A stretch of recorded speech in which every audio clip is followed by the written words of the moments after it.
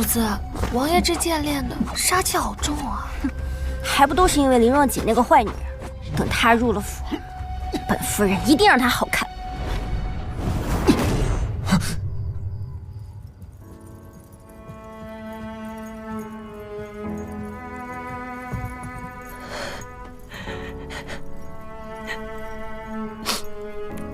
锦儿嫁入王府，不知是福还是祸，一定要照顾好自己。哭什么哭？这种丑女能嫁给王爷，是烧了8辈子的高香。赶快上轿吧，别耽误了成亲。娘，您放心，无论那个王府是什么样的龙潭虎穴，我都可以闯一闯。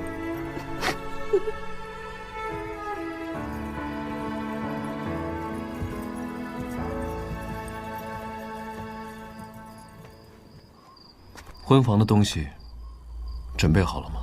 王爷放心，按照您的吩咐，一切都准备妥当了。林若锦厚颜无耻，为嫁入我楚王府不择手段。今天，本王就让她颜面扫地。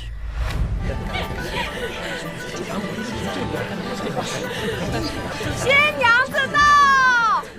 哎呀，这林家二小姐长得非常吓人，楚王为什么愿意娶她呀？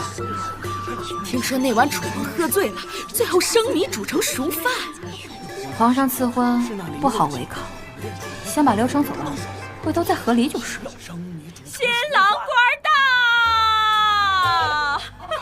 新郎官到了，让一让啊！新郎官到了！丑女嫁公鸡，门当户对新娘子，拜堂成亲吧！这太欺负人了，小姐，咱不嫁了，回去吧。我林若锦今日奉旨成婚，嫁的乃是楚王殿下。纵使这一身鸡毛红冠，但谁与我拜堂，谁就是楚王殿下。今天呢，是我们的大喜之日，在座的各位，谁擅长丹青啊？不妨为我二人作画一幅，我赏黄金10两。然后呢，我就把这幅画作贴遍京城，要让全天下的人都看看我们楚王殿下的英姿。如果这楚王殿下是公鸡，那这当今皇上又是什么？你知道吗？你呢？这个坏女人！放肆！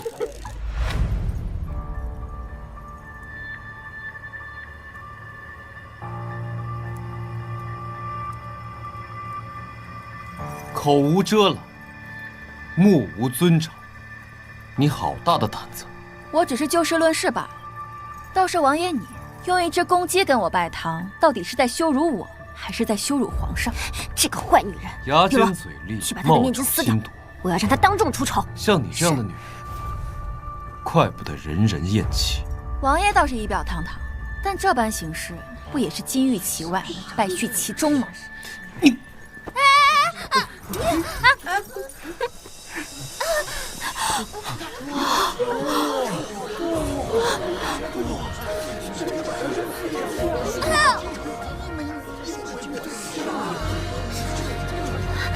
小姐，你的脸好了，真不能相信啊！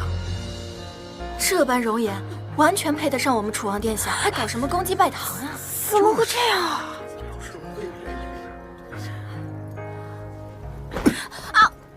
没想到你的脸居然恢复了，这一切都是你苦心安排的吧？这是你的王府，应该说今天这一切都是王爷你安排的。还有这个婢女，不也是你们王府的吗？没有，王爷，我真的没站稳。我知道你不愿意娶我，我也不愿意嫁你。可既然皇上都已经赐婚了，这该走的流程是不是得走完啊？大不了走我和离呗。和离啊？你以为本王会信你的鬼话吗？王爷，你今天要是敢违抗圣旨，那我林若锦敬你这条好汉。王爷，大庭广众之下，不能抗旨啊。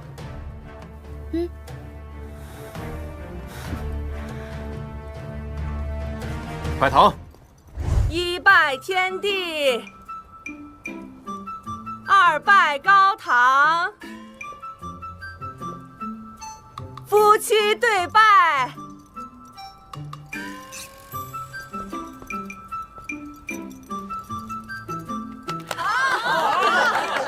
放心，本王早晚有一天休了。求之不得。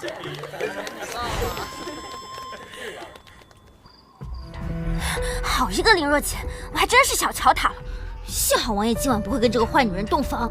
主子，听闻这林若锦一直懦弱可欺，任人揉捏，怎么现在像变了一个人？我管她变成什么样子，我都要让她知道，在这个楚王府，谁说了算？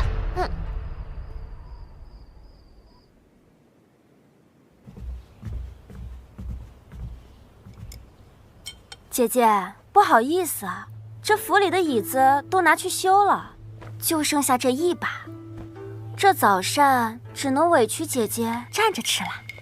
小姐，您才是正妃，她只是个妾室，哪有您站着她坐着的道理啊？没事儿。唉，什么正的妾的，本来我也不想做这个王妃的，到时候该离就离了。这个凳子啊，就让她去坐吧，大不了咱们拿些东西回去吃啊。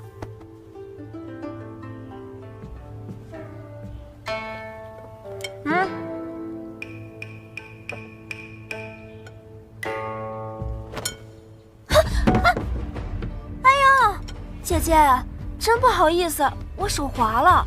这早膳，要不你趴地上吃吧？你分明就是故意的，你凭什么弄翻我家小姐的早膳？啊！你个贱婢，有你这么跟我说话的吗？怎么样，姐姐，你这个下人没规没矩的，我替你教训一下，你不会介意吧？当然不会。不过接下来，我希望你也别介意。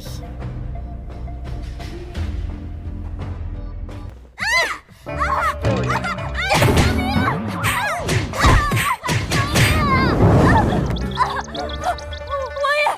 爷救我！王爷！嗨，忙你啊！王爷！王爷！他说什么？什么猫？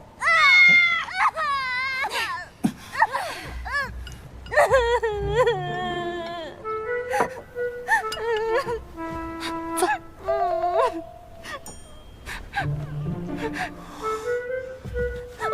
爷，王妃她不分青红皂白，对着妾身就是一顿毒打，妾身都要被她打死了。王爷，你一定要替妾身做主啊！林若锦，谁给你的胆子敢在我楚王府打人？她一个妾室，我打就打了。我可是皇上钦定的楚王妃，她柳依依刚才对我不敬，我教训她一样，有什么问题吗？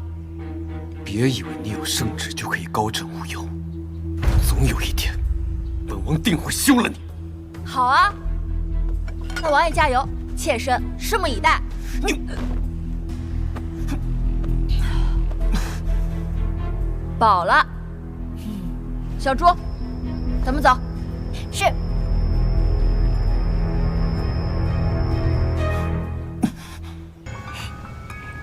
九哥啊，等会儿见到王爷，知道该怎么说吧？我要告诉义父，王妃是天底下最坏的女人，让义父赶紧把她给休了。利用一个这么天真可爱的小孩来争宠，你良心不痛啊？那又如何？跟我斗，你差远了。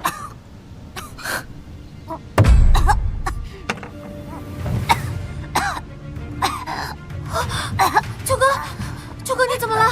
不好了，九哥好像被糖葫芦卡住了。卡住了，这怎么办呀？要不用水给他冲下去？不行，不能灌水，去会要了他的命的。你干什么呀你？你起来！乌卡豪如果不及时治疗的话，窒息的。你松开我！来人，把这个恶女人给我按住！松开我！按！我说不能灌水，松开！松开！九哥，起来！伊乌卡侯的黄金抢救时间只有5到15分钟。你干什么？等你们找到大夫来，黄花菜早就已经凉了，别碰我！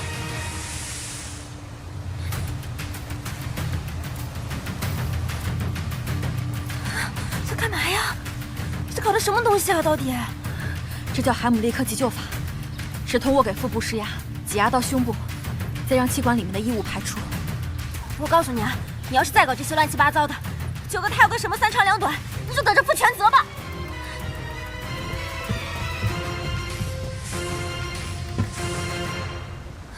王爷，您赶紧去看看吧，王妃她要把9个弄死了。什么？林若洁，你找死！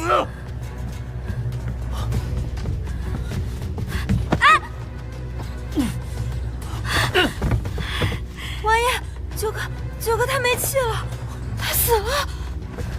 让开！阿九！毒妇！你连孩子都不放过！姐姐，我知道9个他因为盔甲的事情顶撞了你，可是他毕竟是个孩子呀，你就算再生气，也不能对他下此毒手啊！我今日要你以命偿命！你松开！我能救他，我能救他，他还有救。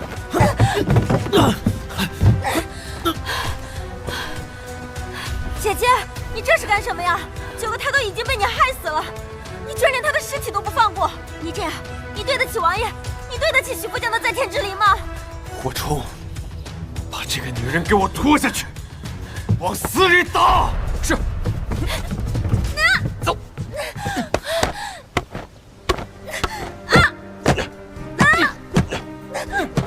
萧远寒，我明明是在救人，你简直就是有眼无珠！事到如今还敢狡辩？继续打，用力！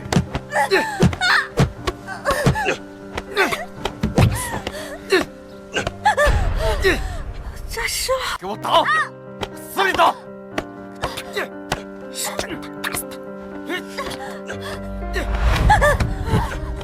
扎实了。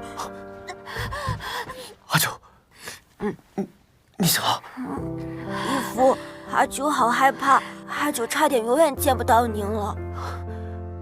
到底怎么回事？跟义父说说。刚刚柳姨娘给我吃了一个糖葫芦，我被噎住了，然后柳姨娘又叫人在我嘴巴里灌了好多水，后来我越来越难受，就动不了了。柳氏，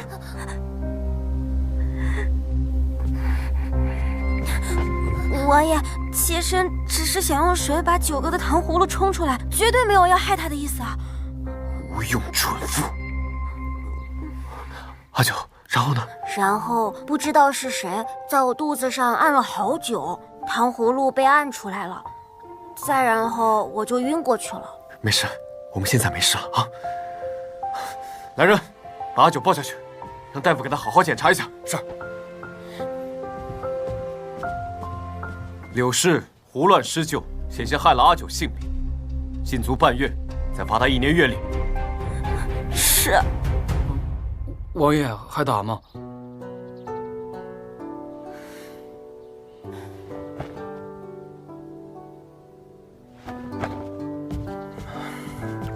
还不赶快把王妃送回房去？是。我讨厌这该死的封建社会，一言不合就打板子，简直是没有人性。等，这王爷下手也太重了。该死的小野汉，你让他给我，我轻点，轻点。小野汉，你这个人还有没有点礼貌啊？进别人房间你不让先敲门啊？整个王府都是本王的，何须敲门？宫中御赐的金疮药，本王赏你的。要不是看在你救了阿九的份上，你就算死，也不关本王的事。王爷还真是猴子学走路，假惺惺。你当初若真的在救人，挨板子的时候为何不辩白？你耳朵聋了？我说了那么多遍，你信吗？你心里面不都一直认为我是心思恶毒吗？无论我说什么做什么，你不都一直觉得我是居心叵测吗？当初你还给本王下过药。一码归一码，反正许福将战甲被毁一事与我无关，你爱信不信。可笑，你以为本王是无知小儿，任你欺骗吗？行啊，既然我说什么你都不信，那咱俩也别在这扯有的没的了，干脆离了算了。若锦，你别以为本王不知道你在想什么。欲擒故纵这套对本王无效。普信男，从古至今，走到哪里都有普信男。王爷，查证过了，战甲上的脚印果然是柳侧妃的。把柳氏的一日三餐改为一餐，再罚他抄100遍女妾。那王妃那边，本王向来是非分明，对就是对，错就是错，哪怕像她这种女人，也不破例。想个法子，补偿一下便是了。王妃明日回门省亲，肯定会求王爷陪同一道，不如王爷给个面子，开个恩。哼，便宜他了。这脸上的毒算是解了，可这下毒之人还没找出来呀。我倒要看看，到底是谁搞的鬼。小姐，该出发了。这是您让我找人打造的东西。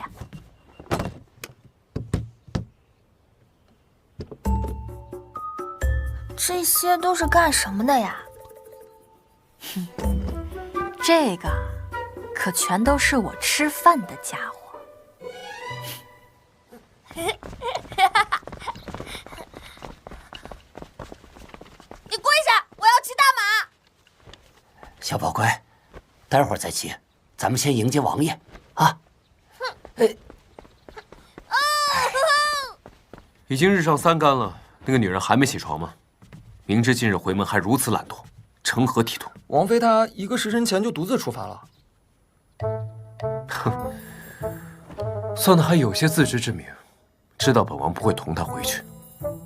王爷，您昨天不是还说要给她一个面子吗？你听错了。不会啊，王爷，昨天属下听得清清楚楚，绝对不会错的。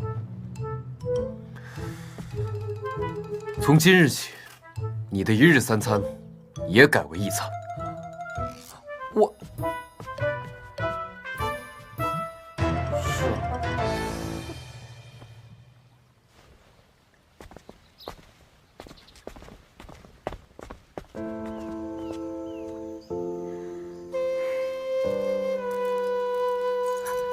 娘，锦儿，锦儿，你的脸好了，太好了，妹妹的脸好了，在楚王府想必更得楚王宠爱了吧？哎，王爷呢？我没叫他，自己回来的。说的好听，我看你是被王爷厌弃，不愿意陪你回门吧？要不是皇上赐婚，王爷又怎会娶她为妻？现在脸好了又怎样？还不是要遭王爷厌弃？我看啊，过不了多久，王爷定会休妻。那我还求之不得呢。废物！本以为能嫁给王爷，为家里添些助力，没想到你竟如此的无用，真是白养你这么多年。哼！怎么，父亲你一直自诩文官清流，到如今沦落到卖女求荣了？早知道当初你怎么不多生他10个8个女儿，全都嫁到宫中？那个时候父亲您可就有滔天的富贵了。你是个义女！老爷，别跟他置气。你少说2句，别再惹你父亲生气啊！哎呀，老爷，你看，锦儿好不容易回家一趟，要不咱先吃饭？哎，老爷，老爷。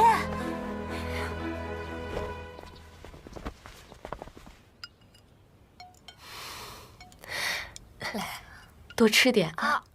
去了王府几天，都瘦了。哎，小宝，打坏人了，打坏人了！哎，你干什么呢？赶快给我娘道歉！二小姐凶什么凶啊？人家小宝还只是个孩子，你又何必跟个孩子计较呢？就因为还是个孩子，就更应该好好管教。他现在都这么大的年纪了，该懂的事情也该懂了。一味的纵容，只会越来越坏。锦儿，算了算了，不打紧。老爷，咱小宝昨天在马市看中一匹骏马，非要吵着闹着要买，也不贵，才800两银子。买，只要小宝喜欢，就算是天上的星星，老夫也去给他摘下来。谢谢老爷。可是妾身问了账房，说是账上的银子不够呢。你是怎么涨价的？账上这点钱都没有吗？这几年，我的那些铺子一直亏损，府里开销又越来越大。姐姐就别在咱大家伙面前哭穷了。你给了你女儿多少嫁妆？你不说，想必在座的各位心里都清楚，是把咱府里这1年的银子都给出去了吧？什么？真是胡闹啊！嫁给这么一个蠢货，要给这么多的嫁妆吗？真不该让你这个商后之女来涨价。有完没完了？我倒是想问问父亲，你每个月的俸禄是多少？林府整月的开销又是多少？你问这个做什么？看来父亲是不愿意说呀。那我就帮您来算笔账吧。父亲官居4品，在大俸的制度，您每月月银80两，俸米50担，而林府整月的开销高达白银1000两。那么我想问问父亲了，这多出来的银子是从何而来啊？难不成父亲平日里贪赃枉法？胡说八道！老夫一生为官清廉，从未做过贪墨之事。就算是圣上派督察院来查，老夫也丝毫不惧。行，既然是这样，那这多出来的差额到底是从何而来啊？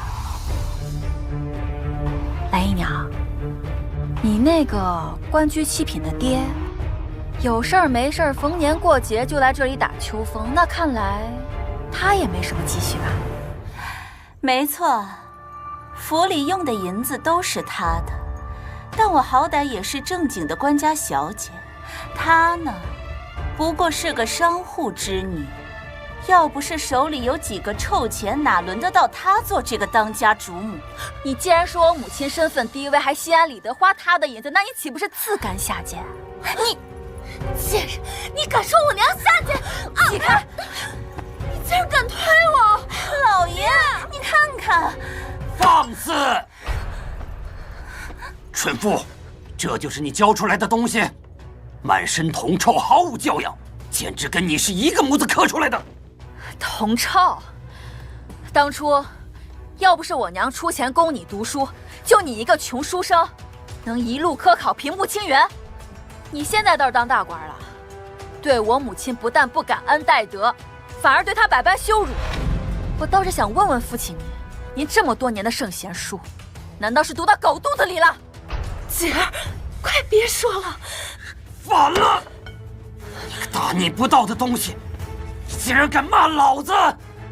看老子今天不打死你！老爷，千万别跟他一般见识啊！今天非要打死他！你敢打？我是楚王妃，你敢打我，就是在打楚王。你竟然敢骂老子！我今天非打死你！千万别跟他一让开！般见识！娘，今天非把他打死！我是楚王妃，你敢打我，就是在打楚王。哼，你拿楚王来吓唬我，你个被他厌弃之人，期望他来替你撑腰吗？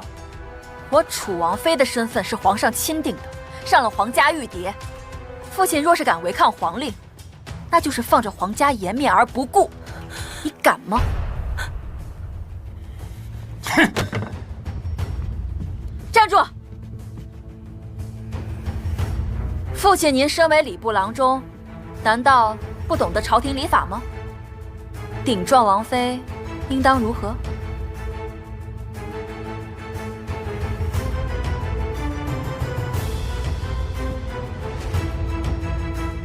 老臣刚才多有冲撞，请王妃恕罪。娘，我们走。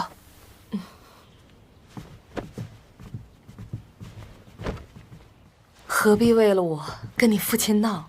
这种日子我早就习惯了。哎呀，娘，你说你既然过得这么不幸福，那你为什么不和离呀？这种话可千万别再说了。女子出嫁从夫，就算有天大的委屈，也只有受着的份儿。可女人也是人啊，那是人就有追求快乐和幸福的权利。什么三从四德呀，全都是封建糟粕。你在王爷面前可千万别再说这样的话。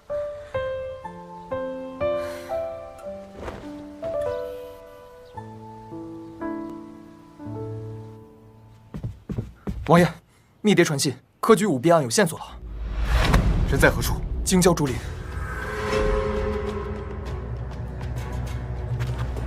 参见王爷，小人信不辱命，证据到手了。好，辛苦你了。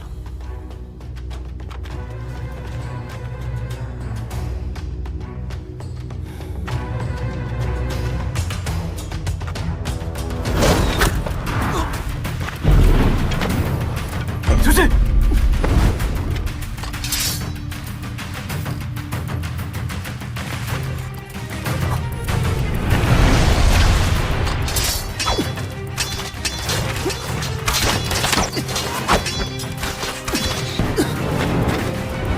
快把人带走！走！追！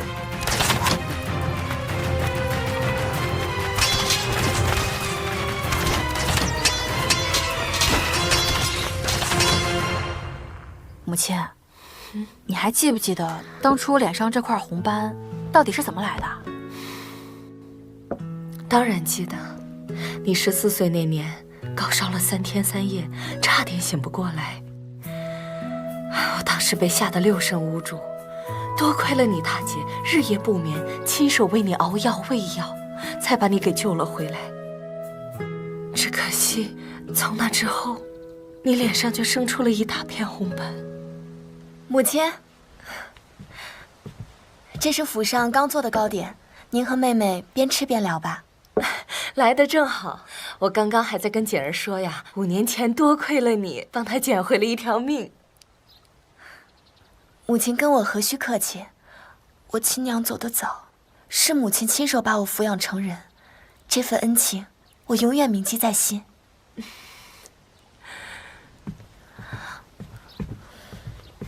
我今日来，其实是来向母亲赔罪的，都怪我没有打理好铺子，害得账上银子短缺，让您被父亲责骂。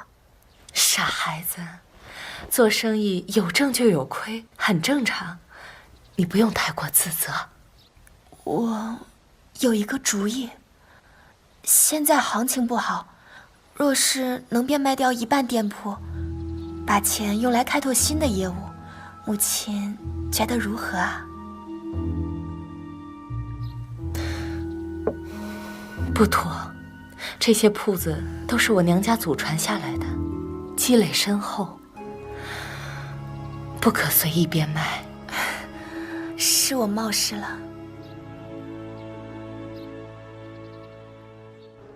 我脸上的毒斑是由黑猪草造成的，此物属于狐药，产自西域，珍稀罕见，京城中只有皇家医馆才有售卖。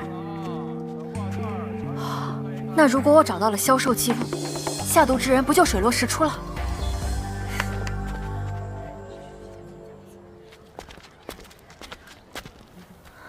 皇家医馆，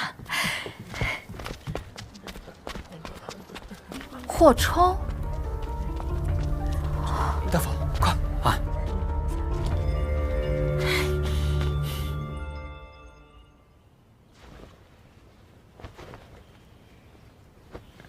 大夫，怎么样了？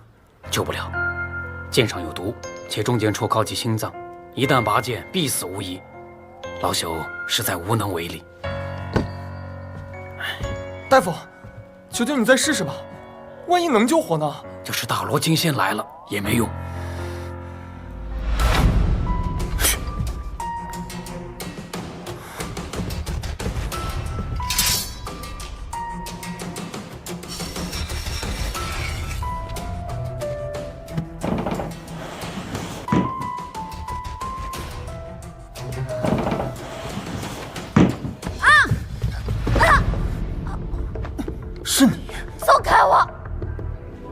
跟踪我？谁说我跟踪你？我是来找大夫的，松手！说，谁派你来的？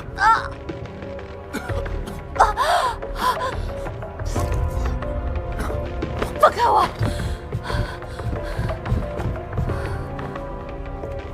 瞳孔扩散，毒素已经侵入心脉，需要马上手术。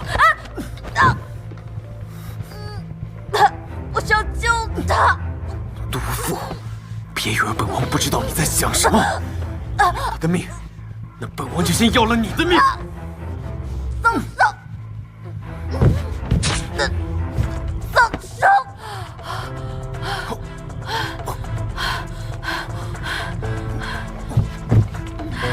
王爷，王爷，你没事吧？王爷，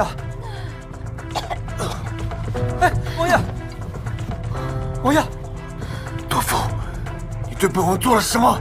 也没什么，我就是给你扎了一针毒药而已。先是四肢麻痹，如果不及时服用解药的话，你就会全身溃烂而死。哎，你松开，松开！你竟敢给我家王爷使用毒药，赶紧把解药交出来！想要解药，那你就按照我说的去做。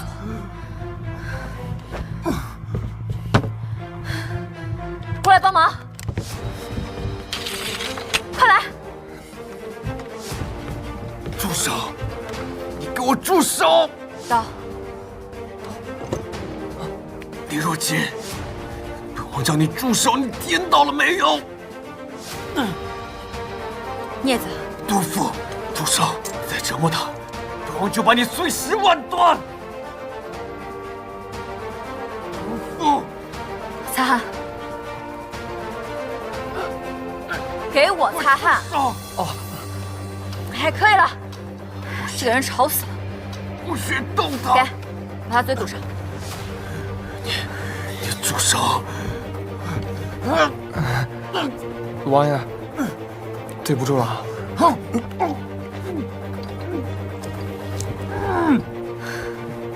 针。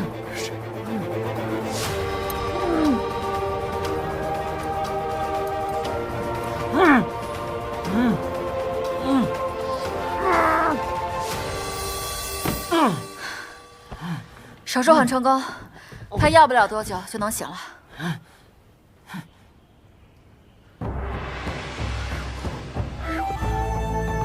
神乎其技，神乎其技呀！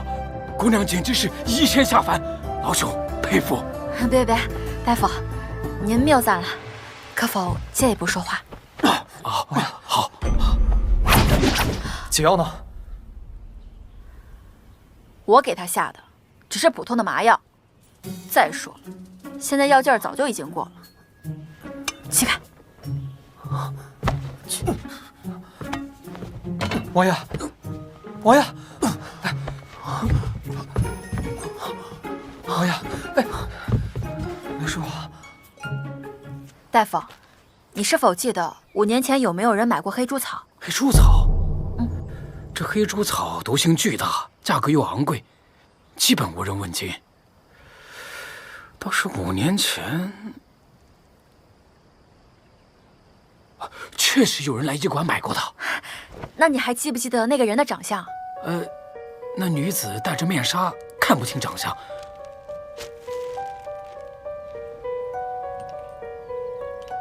不过老朽记得，她左手手腕有一颗红痣。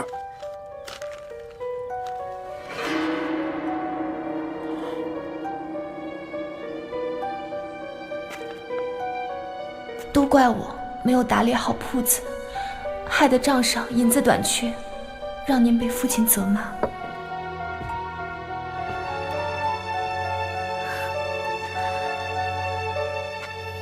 是他。12间铺子，总共亏空了10万两。你们2个真是好大的胆子，就不怕掉脑袋啊？二小姐，二小姐饶命啊！这都是大小姐逼我们干的。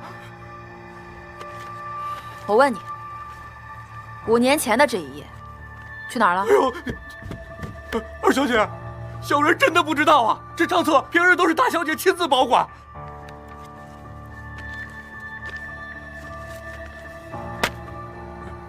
你想不想要一个戴罪立功的机会？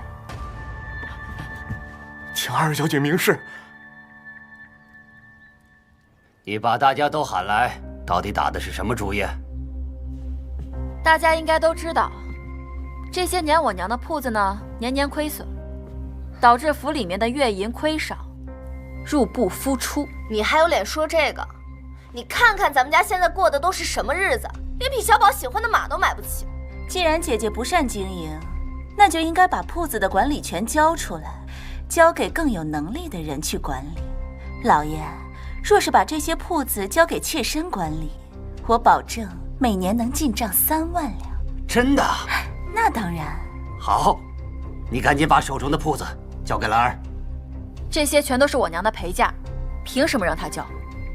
嫁鸡随鸡，嫁狗随狗。姐姐既然已经嫁进了林家，那就是咱们林家的人，这些铺子自然也都是林家的铺子。说的没错。你今天若不把铺子交出来，我非休了你不可。母亲，既然都已经到了这个份上了，您就把铺子交出来吧。仙儿，你真是好一出逼宫大戏呀！我还真是小看你了。林锦仙，你可知罪？你什么意思啊？带进来。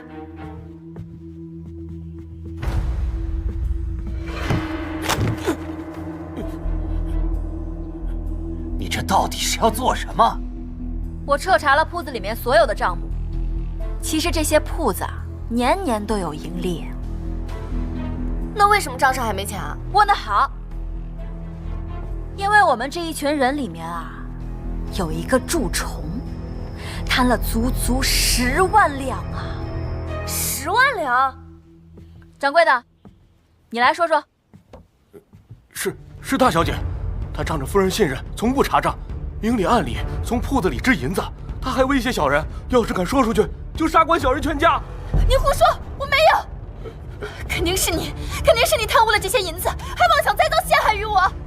小人所说句句属实，若有半句虚假，愿天打雷劈。哎！我看你这次还有什么话可说？仙儿，这是真的吗？是你们母女2个人合起伙来污蔑我。我就知道你不会承认。行，那咱们就说说5年前你害我脸毁容之事。什么？5年前，我根本就不是因为发烧才毁容，是因为他给我下了黑猪草之毒。我没有。锦儿，你会不会是弄错了？小朱，带人进来。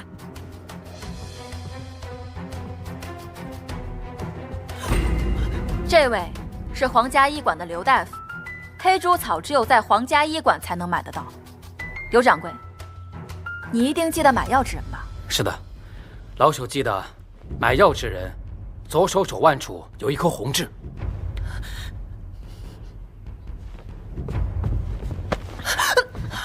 可否是这个？就是他。不是我根本没有买过什么黑猪草，肯定是你污蔑我贪污不成，还想诬陷我下毒。掌柜，黑猪草多少钱一条？500两整。谢谢，2位可以请回了。巧了，5年前的5月17日，你恰好从铺子里支出了500两。这件事情，该不会是巧合吧？你胡说，我没有。你有什么证据啊？白纸黑字写的清清楚楚，你还想怎么狡辩？不可能，这账册是假的。你怎么知道它是假的？真的那页已经被我撕。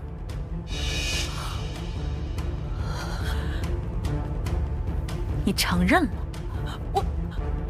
大家听到了，他自己承认了，所有的事情全部都是他做的。锦儿可是你的亲妹妹啊，你怎可下毒害她？这5年来她过得如此痛苦，你难道就不内疚吗？我凭什么内疚啊？她只痛苦了5年，我呢？自从我娘死后，我没有一天是不痛苦。凭什么她有钱又有颜，亲娘疼爱，而我却什么都没有。是啊，我就是嫉妒他，我就是要毁了他！走开！这么多年，我对你视如己出，只要有锦儿的，就绝对不会少了你那份儿。你何苦还不满足？你少假惺惺了！你以为我不知道？你对我好，都是为了你那个贤良的名声。对我，何曾有过半分真心？什么视如己出？我呸！我娘若不是真心待你，怎会把铺子交给你打理，让你贪了这么多的钱？你就是一个忘恩负义的坏东西！孽障！下毒之事我就不追究你了，赶紧把贪污的银子给我还回来！银子，银子早就被我藏起来了。我告诉你，就算我死，也不会让你们得到一分。你进来！放开我！放开我！你们什么人？凭什么抓我？李郎，李郎，放开！大姐，你贪污的那些银子，是不是都给你这位情郎花了？什么？情郎？你这个不知廉耻的东西！我晚点再教训你！畜生！把我家的银子还回来！银子？什么银子？我不知道你在说什么。不承认是吧？来人，给我狠狠的打，打到他承认为止！你们敢动我，我家主子不会放过你们的！给我打！我看谁敢动手！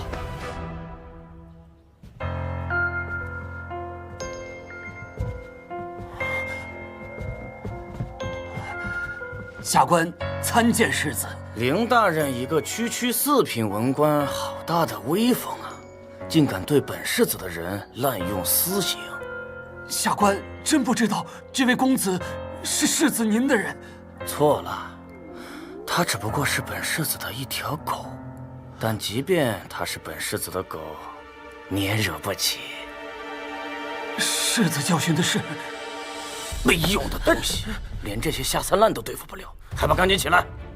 哎，世子，他偷了我家10万两银子啊！是这个女人自愿赠予我的，她送我银子，我陪她睡觉，多公平！你说什么？听到没有？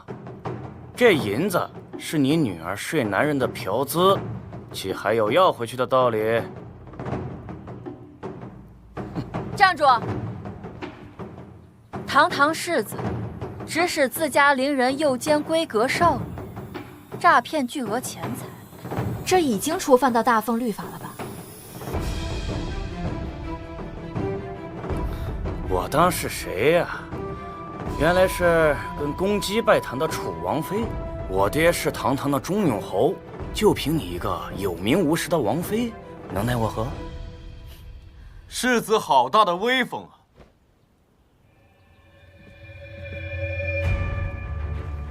啊！参见楚王殿下。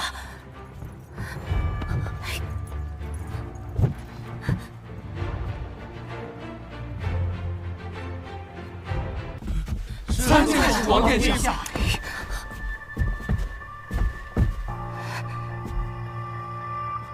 本王奉旨彻查科举舞弊案，目前不少证据，可都沾着忠永侯府。世子不在家静心思过，竟还敢在外嚣张跋扈，是嫌命太长了吗？微臣不敢，微臣这就回家反省。霍冲，世子，是王爷，把这戏子押到官府，即刻问审。走。世子救我！世子！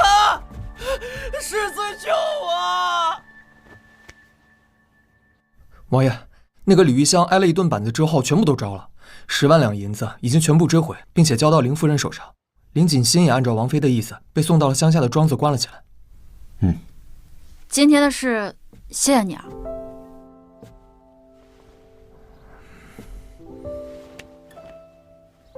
你救了本王的人，本王欠你一个人情。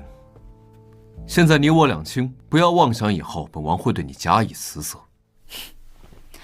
你以为你自己是什么香饽饽呀？谁都得往你身上贴。站住！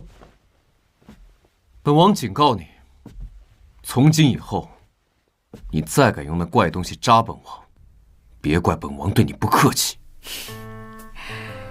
你要是不惹我，我自然不会扎你。可你要是敢惹我，我照扎不误。圣旨到。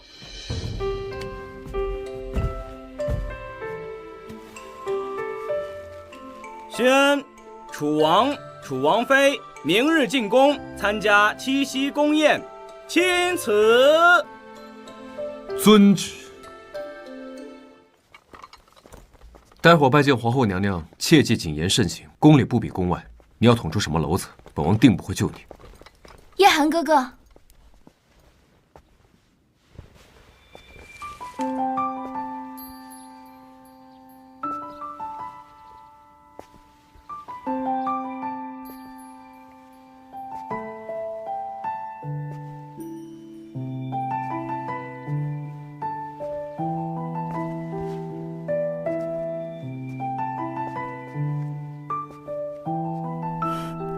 叶寒哥哥，真的是你。月溪，好久不见。月溪已经有4个月零12天没有见到叶寒哥哥了。月溪以为叶寒哥哥都把我忘了。我没有。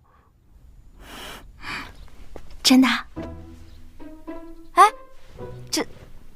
这就上手啦？是月溪冒犯了。无妨。你怎么进宫了？皇上将我指婚给了燕王殿下。你要嫁给三哥？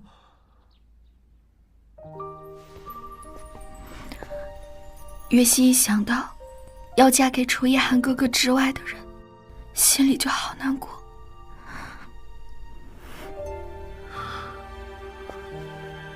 都是本王的错。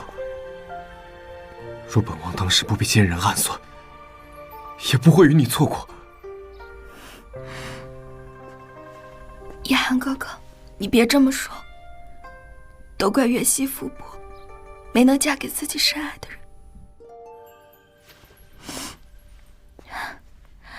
姐姐，能否让我单独和叶寒哥哥相处一会儿？你且走远点。你们两个要说悄悄话，你们俩不会自己走远点？凭什么让我走？林若姐，你能不能不要这么蛮不讲理？到底是谁蛮不讲理啊？我，好歹算是你名义上的王妃吧。你在这儿和这个女人卿卿我我，哦，现在还让我给你们两个腾地方啊？姐姐，夫为妻纲，你作为妻子，怎么能在外人面前顶撞自己的夫君？你若有妻，就冲我撒吧。算了，不用理这个不识好歹的女人，我们去别处。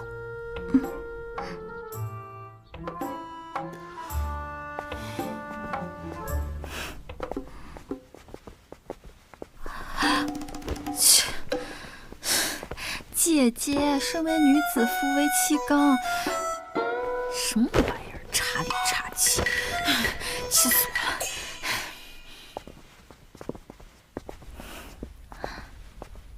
叶寒哥哥，听说你在调查科举舞弊一事，燕王殿下也牵涉其中。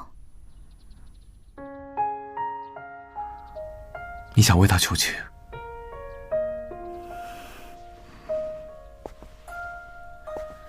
月溪不是不明事理之人，虽然燕王殿下是月溪未来的夫君，一荣俱荣，一损俱损，但月溪也不会徇私的。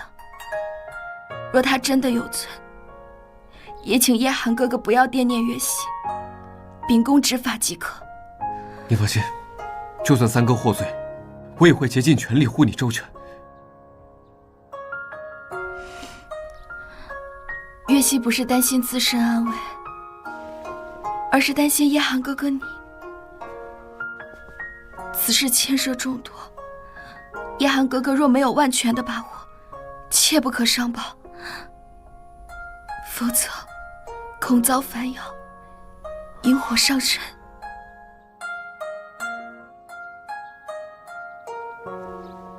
谢谢你，月溪，你总是替本王着想。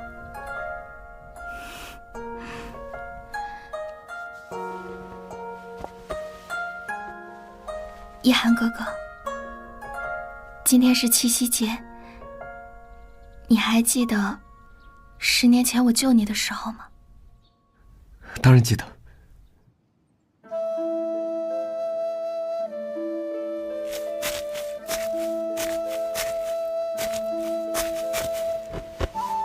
你怎么啦？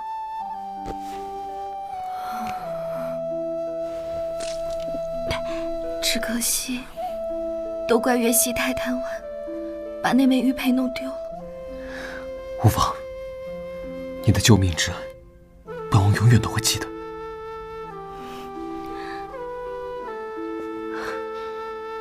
光天化日，不知廉耻。殿下，皇后娘娘有请。那我先过去了。好。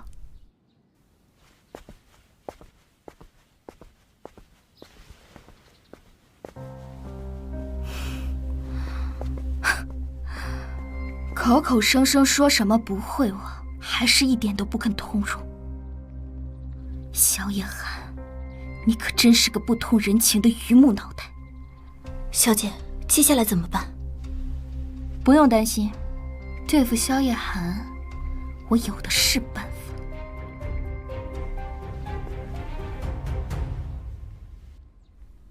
月溪与夜寒哥哥说说体己话，不方便外人在场。姐姐，你不会介意吧？你一个有妇之夫，都不顾自己的名声与外男私会，你自己都不介意，我有什么好介意的？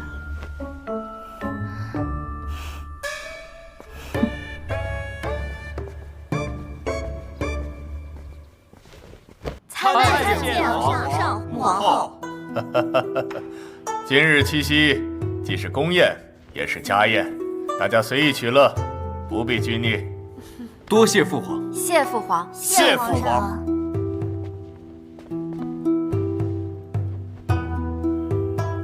皇后啊，这个葡萄跟你一样甜，快尝尝。孩子们都看着呢，正经点。哦。哎，说不喂还真不喂啊！来，不吃了。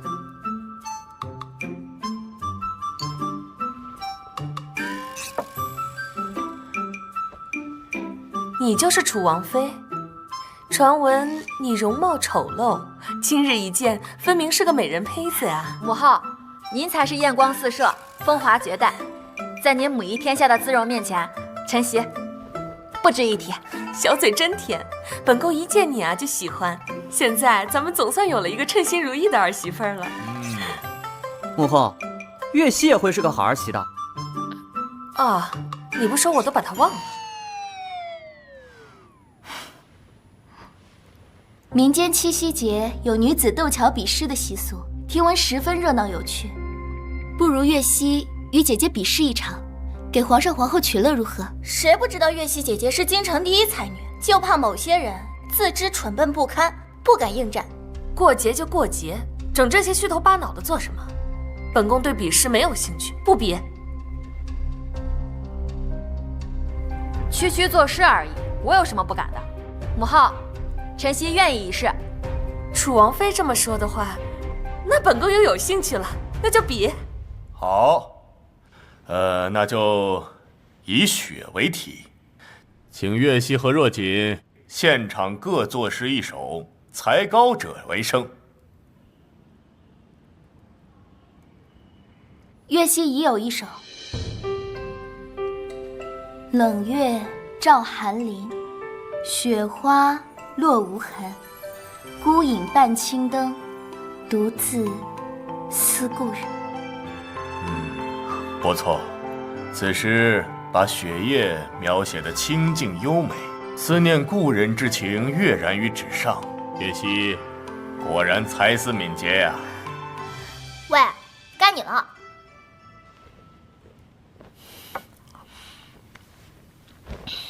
唉，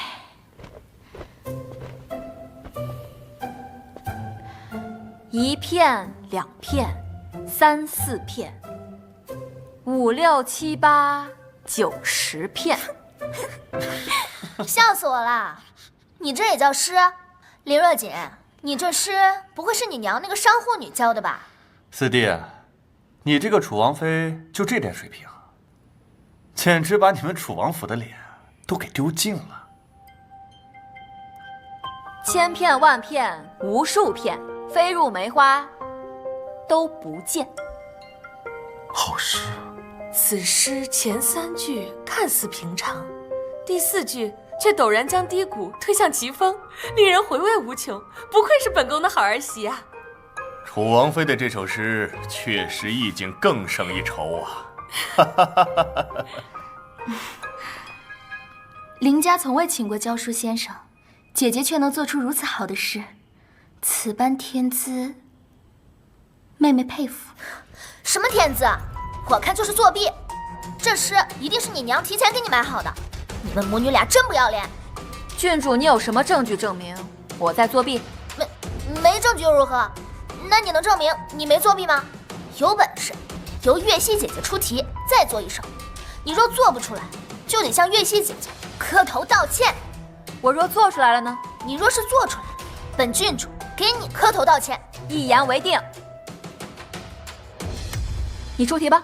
那就请姐姐以月字为题，作诗一首。楚王妃这首诗必须做得比上一首咏雪更好，才能洗脱你作弊的嫌疑。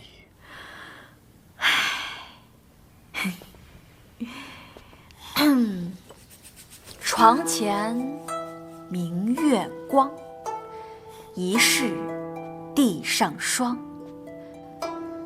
举头望明月，低头思故乡。好诗，遣词质朴，读来却别有风味。望月思乡之情脱口吟成，浑然无际，且立意新颖，独具一格。不错，楚王妃的这首诗堪称银月的千古绝唱啊！诗我做出来了，郡主，你是不是也该兑现你的承诺了？林若锦，你算什么东西？敢让本郡主给你磕头道歉？丹莎年幼，说话不分轻重，姐姐若如此较真，就显得不识大体了。郡主可是在替你出头，你既然这么大气，那不如就由你来替她受罚。姐姐别生气啊，妹妹也是为姐姐着想，毕竟郡主可是皇后娘娘的亲侄女，你这样公然欺负郡主，岂不是不把皇后娘娘放在眼里？哎，你可少给我扣高帽啊！君子一诺千金，这郡主是皇室中人，那说话更应该信守诺言，要不然不是更驳了皇后娘娘的脸面？放肆！你竟敢对公母不敬，简直罪该万死！公母，这林若锦必须重罚。好，身为皇族，自当作为表率，千金一诺，不可背弃。楚王妃这道理说得好。娘娘，她可是对您不敬。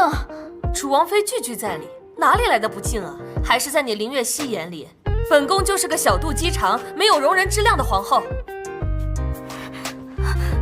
月溪不敢。丹莎，你不是小孩子了，该为自己的言行负责。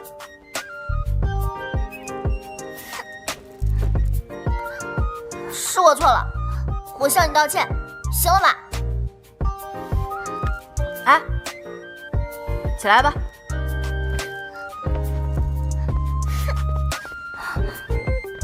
哎，丹莎从小心高气傲，猛然被如此折辱，出了什么事可怎么办？林若锦，你身为一个女子，却如此的咄咄逼人，就算你诗做的再好，但论品行，离月溪差远了。楚王妃的2首诗实在令本宫意犹未尽。本宫有个主意，就请楚王妃和林姑娘共同作诗，就以七夕为题，如何2人怎么共同作诗？这有何难？就由楚王妃来作诗，林姑娘来磨墨。母后，不妥啊！月溪又不是楚王妃的丫鬟，怎能替她磨墨呢？以林姑娘的气度，想必不会拘泥于这些小节。京城2大才女共同作诗，传出去也是一段佳话。皇后言之有理，来人，上笔墨。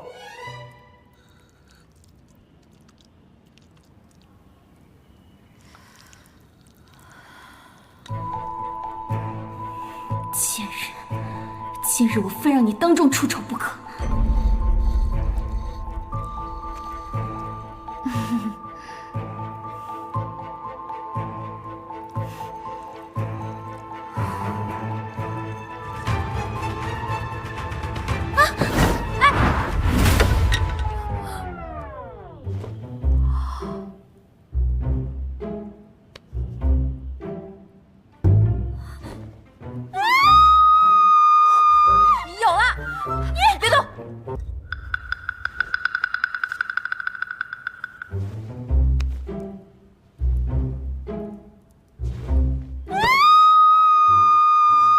有了，别动！纤云弄巧，飞星传恨。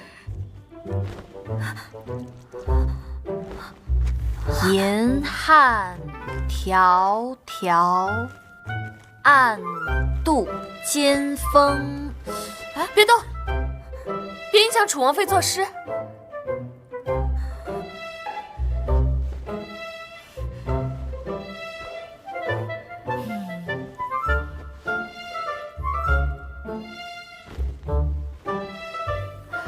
后面是什么来着？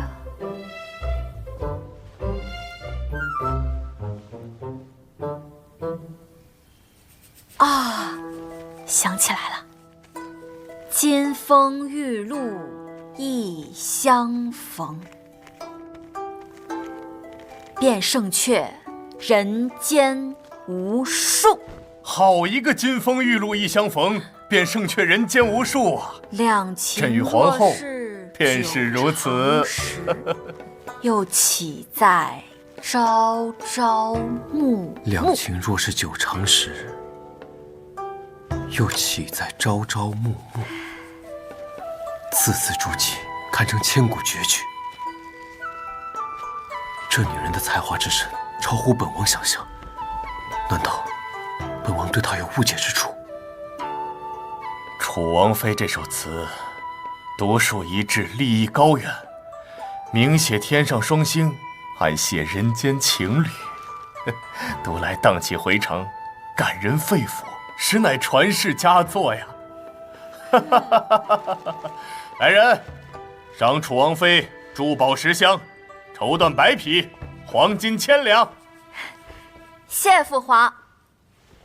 一会儿宴会结束，楚王妃随本宫来一趟。哎呀，这么多孩子呢！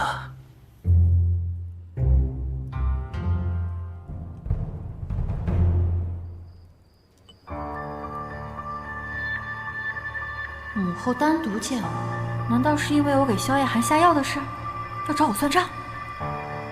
不过刚好，反正我本来就是想和离，这下顺水推舟。楚王妃，你可知罪？臣妾知罪。母后若是要我和楚王和离，臣妾绝无怨言。你有这样的诗才，怎么不早点和本宫说？这样的大作现在才拿出来，当真是天大的罪过啊！听说你给寒儿下了药？是，臣妾自知有罪，不可饶恕。若是母后要我和楚王和离，我发誓，确实不可饶恕。本宫就罚你再做2首好诗，回头给本宫拿来。啊！你虽有错，但本心不坏，不过是对寒儿真心痴恋，和离之事莫要再提。母后，要不然这事儿您再考虑考虑。王爷对我没有半分情意，他对那个林妹妹那才叫一往情深呢。你也太小看本宫了。本宫这些年一路走来，登上后位，也算是识人无数。这女子品行一看便知。那林月溪虽表面温柔，却是一肚子心计算计。与南阳早已有婚约，还想吊着孩儿不放，本宫又岂会让她得逞？可是母后，没什么好可是的。你是本宫认定的儿媳妇儿，本宫不帮你帮谁？他日若是那林月溪再生事端，本宫就是你的靠山。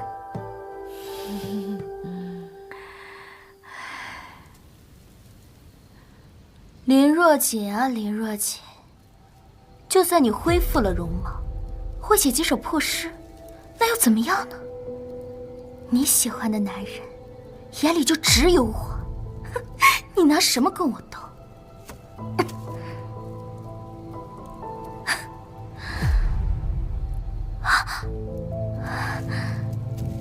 叶寒哥哥，你最喜欢月溪了，对不对？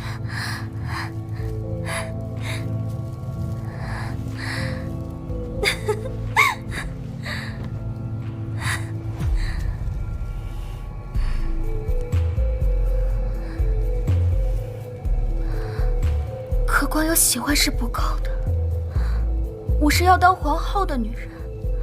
你的生母出身低贱，自己也不受皇上重视。小南阳虽然是个宠货，却有机会登上大位，那我就只好嫁给他了。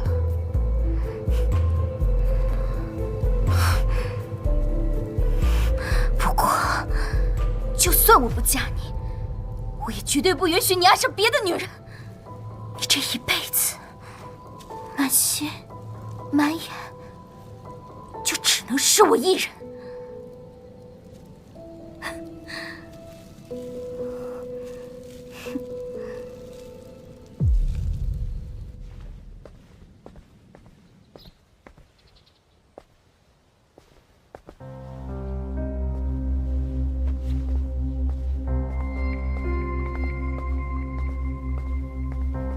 比试赢了我，你很得意吧？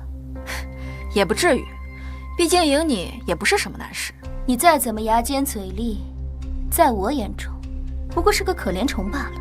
你的夫君满心满眼都是我，仅凭这一点，你就一辈子都是我的手下败将。唉，真是可悲。你什么意思？一个女人把自己的人生都寄托在男人身上，就为了博得男人那一点点的疼爱和怜惜，就和自己的同性勾心斗角、争风吃醋，难道这还不可悲吗？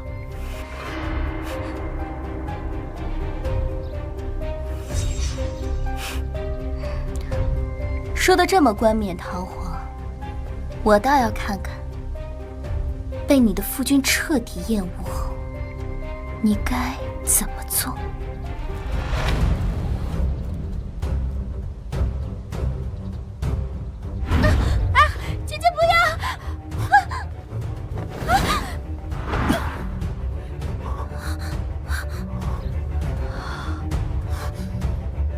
林若锦，月溪只是来祝贺姐姐，没想到姐姐对先前的事情如此介怀，还对我动了手。叶寒哥哥，月溪害怕。毒妇，你把月溪从这么高的地方推下来，是要她的命吗？你还真是厉害啊，演得这么敬业，差点连我都陷了。本王亲眼所见，还能有假？叶寒哥哥，姐姐只是太爱你了，所以才嫉妒我，对我下此毒手。本来看你在宫宴上的表现，本王还对你有所改观，没想到你还是一样的阴险毒辣、下作至极，真是糟践了满腹诗才。你以为我愿意啊？最后再提醒你一次，阴险狡诈之人是他林月溪，你爱信不信？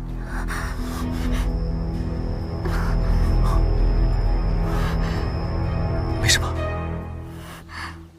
没事。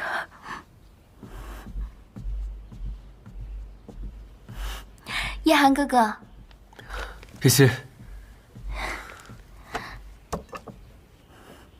这是月溪亲手为你熬的参汤，尝尝合不合口味。太麻烦你了，月溪，以后这种事情交给下人去做就行了。叶寒哥哥怎么跟月溪生分了？还是说，叶寒哥哥有了姐姐就不喜欢月溪了？本王不是这个意思。没关系的，叶寒哥哥要是不喜欢月溪，大可以说出来。月溪保证，以后再也不出现在你面前，惹你烦心。本王对你的心从未改变。真的。可姐姐现在变得又美又有才，叶寒哥哥迟早会喜欢她的。绝不可能。那女人虽有些诗才，可内心肮脏恶毒。本王对她只有厌弃。你对本王有救命之恩，要不是她当初横插一脚，本王的王妃只会是你。叶寒哥哥，有你这句话，月溪这辈子都知足了。王爷，妾身为您熬了鸡汤。你们在干什么？王爷，妾身为您熬了鸡汤。你们在干什么？你这个狐媚草，你马上就要嫁人了，为什么缠着我们家王爷不放？放肆！王爷，妾身可是为你好呀，她可是未来的燕王妃，这传出去了，王爷的名声和脸面……你够了！本王的事还轮不到你智慧，出去！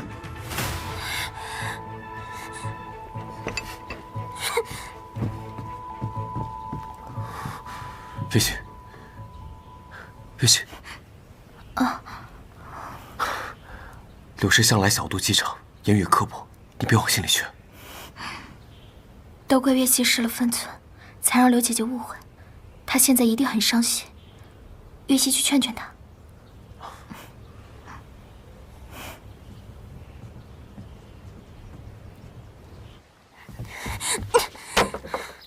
一个林若锦没有解决，又来一个林月溪，贱人！你们都是贱人！你来干什么？你来看我笑话吗？柳姐姐，你现在的处境很危险，我是来帮你的。你什么意思啊？宫宴过后，林若锦的才名已经传遍京城，想必姐姐也略有耳闻吧。用不了多久，楚王就会爱上她。到时，这府上可就没有你的容身之所了。不过，我可以帮你除掉他。你为什么要帮我？楚王妃的位置原本就是我的，被他林若锦用下作手段夺了去，这口气我能忍吗？敌人的敌人就是朋友，不是吗？那你打算怎么帮我？那个女人可不好对付啊！你只需要把这个下在她的饮食里，下毒？不行呀，你当刑部那些人都是吃白饭的呀，到时候她倒是解决了，我也完蛋了。你放心，这是狼红花粉，没有毒性的。不过，若是房里有七星兰，再服用狼红花粉，他就必死无疑。你需要做的，只是在他毙命后，偷偷把七星兰偷出来。这样，就是刑部来了，也找不到任何蛛丝马迹。他死了，你就是楚王府唯一的女主人。到时，我在叶寒哥哥面前美言你几句，让他扶你做楚王妃，荣华富贵，还是扫地出门，你自己选择。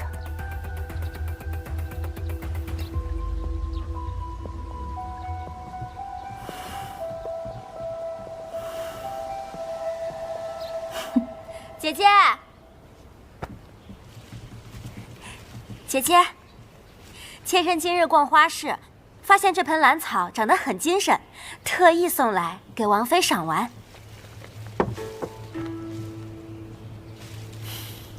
还挺好看。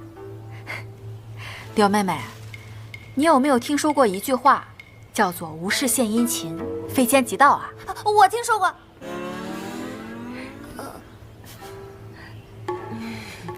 先前的事都是妾身的错。王妃既然已经嫁入王府，那就是妾身的主子。妾身以后一定好好服侍您。那还请王妃给妾身一个改错的机会。行，那这个我就收下了。多谢柳妹妹费心。那妾身就不打扰王妃了。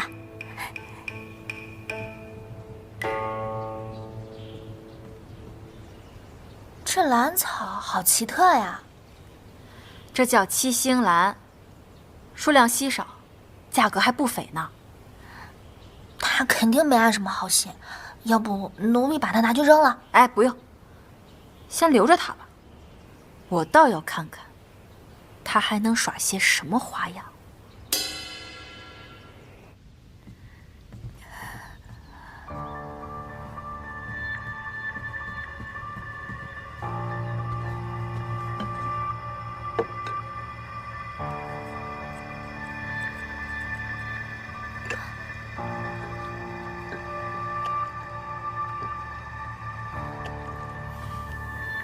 王妃，您的晚膳好了。姑妈，今天这粥不错啊，您要不要尝尝？这是给王妃的粥，奴婢就不尝了。哎，别这么客气嘛，我让你尝，你就尝一口。不用，奴婢不尝。好大的胆子，竟敢在我的粥里面下毒！来人，把他拉出去。是。饶命啊，王妃，奴婢冤枉啊！饶命啊，王妃！这楚王府的下人真是无法无天，连王妃都敢毒害。他在我粥里面下的是狼红花粉，无毒。啊？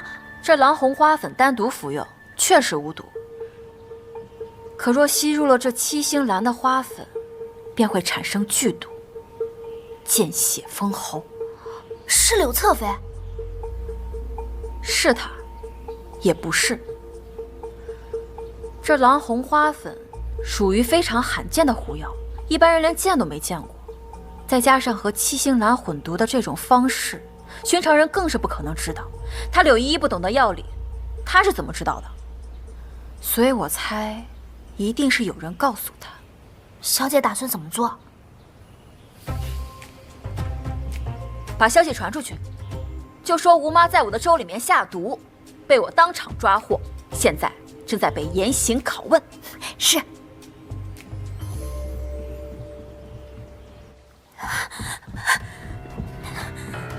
完了完了！听说吴妈给林若锦下药被抓了，正在被严刑拷打，怕是很快就要招了。这点事也做不好。这万一被林若锦知道是我给她下的药，那我就全完了。慌什么？别忘了，狼红花粉没有毒性。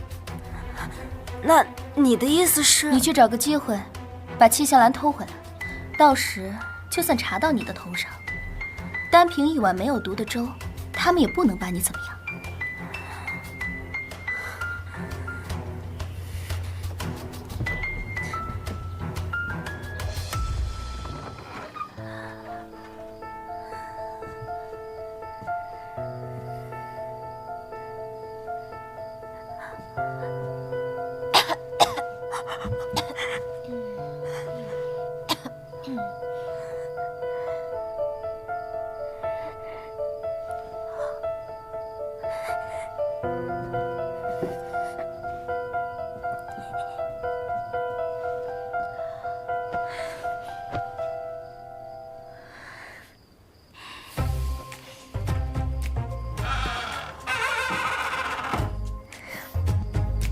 小姐果真料事如神，柳侧妃真的把七星兰偷走了。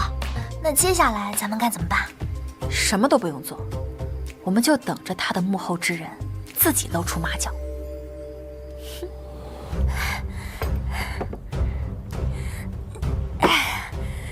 七星兰拿到了，我们总算安全了。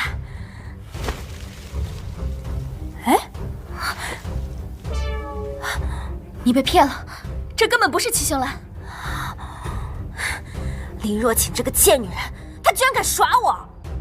看来我们的计划都被林若晴识破了。可七星兰还在她手里，一旦吴妈招供了，我就完蛋了呀！你帮我想想办法呀！事到如今，我能有什么办法？你不管我了是吧？我告诉你啊，我就算完蛋了，你也好不了。我现在就去找王爷，我就说是你指使我这么干的。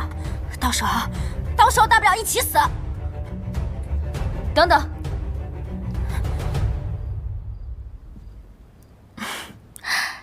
姐姐别急啊，月溪突然想到一个好主意，可助姐姐脱身。什么主意啊？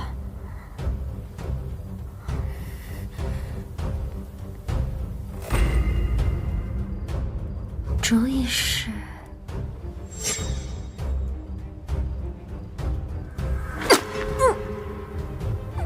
你死就好了。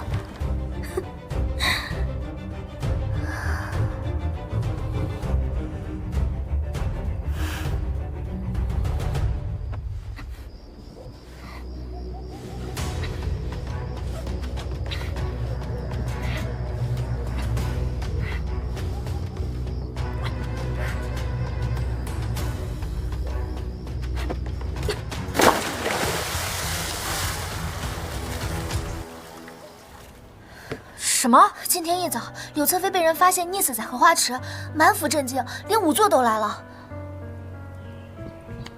王妃，王爷请您即刻过去。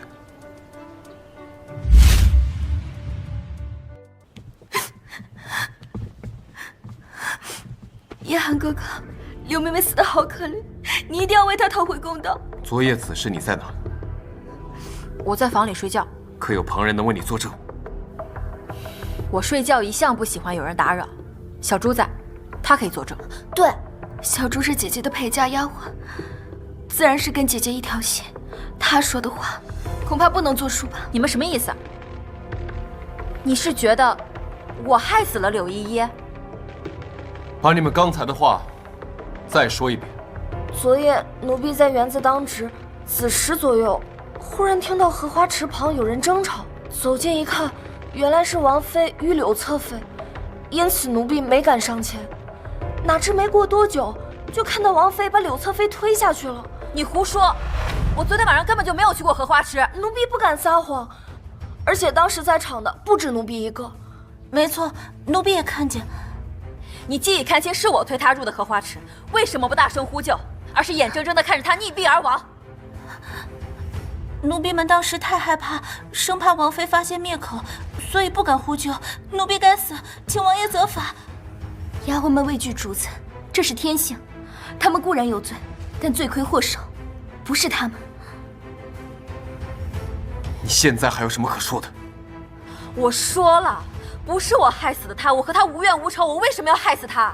听说昨日，厨房的吴妈在姐姐的粥里下了毒，并且已经供出是柳侧妃指使的。可有此事？的确，她先送我七星兰，后让吴妈在我的粥里放入狼红花粉。狼红花粉和七星兰相加，会产生剧毒。所以你怀恨在心，杀了柳依依。我说过不是我，而且我也不认为柳依依会知道这么复杂的药理，她一定是受人指使，而且我的目标从来都不是她，而是她的幕后之人。人证物证俱在，你还在狡辩？你是把叶寒哥哥当傻子吗？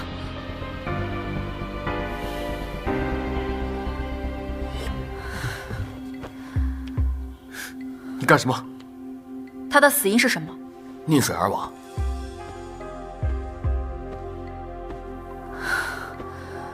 不可能，他是先被人杀死，后推入水中。姐姐，你怎么为了脱罪信口胡说呢？溺死之人在水中会剧烈挣扎，呼吸急促，因此口鼻之处应该有蕈状泡沫，手指应该会有泥沙和水草，气管和肺部也会有大量积水。可如果先被人害死，就不会出现以上症状。王爷如果不信，可以让仵作抛开他的肺部，看看里面到底有没有水。万万不可！妹妹已经够可怜了，怎么能因为姐姐的一番胡言乱语，就不给妹妹留个全尸啊？我倒是觉得他应该很希望看到害他之人可以被绳之以法。一派胡言！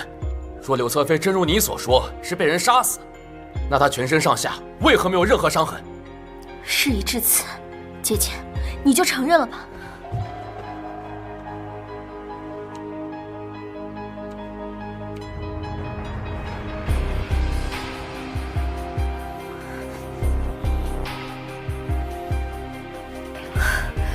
果然，他是让人用针刺入后脑而死。这种杀人方法，既能让人死亡，又不会有明显的创伤面。这凶手心思阴毒，可见一斑啊！刚才你们两个人说亲眼所见，柳依依被王妃推进了荷花池。夜色深重，许是奴婢们眼花，看错了吧？刚才还言之凿凿，现在岂是一句看错了就能圆过去的？说，到底是谁指使你们的？王妃误会了，没有人指使我们。还敢嘴硬，污蔑王妃是要诛九族的。你们不怕死，你们的父母亲人也不怕死吗？你们两个，谁要是先说出是何人指使，我就饶你们谁一命。是他给了我们一人50两银子，是他让我们这么说的。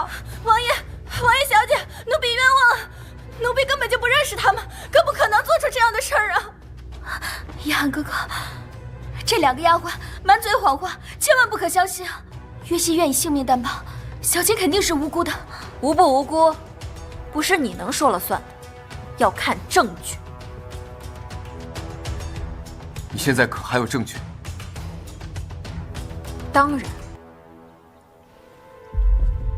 这是夜光粉，晚上遇到烛火之后会发出微微的光亮。昨天晚上，柳依依到我的房间里偷走了七星兰，便踩到了我特意为她准备的夜光粉，随后，她就来到了你的房门口。来我房间能说明什么？只能说明我们姐妹感情好，她晚上来找我闲聊罢了。别急，小朱，拉布。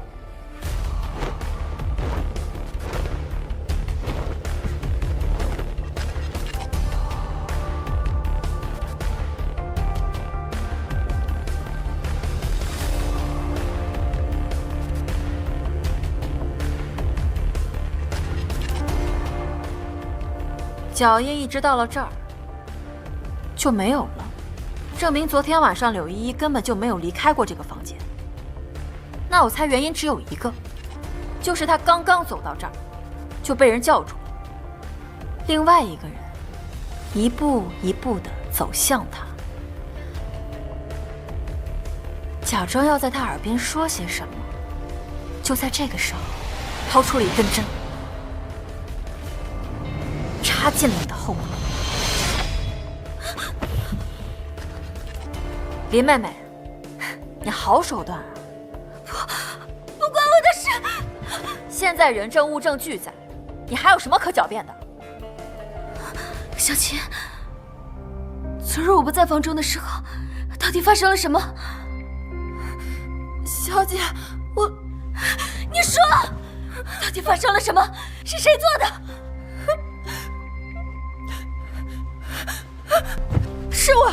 是我做的。是我趁小姐不在的时候杀了柳侧妃，嫁祸给楚王妃。你为什么要那么做？我家小姐爱慕王爷，却被那个女人用下作的手段横刀夺爱。我家小姐心地善良，我却咽不下这口气。这一切都是奴婢的错，与小姐无关。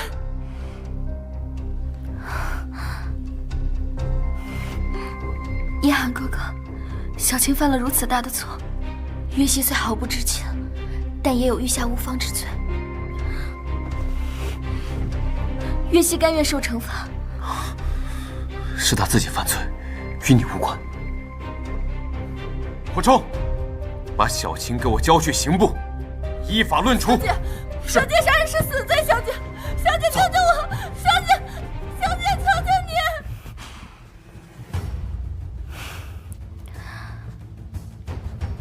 姐姐今天受委屈了，月溪替小琴给姐姐道个歉。哼，一个奴婢心甘情愿地替主子顶罪，你们主仆二人关系不错呀。姐姐这话是什么意思？我的意思是，你惹我一次，我就拔你一颗棋子。我倒要看看你身边究竟有几个小妾可用。报！王爷、王妃、皇后娘娘病重垂危，皇上宣二位即刻进宫。什么？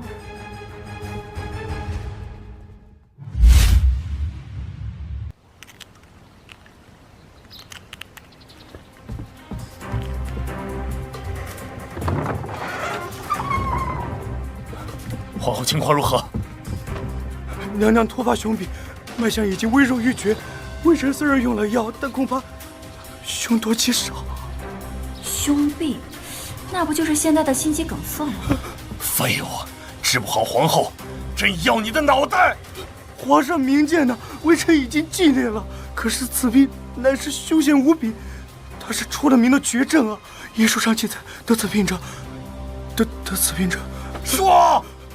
旦发夕死，夕发旦死啊！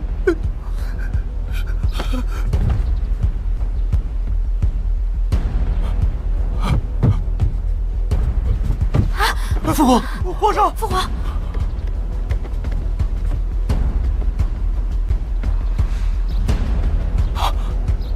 皇上这是急火攻心，好在并无大碍，服些安神的药即可。反正母后也好不了了。父皇，我来照顾父皇。父皇，慢点儿，小心，父皇。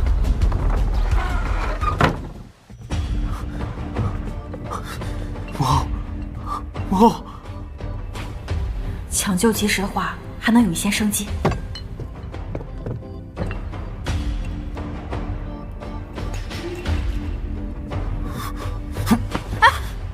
你干什么？放开我！我能治母后的病。连太医都束手无策，你那微末的医术又有什么用？本王绝不允许你拿母后的身躯冒险！出去！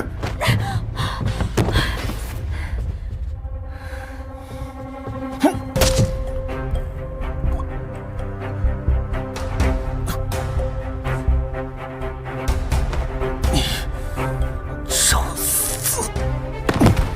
再多一句废话，母后就多一分危险。起开，别碍手碍脚。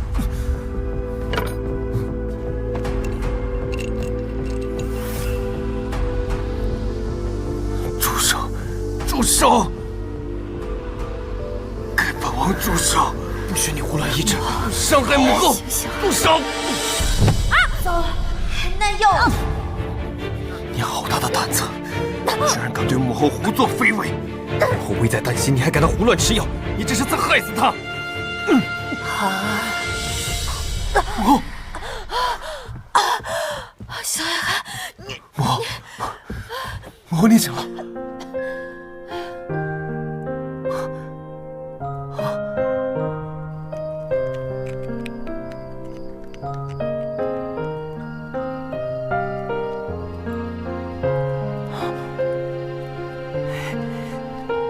陛下，从脉象看，娘娘的病竟大有好转呐，想来要不了多久，便可痊愈。太好了，寒儿，你的王妃救了皇后，这份功劳朕记下了。等皇后痊愈，朕重重有赏。多谢父皇。谢父皇。起来吧。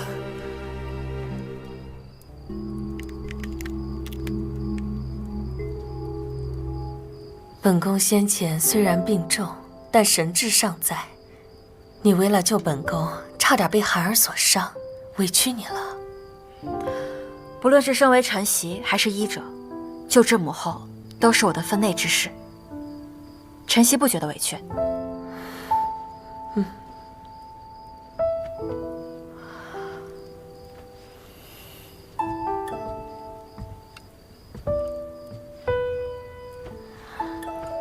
这是本宫的令牌，见它如见本宫亲临。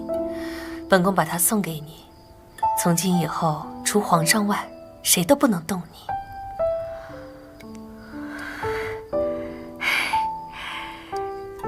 谢谢母后。上次宴会，本宫就觉得你诗才惊艳，没想到你在医术上也有这等造诣，真是了不起。孩儿能娶你为妻，是他的福气。母后，您过奖了。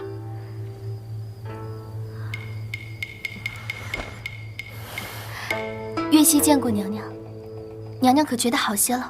好多了，多亏了楚王妃，回头本宫准备让涵儿替我好好谢谢她。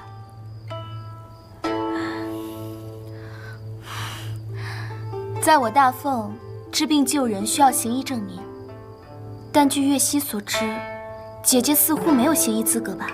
若是为了领功，贸然给娘娘治病，此间若是有了什么闪失，这个责任，姐姐你担当得起吗？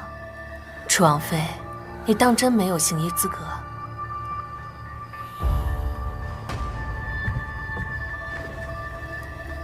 回母后，晨曦的确没有。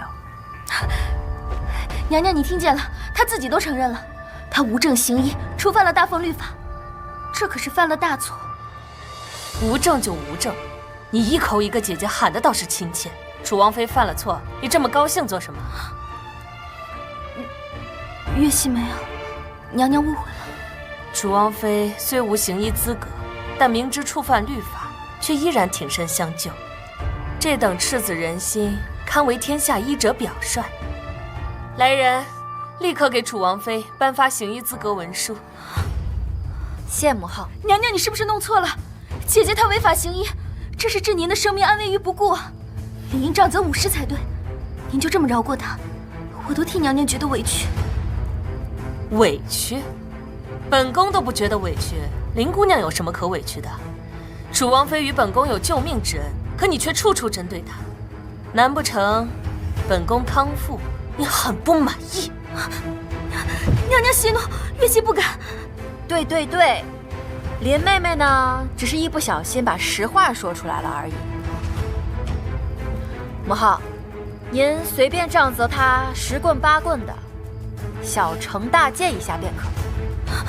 娘娘饶命！月溪只是担心娘娘的安危，绝无他意。既然林姑娘这么关心本宫，那便去佛堂抄100遍《金刚经》，替本宫祈福吧。抄不完，不得再入宫。是。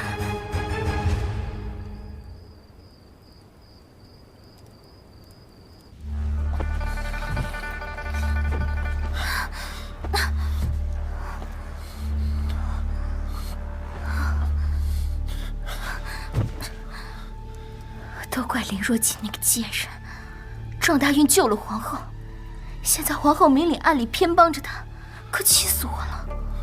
不仅如此，萧夜寒生母出身微贱，父皇原本对她并不重视，可如今明显已有改观。再这样下去，她迟早会威胁到本王的地位。如今林若锦天天在皇宫给皇后侍疾，若是在此期间，皇后出了什么问题，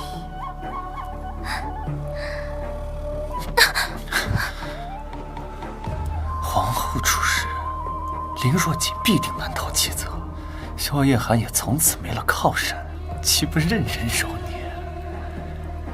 如此一箭双雕，妙啊！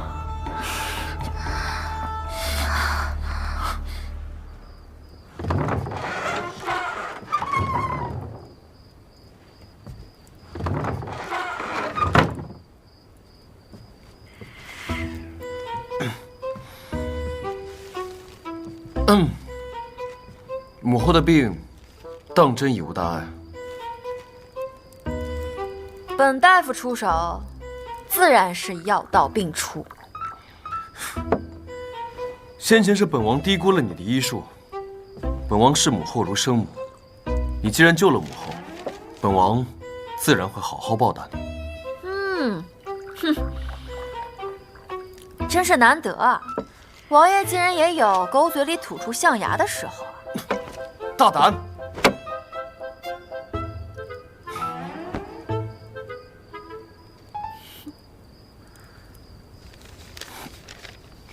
你这到底是何妖物？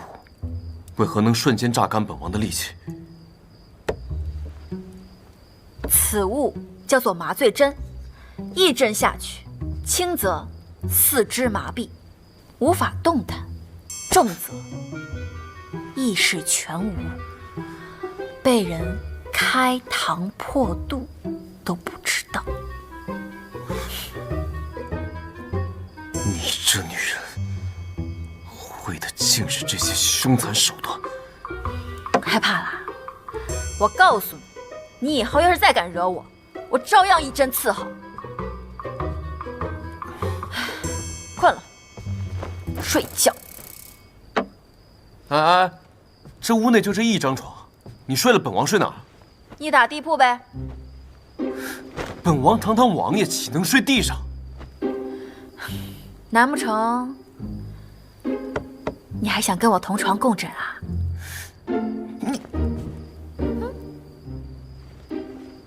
不知羞耻！睡觉。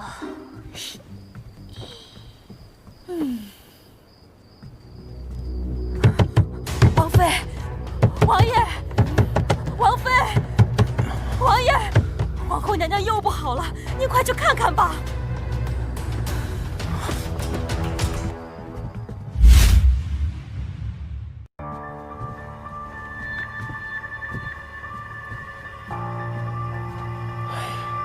楚王妃，你不是说皇后的病情已经无碍了吗？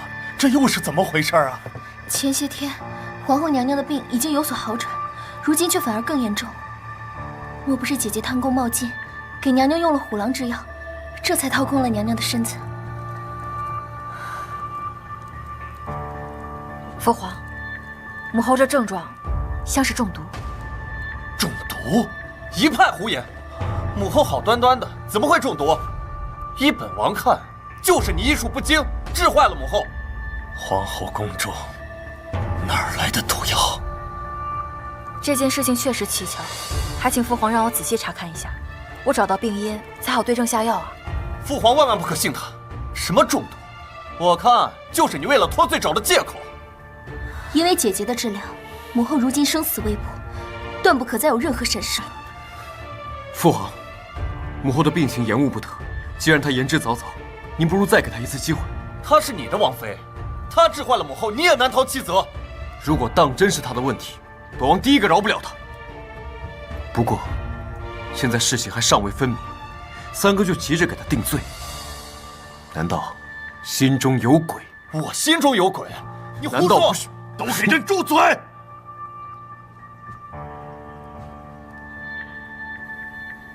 楚王妃，朕姑且再信你一次。若查不出原因，朕绝不轻饶。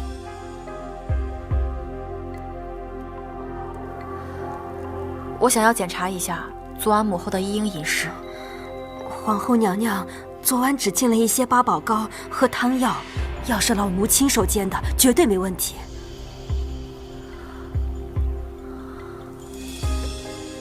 药渣还在吗？啊，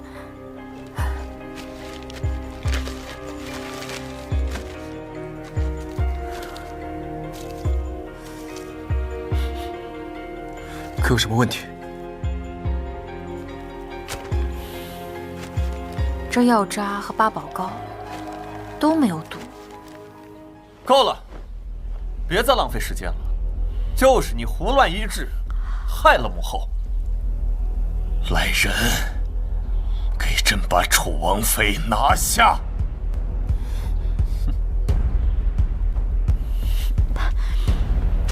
我知道了，母后中毒的原因就是他。笑话！父皇，他明明刚刚才说过，八宝糕并无毒性。我看他就是狗急跳墙，随便指样东西来顶罪。这八宝糕中确实无毒，可是这里面加了赤蛇豆。昨晚母后服用的汤药中，有一味川芎，川芎和赤蛇豆的药性两者相克，如果一同服用，便会产生剧毒。那此毒你可能解？现在既然已经找到原因，对症下药即可。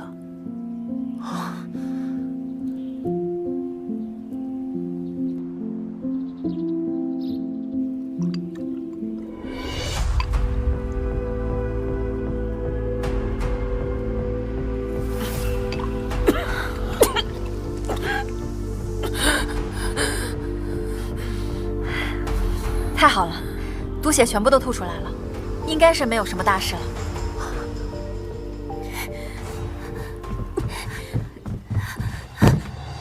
皇上，奴婢已经查明了，八宝糕就是他做的。回皇上，奴婢真不知道八宝糕竟会和娘娘的药性相克，奴婢实属无心之失。就算你是无心之失，损伤母后凤体便是死罪。来人，把他拖下去，乱棍打死！皇上饶命！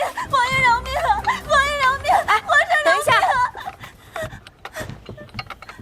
平常的八宝糕中不会用到赤蛇豆，而且赤蛇豆属于狐药，在大凤都极为少见，所以这件事情根本就不是巧合。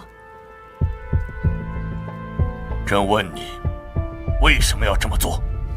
你这个贱婢，竟敢故意毒害母后！父皇，儿臣觉得理应将她立刻拖下去，乱棍打死。她只是一个小小的宫女，怎么可能会懂得狐药混毒这种方法？燕王殿下这么着急就把她发落了，难不成是因为你自己做贼心虚？你胡说，本王才没有。是谁指使你这么做的？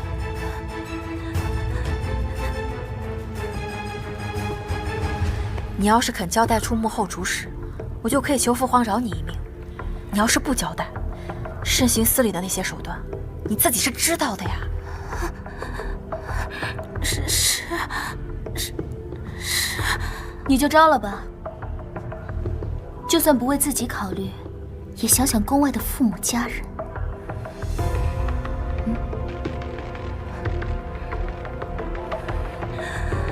没有人指使奴婢，就是奴婢自己的主意。好，朕倒要看看是慎刑司的刑具硬，还是你这个贱婢的骨头硬。拖下去。是。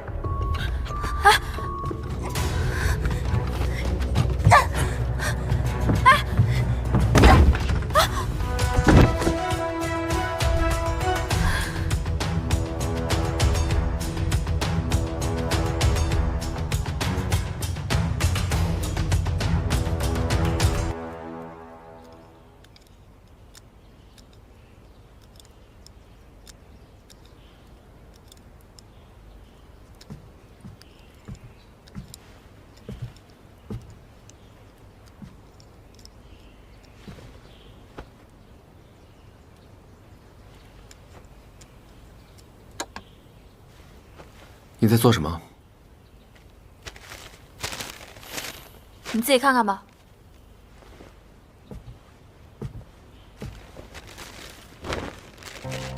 狼红花粉，七星兰。本王记得，这是柳氏当时给你下的毒。赤蛇豆穿胸，是母后所中之毒。没错，这几样都是狐药，产自西域，寻常人轻易不可得。可是最近接连出现，你不觉得有点蹊跷吗？有何蹊跷？这两件事情，不都已经真相大白了吗？第一次柳依依死了，第二次小桃死了。你如果觉得这就是真相，那未免也有点太容易了吧？你什么意思？你仔细想想，这两次发生下毒事件的时候，除了你我，还有谁在？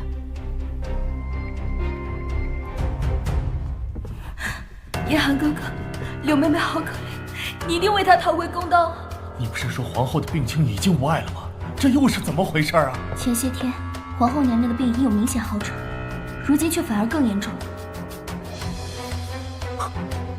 看来你已经有答案了。不可能，绝不可能是月溪，这一切都是巧合。那你说，黑珠草是什么东西？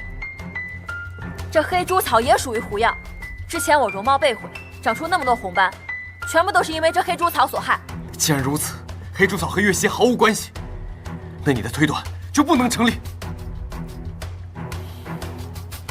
这黑猪草的确是唯一的一个例外，不过我一定会查个水落石出的。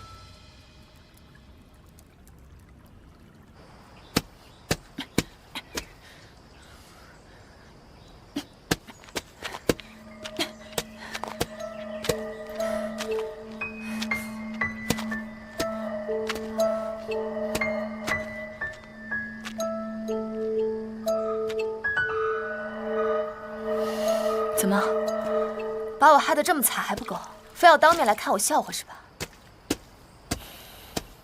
我可没那么无聊，我今天来是有事情想要问你。你还想知道什么？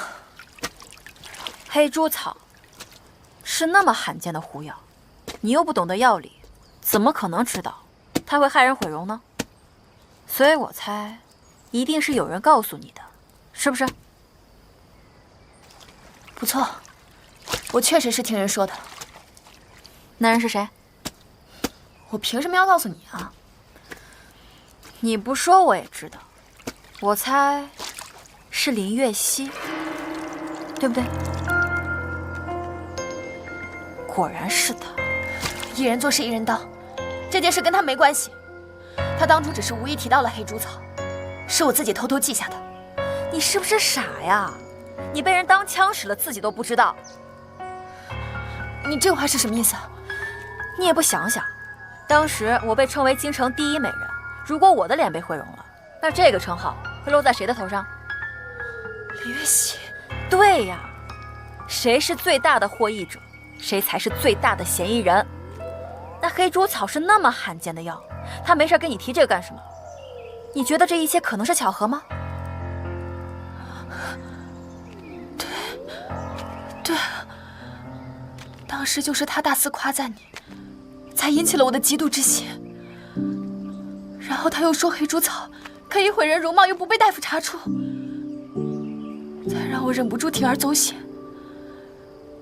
原来这一切都是他在利用我。害人之心，人恒害之。我希望你能够谨记这一次的教训。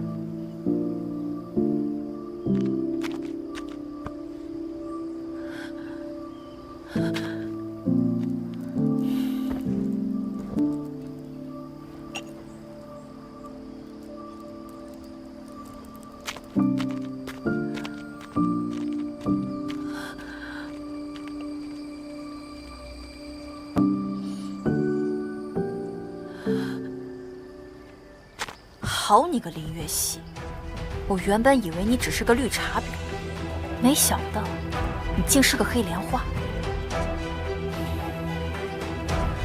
既然敢惹到我头上，你给我等着，迟早有一天我会扒光你的伪装，让你的黑心大白于天下。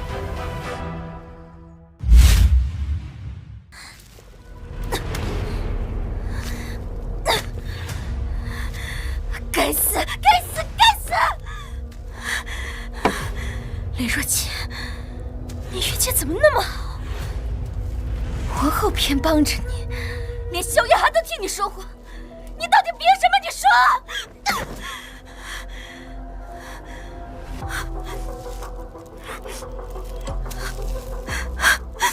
夜寒哥哥，你不是最爱月下吗？你是不是不要月下？不，我不允许！你这辈子只能爱我一个，听到了没有？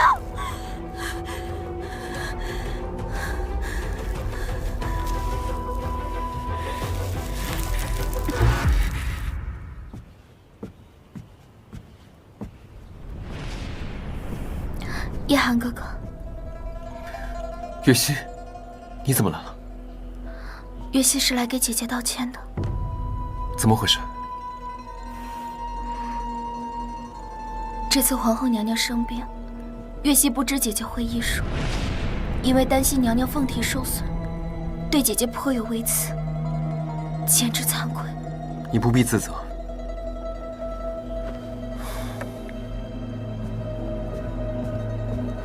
当初，本王对她也有所误解。没想到，他当真是医术超群绝伦，竟丝毫不输他的师才。看来，叶寒哥哥已经不在意之前姐姐给你下药一事了。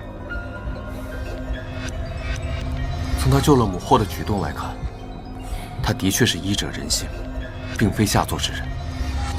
当初下药之事虽是他错，但他与本王有婚约在前，对他也素来冷淡，本王也有几分责任，不能全怪了他。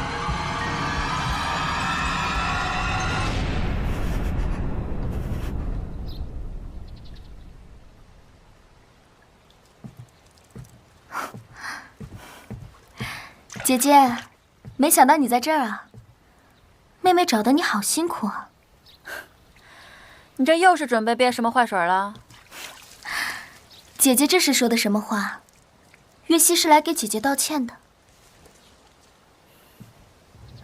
道歉？我可受不起。林妹妹，你好手段呀！柳依依、小桃，竟然都是你的棋子，任你摆布。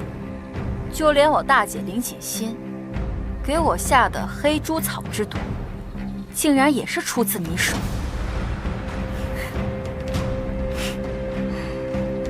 了不起，不愧是姐姐。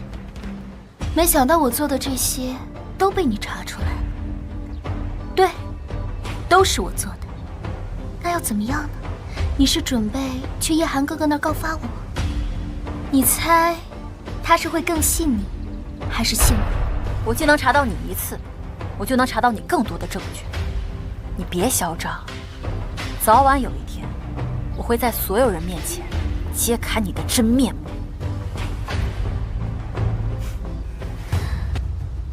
可惜你没这个机会。月溪，叶寒哥哥，救我！李月溪，你疯了！快让我看看。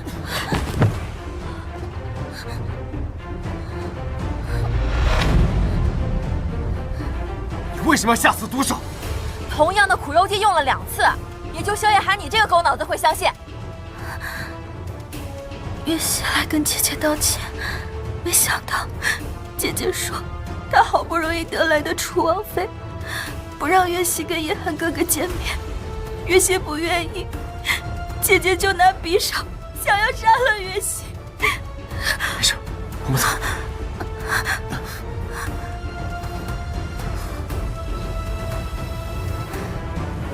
本王原本以为对你有所误会，没想到你就是这么阴险恶毒。李若晴，你太让本王失望了。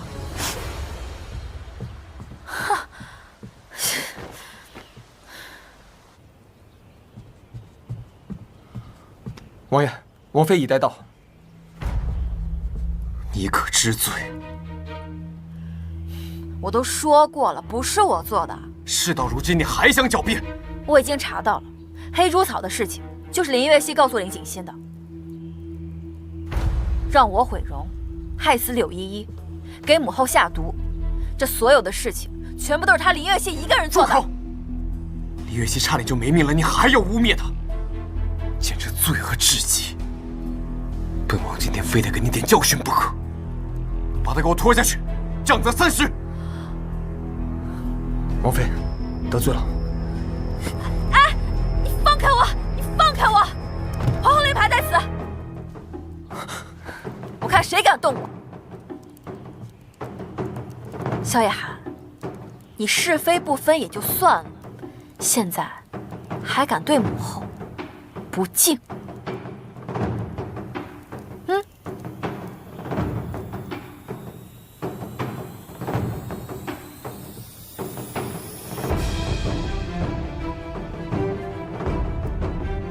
就算你有母后的令牌，本王奈何不了你。但从今以后，你我之间再无半点情分。王爷，您这就说笑了。你我本就是奉旨成婚，何来的情分可言？既然你这么不相信我，干脆从现在咱俩就一拍两散。好。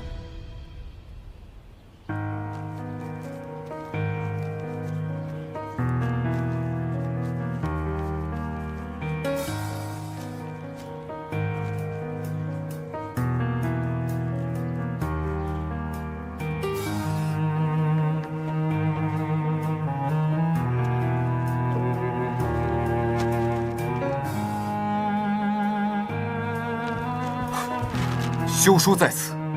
现在，你不再是本王的王妃。王爷，你搞错了，不是你休了我，而是我休了你。从今以后，你再也不是我林若锦的夫君。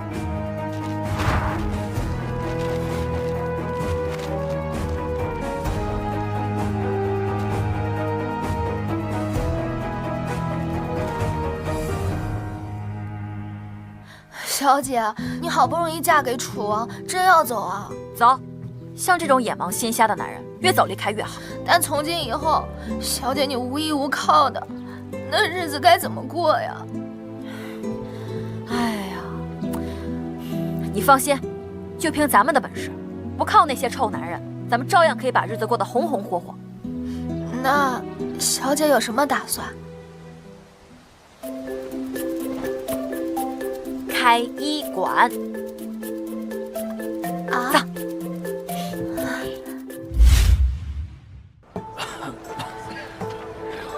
这京城这么多家医馆，大家何必在此苦等？换一家不就得了？这家医馆的林大夫不仅医术好，收费还低，咱们等再久也情愿，是吗？对。大娘，你按照这个药方，每日3次，你这风寒咳嗽的症状就能缓解了。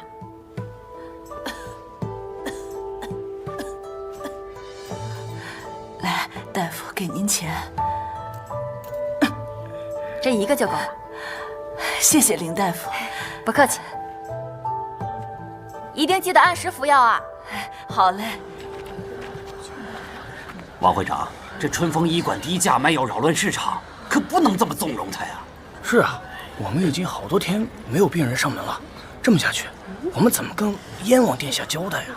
是啊。近日，京城医师行会收入一落千丈，竟然连往日的30%都不到。房宝山，你好大的胆子，连本王的银子都敢贪！冤枉殿下，医师行会是殿下的产业，你就给小人10个胆子，小人也不敢贪殿下的钱呢。只因最近京城新开了家医馆，他们低价抢客，其他医馆都没了病人，自然就没了收入。废物，连这点小事都解决不了，还有什么资格当医师行会会长？殿下息怒，殿下息怒，小人现在就去处理，马上就解决，马上解决，马上解决。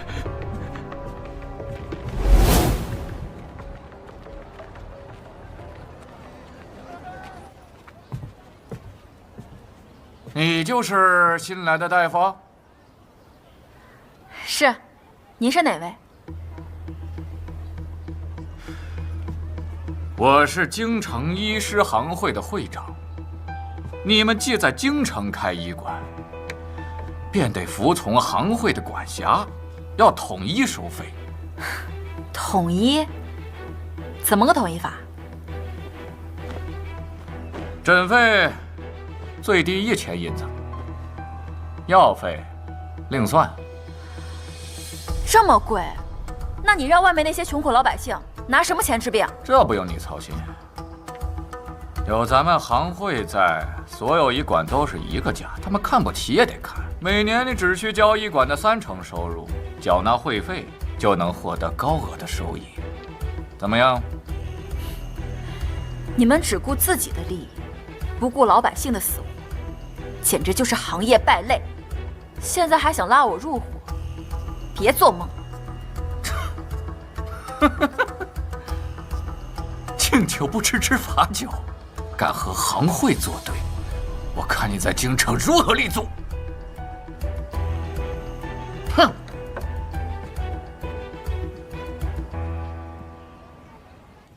会长，这春风医馆不仅不肯提价，还搞了个每月3次义诊，这样下去咱们都得完蛋呐！你得想想办法呀！是啊，一个没根基、没背景的小医馆，敢和行会作对，我定要给他点颜色瞧瞧。世子，世子，参见世子，参见世子！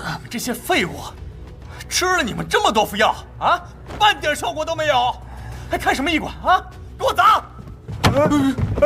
世子息怒，您这病连宫中太医都没办法，草民们更是无能为力，还望世子见谅啊！我谅你个头啊！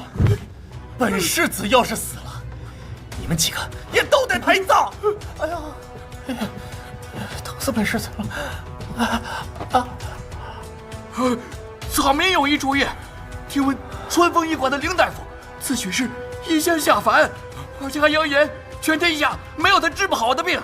世子大可前去试一试。还等什么呀？赶紧带本世子过去。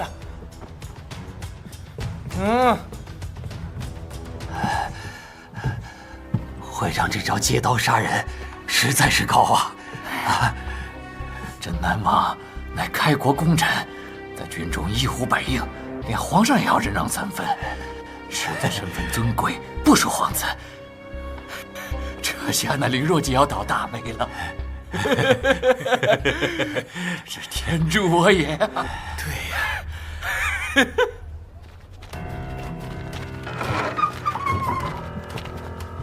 神医的，给本世子出来，要死人了！来，这边坐吧。奶奶的，开什么玩笑？本世子要找神医，怎么是个娘们儿啊？看来世子是瞧不起女大夫啊。你女人家懂什么医术啊？还敢在外面大放厥词？来人，给本世子把这医馆给拆了！是。慢着，世子，你是不是下腹疼痛难忍，还有恶心、厌食、呕吐等症状？你怎么知道？难不成你真的会医术？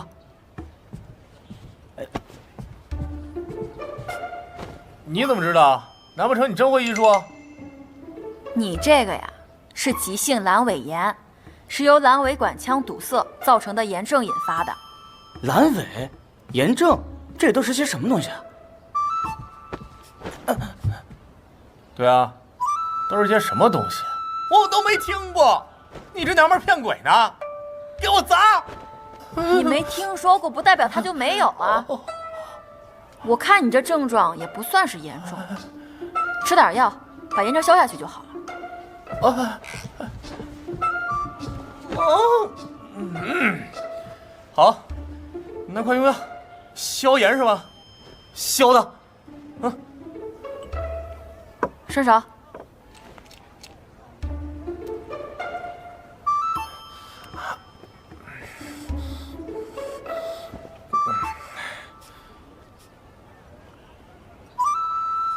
感觉怎么样？哎，这么疼啊！我刚刚给你吃的是我自己调配的止痛药，这个才是消炎药。你拿回去，1日3次，每次吃1粒，差不多3天，你就基本能痊愈了。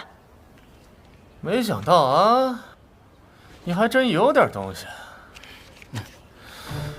世子啊，你是不是还有大姐疼痛、带血的症状？什么呀，大夫？这您怎么看出来的？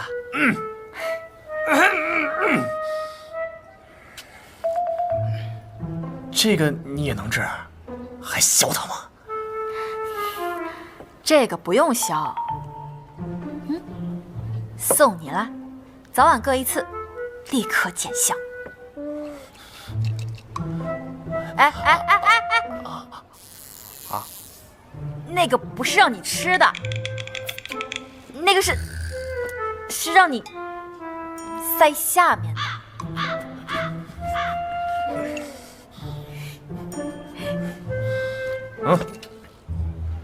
没想到啊，你医术确实高明，要不干脆别开医馆了，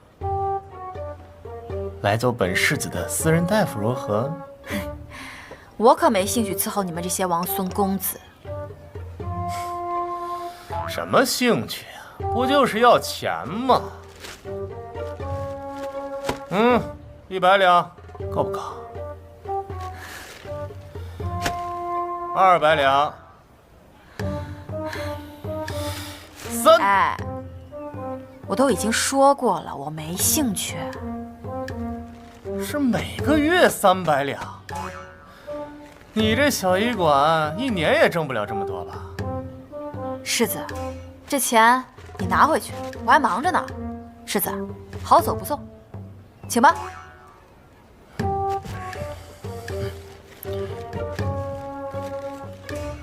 呢？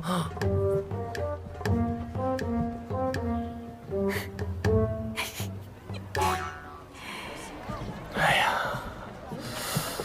世子，这个女大夫完全没有把您放在眼里，要不要我？这世上还真有不爱钱的人，和本世子见过的那些女人都不一样，有点意思。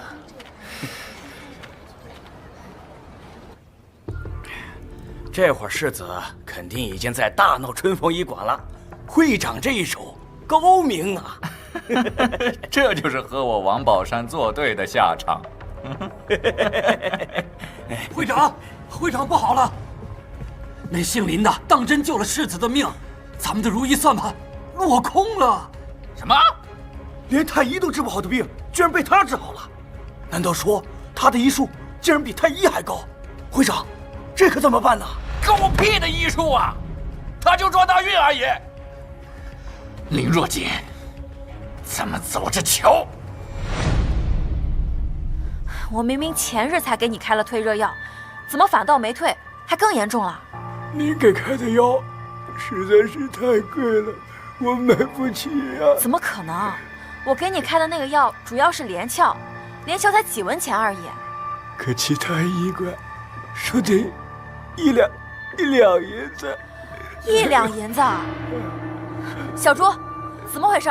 最近京城流行传染性热病，中招的百姓很多，其他药铺还趁机垄断了连翘的货源，哄抬价格，如今都翻了100倍不止，实在是气人。太过分了！走，找他们去。林大夫，你自视甚高，不屑于我等为伍，此番上门又是为何呀？如今京城流传热病，百姓们苦不堪言，而你们几个却趁着现在这个时候抬高连翘的药价，这不是趁火打劫吗？咱们又没强买强卖，明码标价，愿者上钩。林大夫管得未免太宽了些。林大夫菩萨心肠，不如索性把咱们连翘全买回去，免费发给百姓，岂不更能博个好名声？哎，林大夫，你若是想分一杯羹，给大家伙跪下，端个茶，认个错，本会长便算你一份。你若只是为了伸张正义而来，那我劝你赶紧滚。既然这样，你们几个别后悔。哎呦，有个性。退烧的药材不止连翘这一种，不过既得保证药效，还不能让那群人得逞。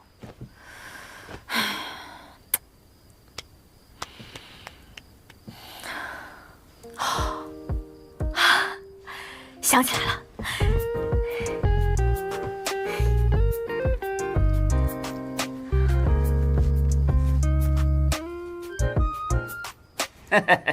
多亏了这波热病，一天光卖连翘的钱就够老夫看诊10年。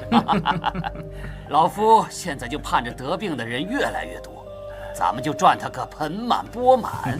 这些日子那姓林的乱来，害得我等门可罗雀。如今咱们终于一雪前耻了。敢和行会作对，就是自寻死路嘛。就是啊。大人们，大事不妙，热病有了新药方，咱们高家屯的这些连翘全都白费了。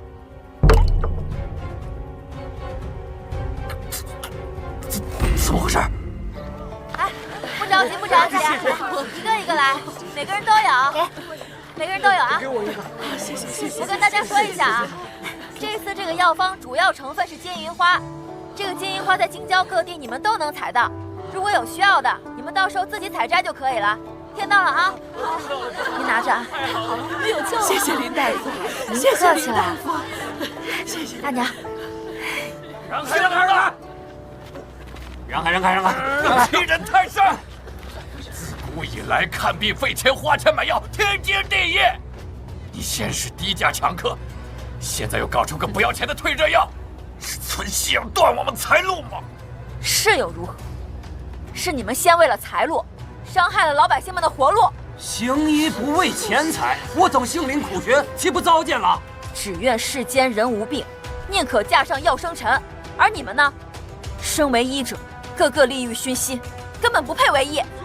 你这谁打了我？啊！打他！哎，是不是？你们无人有义，不得好好住手！别打！别打！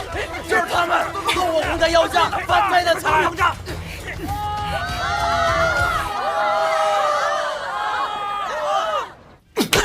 废物，到嘴的鸭子都能飞了。殿下明鉴，都怪那个林若锦，她在从中作梗啊！本王当是谁呀？原来是他。他这般与本王作对，难道是受老四指使？不可能，萧夜寒早已与他划清界限。京城这些医馆，是本王最重要的经济来源之一。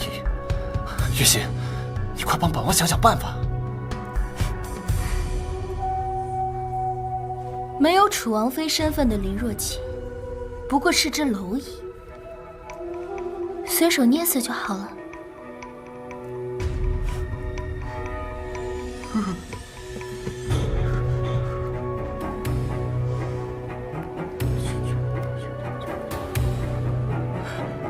是。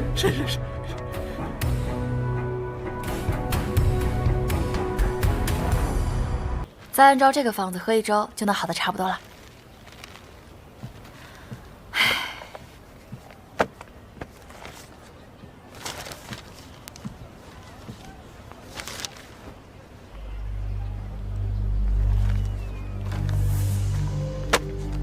你来干什么？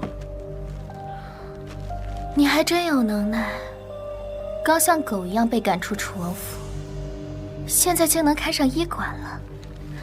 想必没少对镇南王世子摇尾乞怜吧？你要是没事，赶快从我这里滚！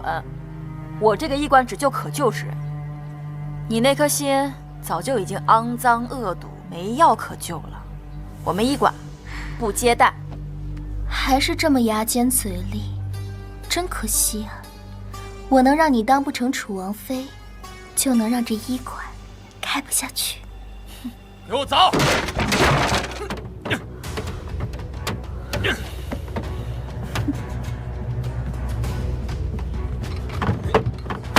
住手！住手！谁让你们砸我招牌的？你这医馆属于违规开设，一律当砸掉招牌，立即查封。胡说！我家医馆明明手续齐全。你有什么证据说我违规？老废话，老子说违规就是违规，要什么证据？我就不信，这次镇南王世子还会助你。住手！给我闪开！我不！给我打！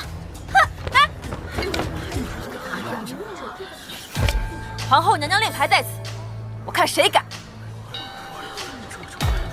看你们谁敢！见皇后娘娘。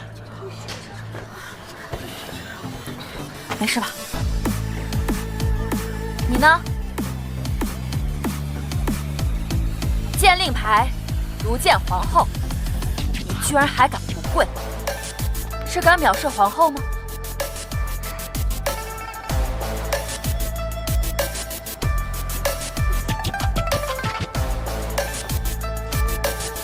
现在给我磕头认错！你休想！看来你是想当众藐视皇后啊！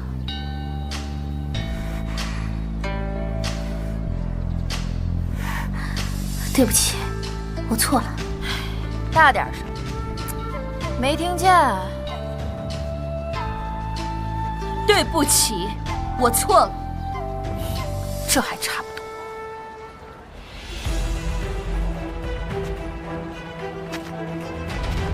今日下跪之辱，我记下了。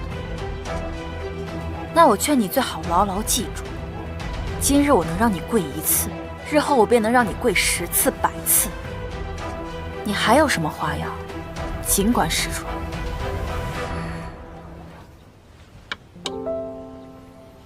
母后身体可否安好？好多了，多亏了楚王妃，吃了她的药，本宫连往日胸口疼的毛病都没再犯过。今日这楚王妃怎么没与你一同进宫啊？啊，回母后，她最近身体抱恙，不太方便探望母后。无大碍吧？无妨，休息几日便好了。本宫阅人无数，像楚王妃这样的女子最是难得。她才情过人，医术高明，最重要的是她至纯至善，不似他人一肚子心眼。你可别为了榆木错失珍珠。是。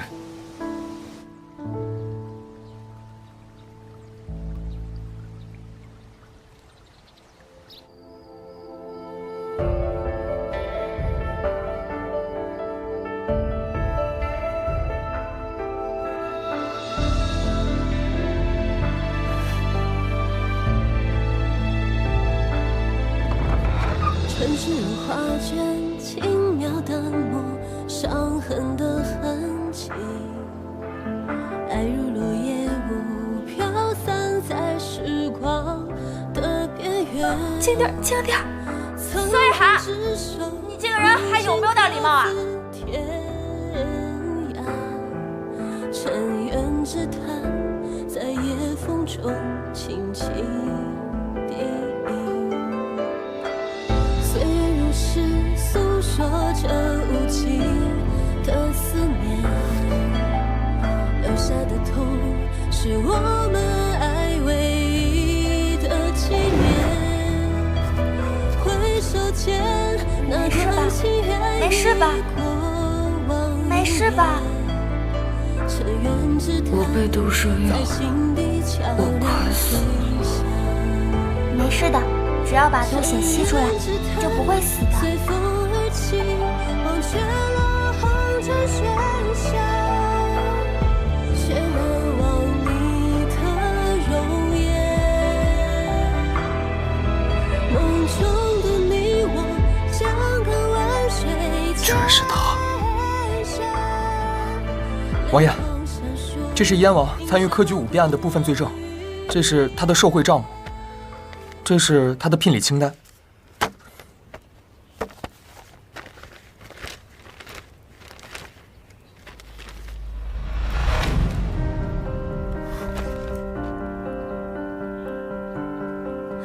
这匕首是岳西的。是的，属下已经查明，这把龙纹匕首乃是南疆大师亲手打造，独一无二，绝无仿制。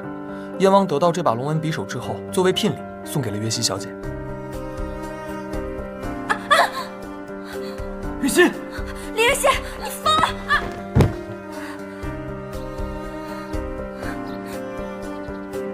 是他故意捅伤自己，嫁祸于我。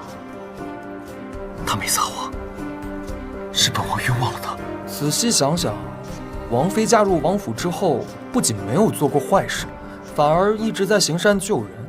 先是救了九哥，然后是咱们的暗探，前不久呢还救了皇后娘娘。重点是从来没有挟恩图报过。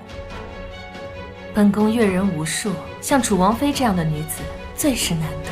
然后不知道是谁在我肚子上按了好久，糖葫芦被按出来了，再然后我就晕过去了。该，把他嘴堵上。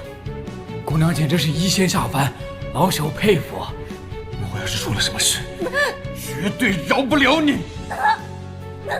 孩儿，最重要的是他至纯至善，不似他人一肚子心眼儿。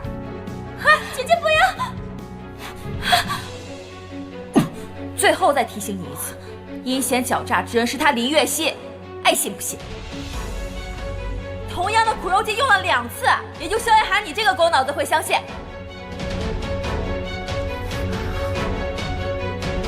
是我错了，是我错了。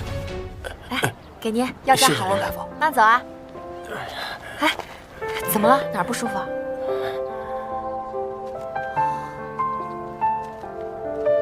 怎么啦？哪里不舒服啊？让姐姐看看。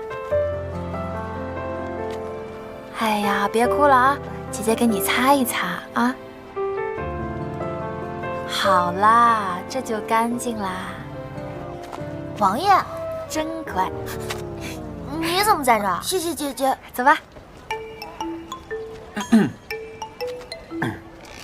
萧夜寒，你在这儿鬼鬼祟祟的干什么呢？没干什么。我的玉佩怎么在你那儿？这是你的玉佩？当然呀。是你，真的是你啊！什么是我呀？你到这儿来到底干嘛？母后想你了，宣你立刻进宫。你没和母后说咱俩的事儿啊？母后大病初愈，本王担心她忧虑伤身，并未将合离之事告知。你要实在不想去，就算了。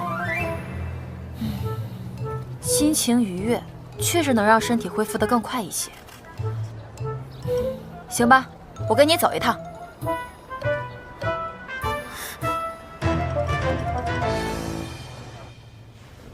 见过母后。你们怎么来了？孩儿说你病了，那便在家好好休息才是，还跑出来做什么？母后。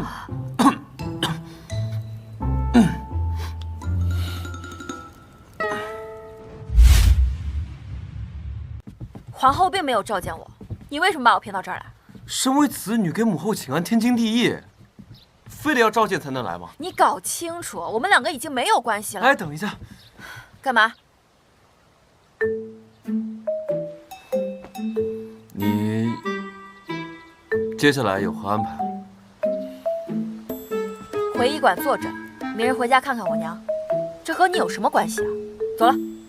哎，等等。又怎么了？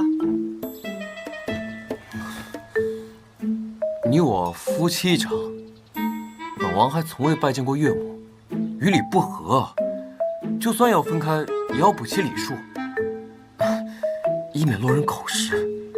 不用了，我还是头一次知道，你这种人竟然还懂礼数，搞笑。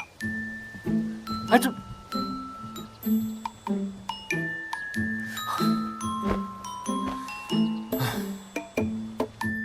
这么晚了，谁啊？快拿进来。王爷，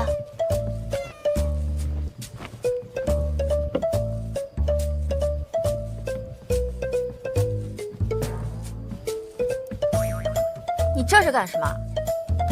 这是本王明日为你准备的穿戴。你明日回门，若是穿得太寒酸，岳父岳母岂不是以为本王怠慢你？萧夜寒，你又想耍什么花样？我没耍什么花样啊。哦，对了，本王思来想去呢，觉得还是不能失了礼数，所以本王决定，明日与你一同回去。回你个头！咱俩都和离了，现在你和我一点关系都没有。小朱，送客。小姐，送客。王爷，请吧。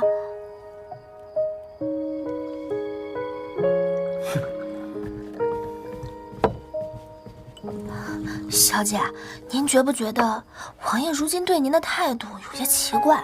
臭男人喜怒无常，有什么好奇怪的？啊，您说王爷他不会是后悔了吧？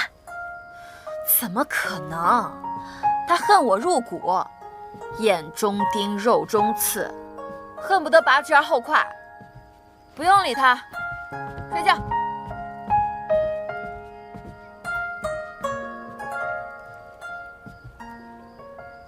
哎，你给我松手！你个贱人！这些铺子田地是我留给姐儿的，我不能给你。女儿都已经是废物一个，都已经被楚王休了，有这些贵重东西有何用？松手！你胡说！我胡说？自己去楚王府问问，恐怕你是连大门都进不去吧？那我更要留给姐儿。放开！这可是老爷的命令，难不成你想违抗老爷不成？娘，这老女人的铺子田地归你，珠宝首饰归我，好不好？可以，不过你可得给我搜刮干净啊，一个都不许给他留。好嘞。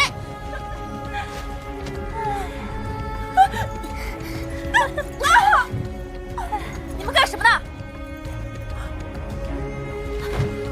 起开！娘，快起来，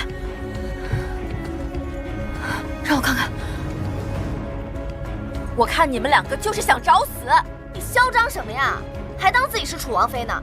别以为我们不知道，你早就被楚王一纸休书赶出王府了，跟你娘一样没用。住口！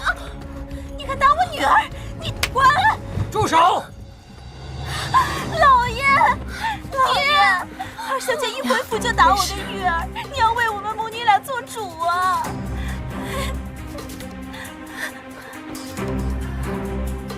你这个目无尊长、肆意妄为的东西，还不跪下认错！要不是这两个黑心的母女羞辱我娘在前，侮辱我在后，我这才打他们2巴掌，有什么错？我们林家的人，自有我来管教，还用不着你这个弃妇来惩戒。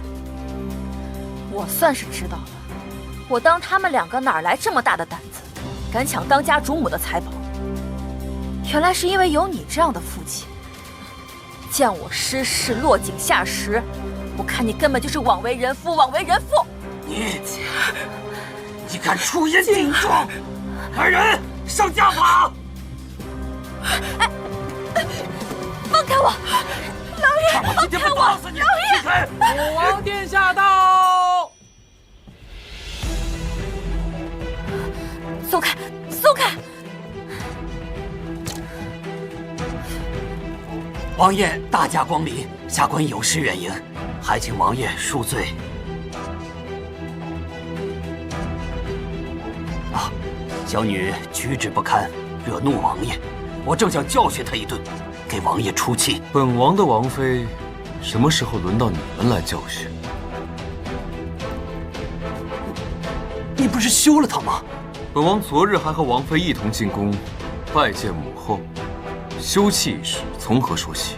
是月溪姐姐亲口告诉我的，休书都出了，怎会有假？本王说了，并无此事。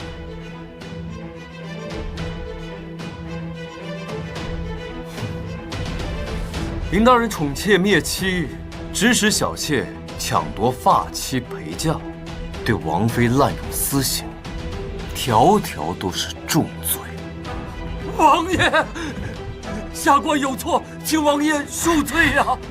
请王爷恕罪呀！你们3人，待会儿各自去衙门自理30大板。是。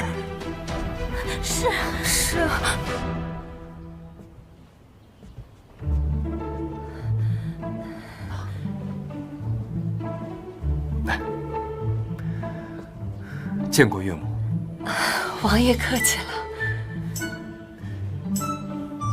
抬上来。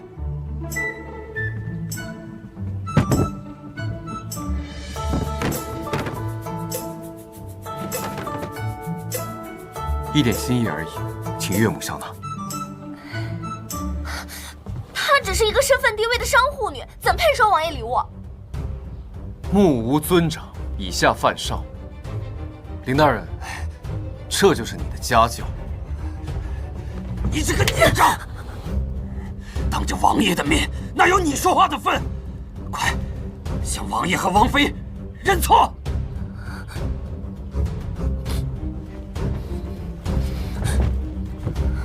王爷，王妃，我错了。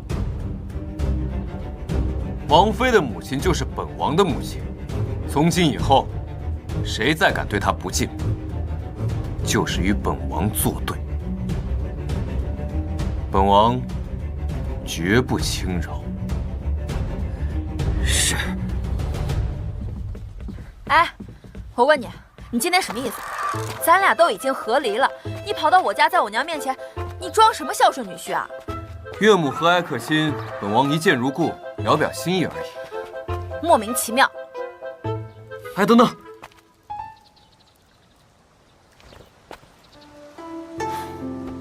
你要不搬回王府住吧？萧夜寒，你失忆了，咱俩和离了。本王只是觉得，你父亲到时候如果知道了你和本王分居的事情，指不定哪天又得欺负岳母。用不着。不过今天有你这么一出，我估计他们应该一时半会儿不会把我娘怎么样。等过些日子，我自己再想办法把我娘救出来。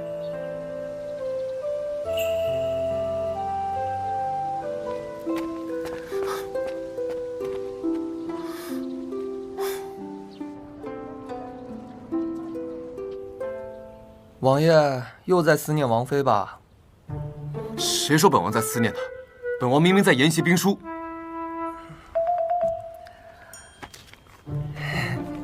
到了。哎呦，我说王爷，你要是想王妃，你就去找她呗。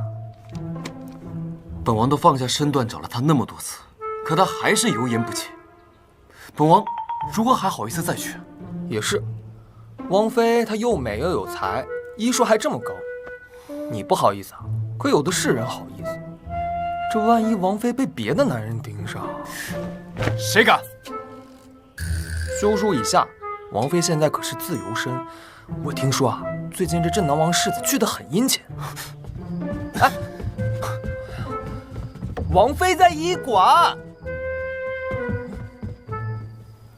这狐药性喜阴凉潮湿，对环境要求极其严格。会在哪儿呢？我说萧夜寒，你这人怎么阴魂不？世子，你怎么来了？怎么，见到本世子不高兴吗？换做其他女人，早就兴奋地扑上来了。你有事儿说事儿，没事儿您请自便，我这儿烦着呢。这无趣呢。你的养颜面膜啊，让本世子大赚了一笔。这是给你的分成。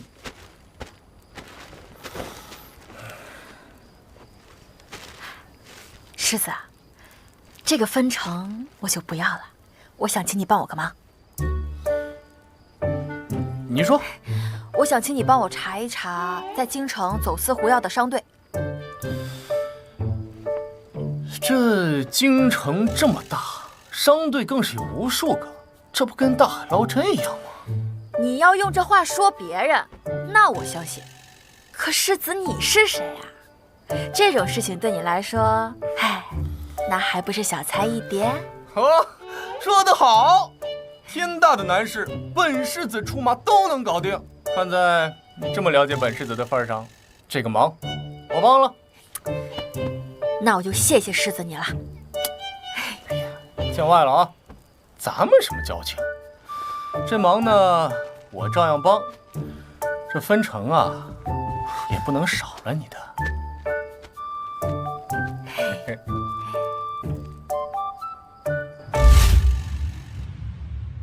这忙呢，我照样帮。这分成啊，也不能少了你的。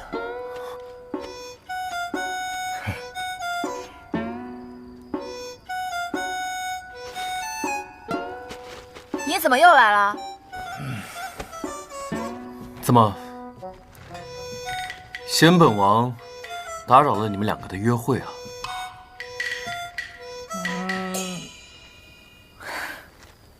是啊，我和世子相谈甚欢，你来到这儿，那可真是大煞风景。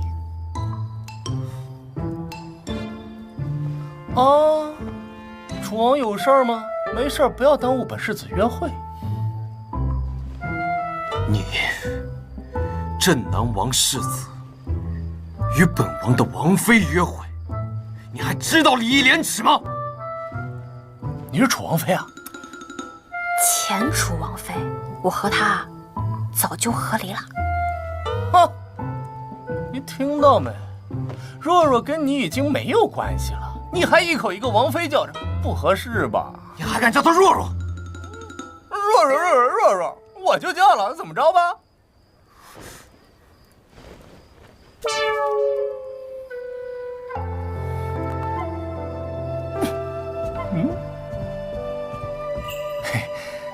儿啊，闭嘴！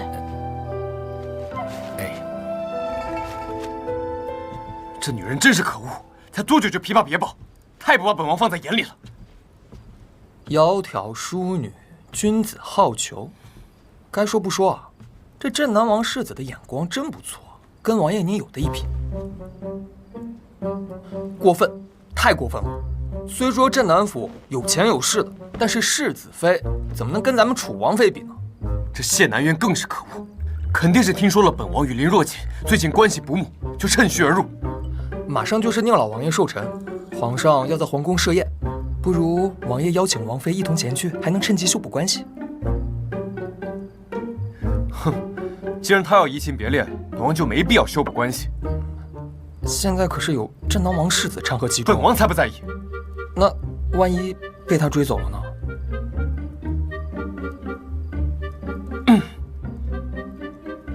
既是宁王叔寿辰，她又是本王的王妃，若不到场，确实是失了礼数啊。王爷所言极是。虽然王爷不想与王妃修补关系，但是出于礼数，王爷还得邀请王妃一下，不是？有理。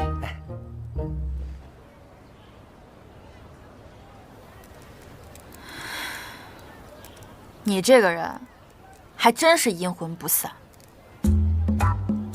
明日是宁王叔寿辰，父皇母后在宫内设宴，你我身为晚辈，出于礼数，理当出席。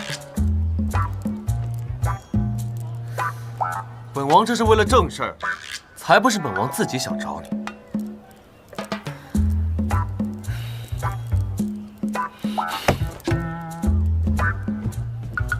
萧夜寒，我告诉你，事不过三，这是最后一次。宴会结束之后，你赶快和父皇母后说清楚。好。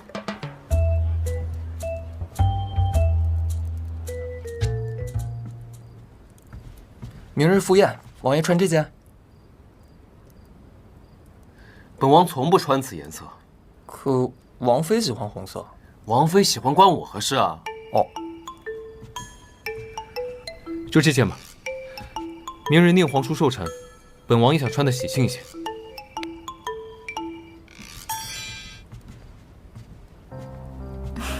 夜寒哥哥，你怎么来了？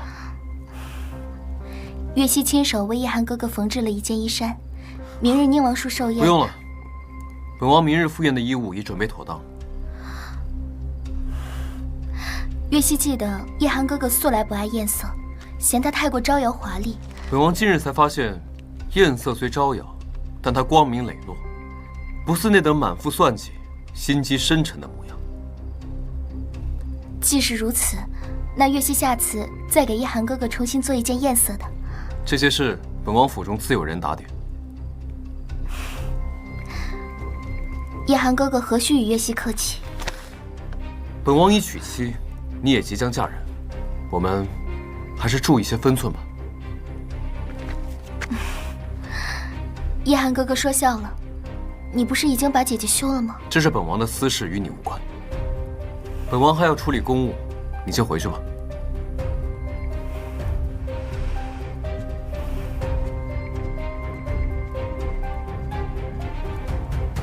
注意分寸，夜寒哥哥，你什么时候对我变得这么冷淡了？是不是因为这个贱女人？你是不是对她还念念不忘？你说！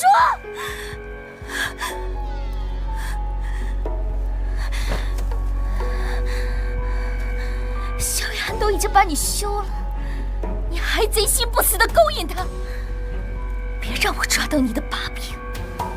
不然，我一定让你死无葬身之地！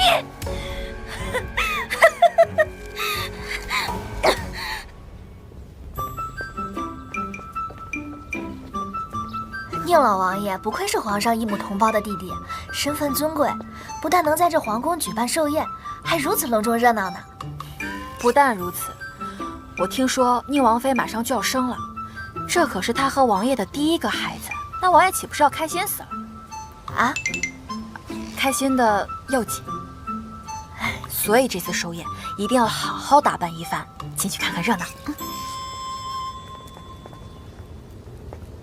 哟，这不是被休了的楚王妃吗？你居然还有脸来这里！我要是你，早就一头撞死了。唉，我还当是谁呢？原来是你这位傻蛋郡主啊！自从上一次宫宴你向我跪下磕头认错之后，我好像就再也没有见过你。不知道的还以为是你自己羞愧难当，到哪儿一头撞死了呢。我们走。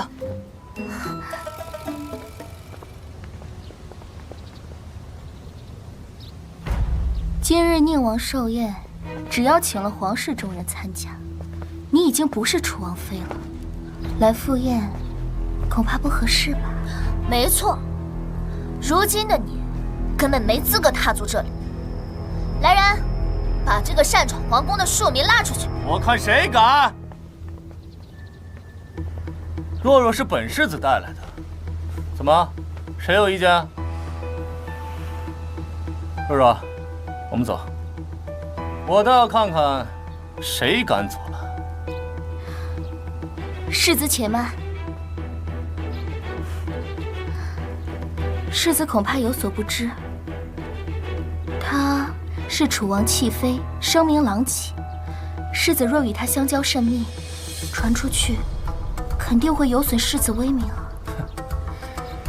哎呀，你算个什么东西啊？也配教本世子做事？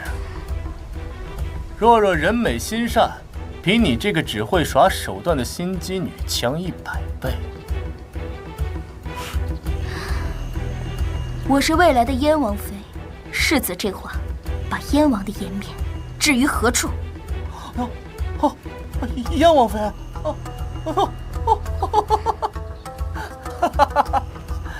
呀，别说你一个还没过门的燕王妃，便是燕王在这儿，本世子也照骂不误。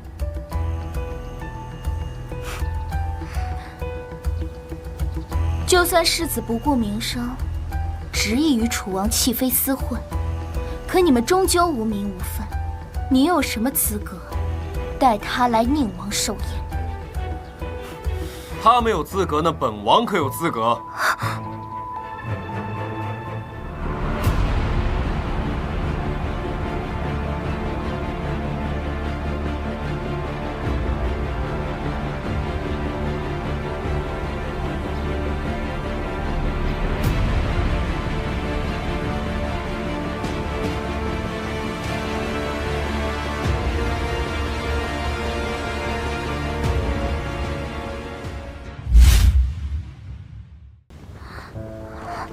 叶寒哥哥，你怎么能带她来寿宴呢？她身为楚王妃，与本王一同赴宴，有何不妥？可是她前些天才拿刀刺伤了月溪，月溪差点性命不保。你怎么能带一个品行如此恶毒的女人来赴宴？出了麻烦可怎么办？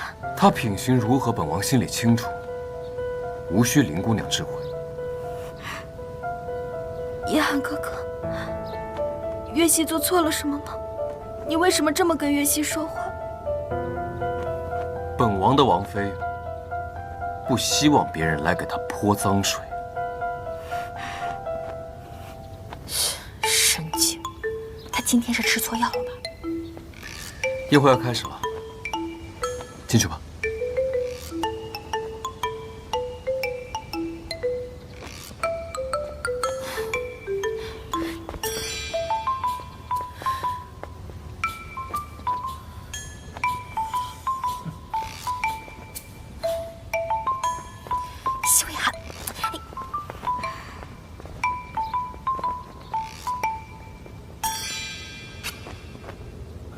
你就是京城第一才女啊！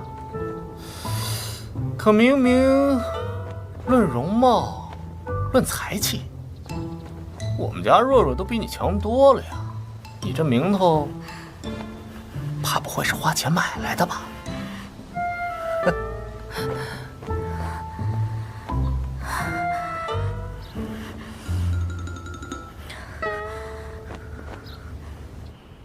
承蒙皇兄皇嫂好意，在宫内设宴，臣弟不胜荣幸啊！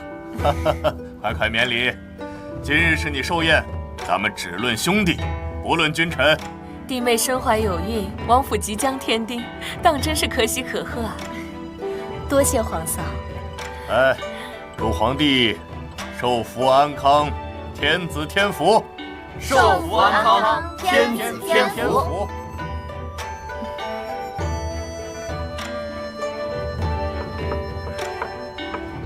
浅酌微饮，意已酣，既有美酒，怎可无诗？素闻岳西才华名动京城，不如就作上一首，让我等开开眼界，如何？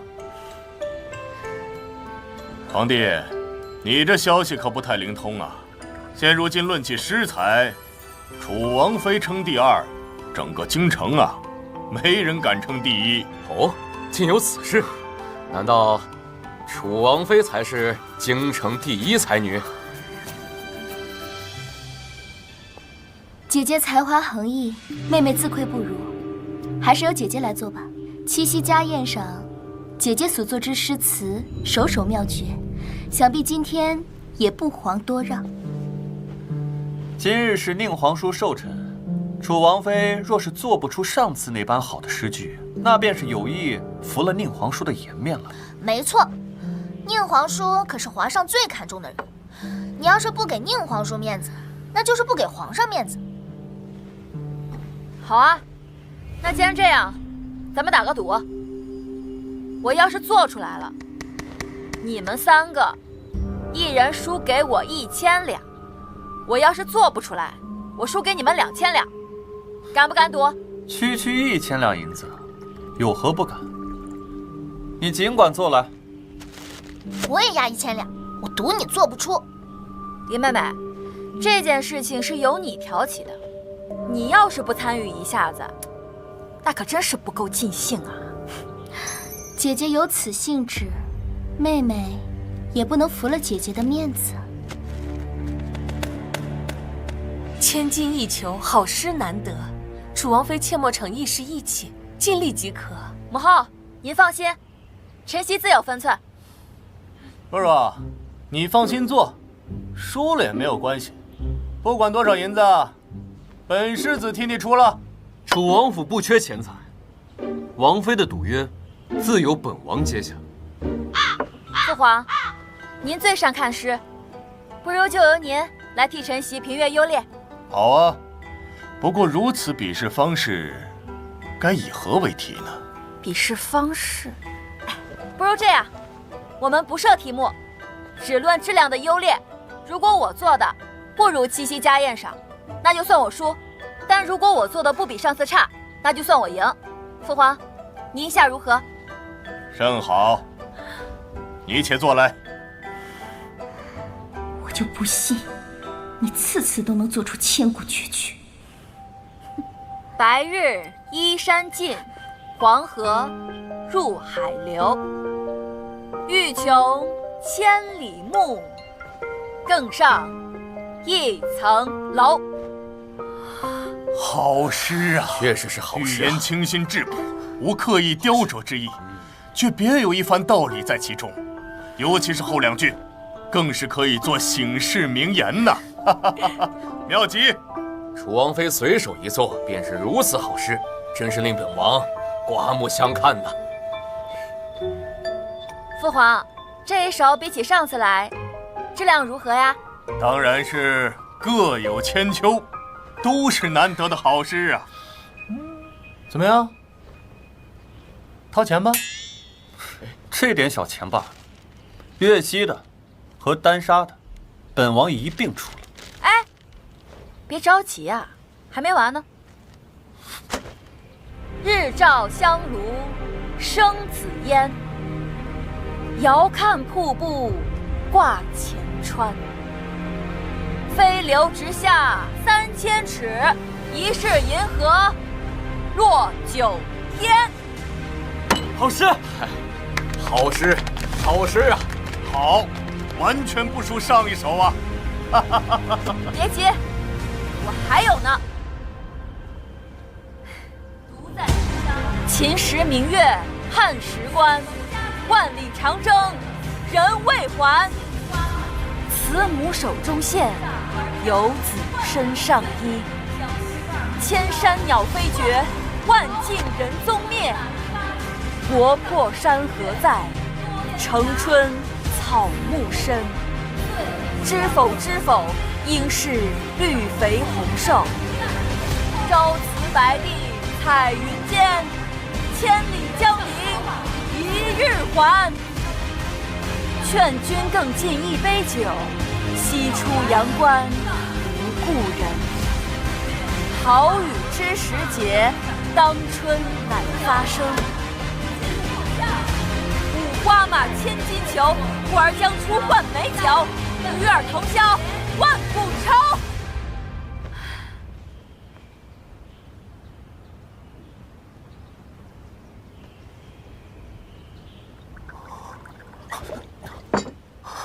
好诗，好诗，好诗啊！好诗，好诗！士官，多少首了？不多不少，正好100首了。我要你们3个，一人10万两白银，刚好30万两，足够了。啊，这么多钱，把我全部嫁妆拿上也不顾赔的。若是我母亲知道了，肯定会打死我的。不可能，怎么可能做出这么多首诗？一定是假的，一定是假的。好孩子，你真让朕大开眼界。此等好诗，平日里1首也难求啊！今日竟一口气得了100首，有楚王妃这等大才，实乃我大奉之幸啊！父皇，宁皇叔，过奖了。其实我今日所作之诗，全部都是为了宁皇婶。此话怎讲？我听闻宁皇婶宅心仁厚，在各地都办了学堂，收留那些孤寡儿童。我想将今天挣来的30万两白银，全部都捐给学堂，以尽我的绵薄之力。楚王妃不仅胸有大才，你看，还心怀大爱，真不愧是皇室后辈之楷模呀！好，传令下去，命史官速速记载，不得有半分疏漏。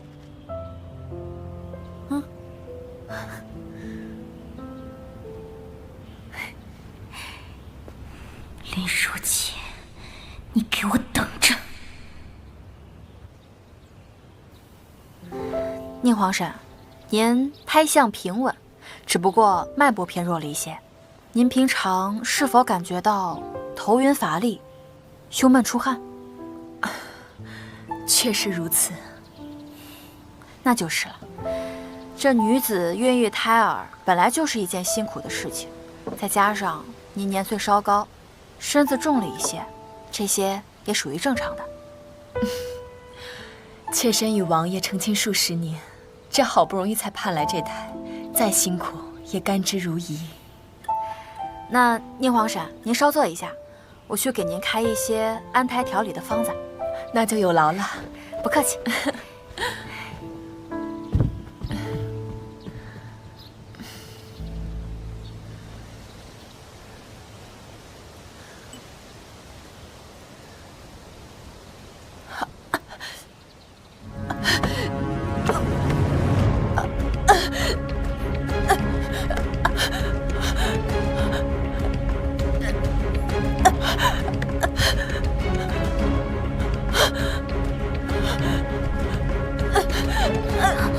救我！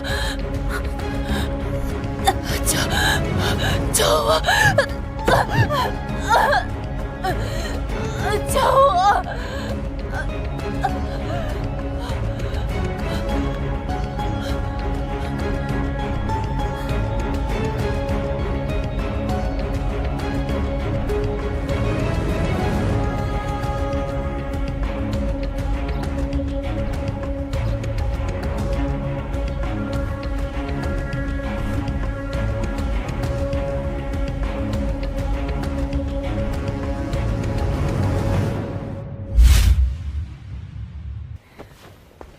宁皇婶，聂皇婶，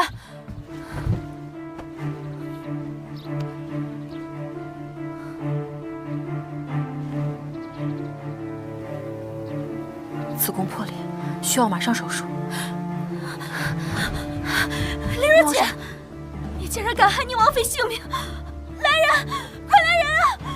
快来人啊！云朗，云朗，这到底是怎么回事？是他把宁皇婶推下台阶。看来宁皇婶还怀着身子，受此重创，只怕要一尸两命了。林月汐，皇叔，皇叔，事情究竟如何还无法下定论。现在不是追究责任的时候，救人要紧。太医，沈太医，快，沈太医！不是我推聂皇婶下去的。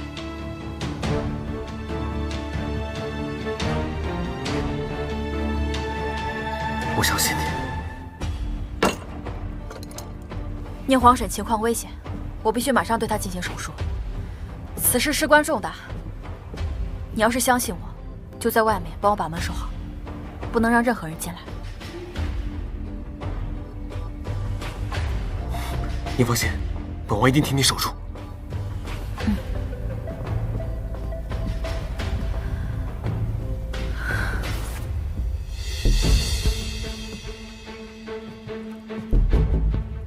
快跟上，快！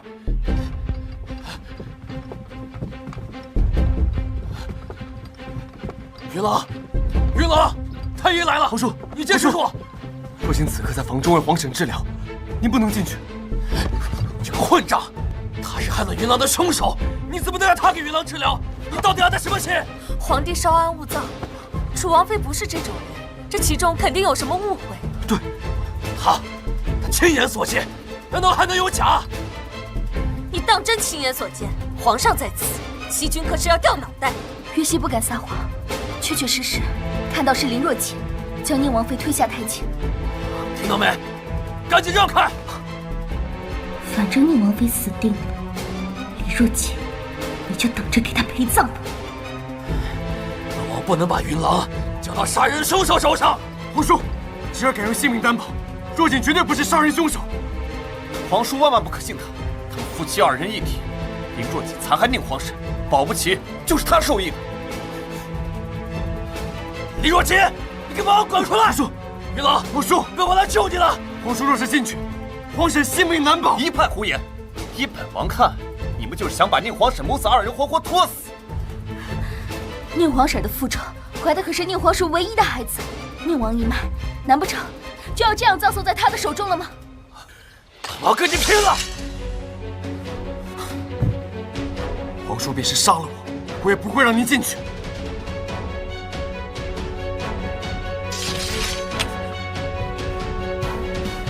云朗母子是本王的命根子，你这样做不仅害了他们性命，连命都不让本王欠。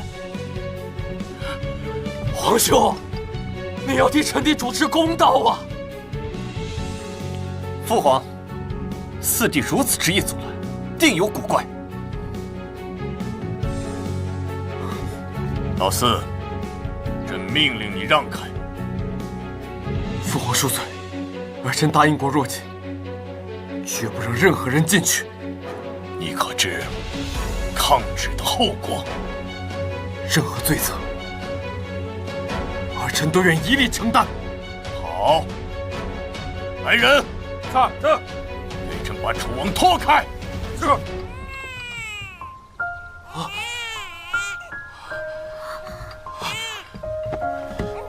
云朗，云朗！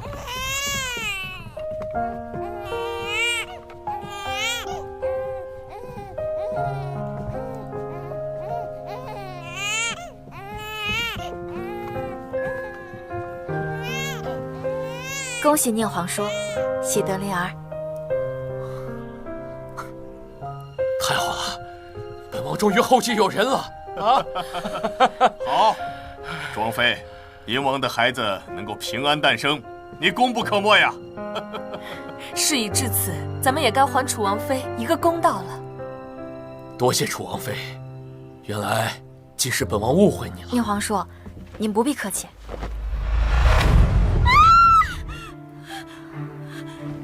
莲若锦，你居然活生生剖开宁王妃的肚子，取出孩儿你好狠的心啊！云郎，云郎，啊！云郎，云郎，你竟敢这么对待云郎！宁皇婶突然摔倒，所以导致子宫破裂、大出血，只能剖腹产。依我看，就是林若锦怕残害宁皇婶的罪行败露，便用此残暴之法，剖腹取子、杀人灭口，来个死无对证。大家切不可被他蒙蔽。真是无知！剖腹产是女子的一种生产方式而已，并不会要人性命。还在胡说八道！这肚子都剖成这个样，还怎么活？父皇，宁皇婶惨死在林若锦手中，还请父皇治他一个蓄意行凶之罪。云郎，宁皇婶没有死。怎么可能？你似乎不想要宁皇婶活下来。叶寒哥哥，你说什么呢？我当然希望宁皇婶可以平安无事啊。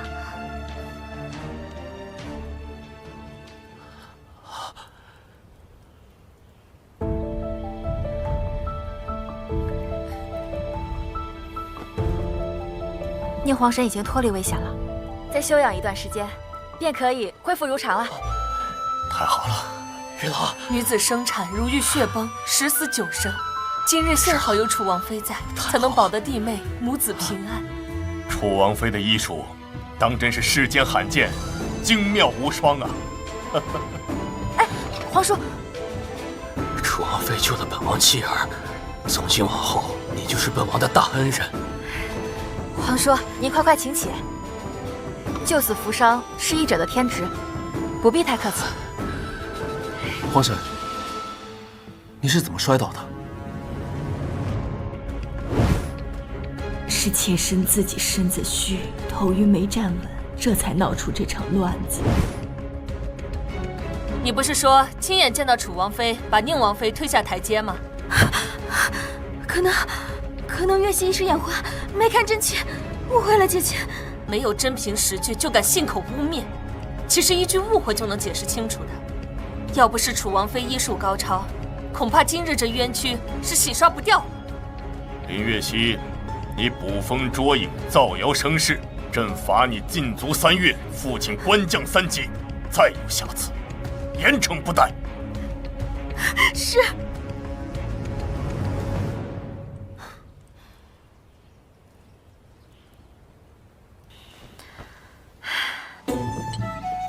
今天你不惜抗旨，誓死守门，我对你倒是挺刮目相看的。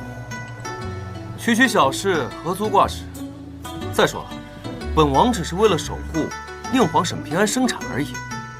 不管怎么说，你也算是帮了我。要不，我请你吃个饭。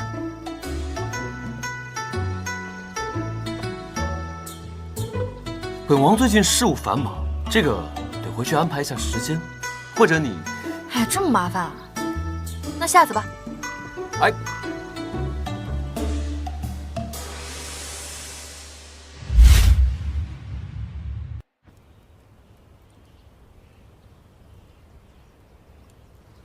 王爷还挂念王妃那顿饭呢？笑话，本王什么山珍海味没吃过，一顿饭而已，也值得本王挂念？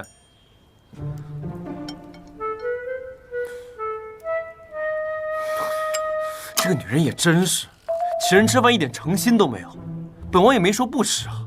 就是啊，这王爷肯赏光，其他人肯定受宠若惊，只有王妃率性耿直，不愿意曲意逢迎，更显得与众不同，不像那个林月溪，表面上看上去温柔无害，实则一肚子坏水。她不仅刺伤自己，嫁祸于王妃，今日还污蔑王妃残害宁皇婶。每王妃救人，她就在旁边煽风点火，百般阻挠。当初真是本王看错了人。就是，好在王妃妙手回春，救下了宁王妃，自证了清白。哎，不过王爷，这个剖腹取子还能母子平安，这王妃莫非是一仙下凡？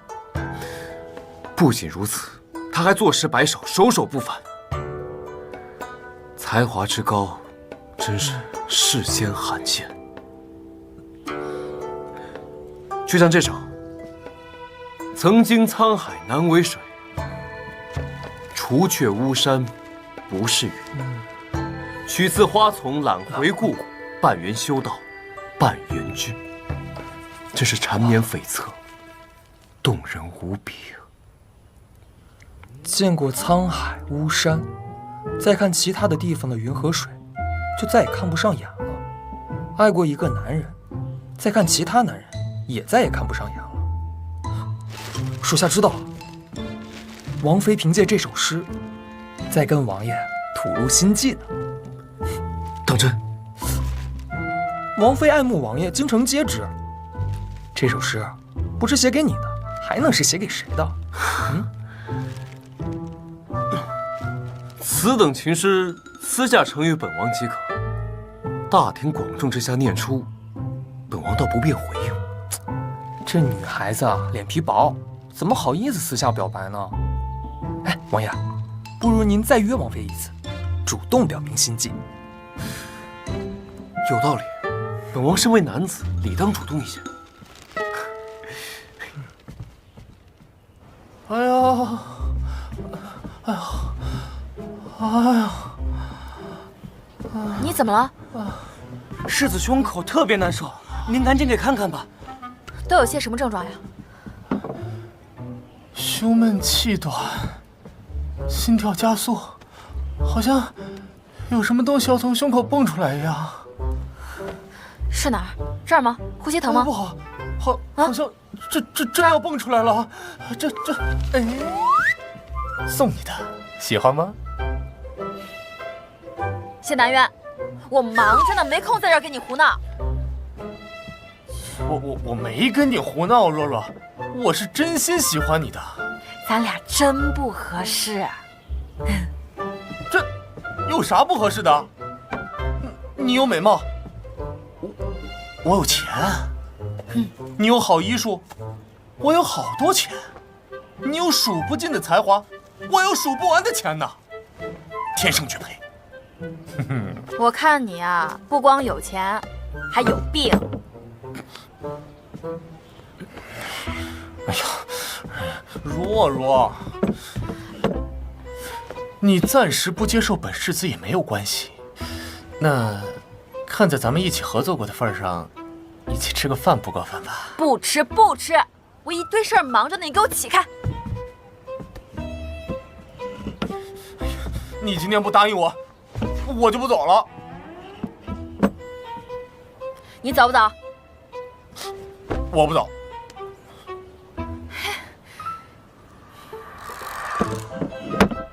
行，我跟你说，就这一回啊，吃完这一次饭之后，你不允许再胡闹了。一言为定。糖葫芦，若若，是不是糖葫芦？来一串。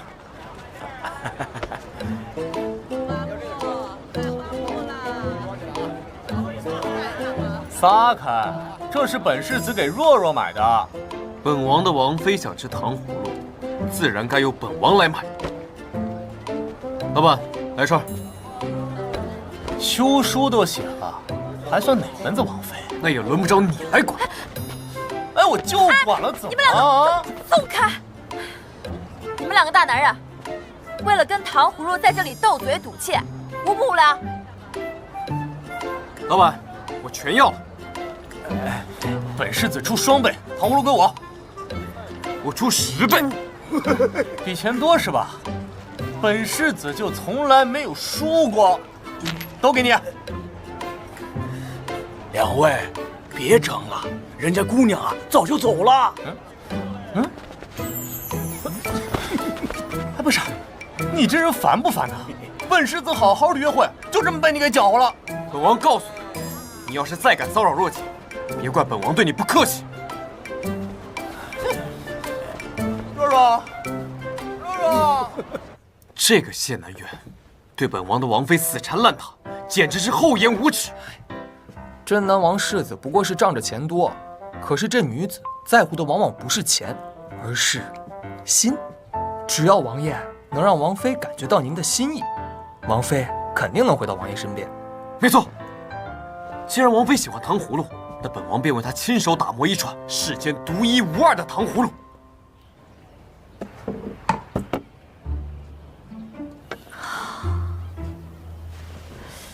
这个是糖葫芦？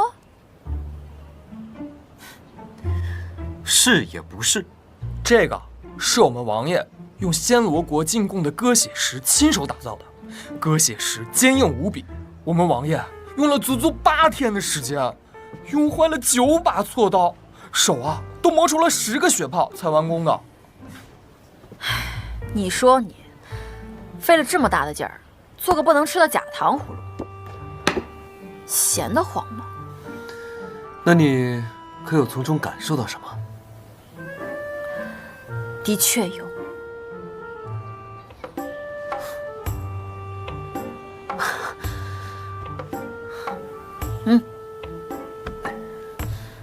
我呀，感受到了，你脑子有泡。小姐，奴婢去醉仙楼排了2个时辰的队，还是没有买到小姐最爱吃的红豆糕。哎呀，没关系，没买到那就下次再去买呗，说不定到时候就能买到了。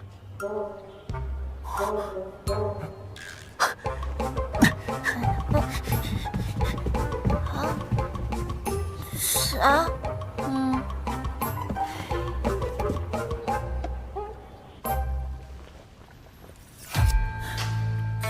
王爷，准备好了吗？准备好了。那接下来要做什么？不知道。那咱们怎么做红豆糕啊？本王文韬武略，区一个红豆糕而已，岂能难倒本王？听本王指挥。是。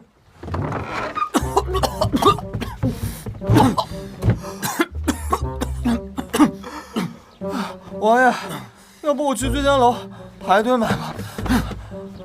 买来的和本王亲手做的，心意能一样吗？走。王爷，哎。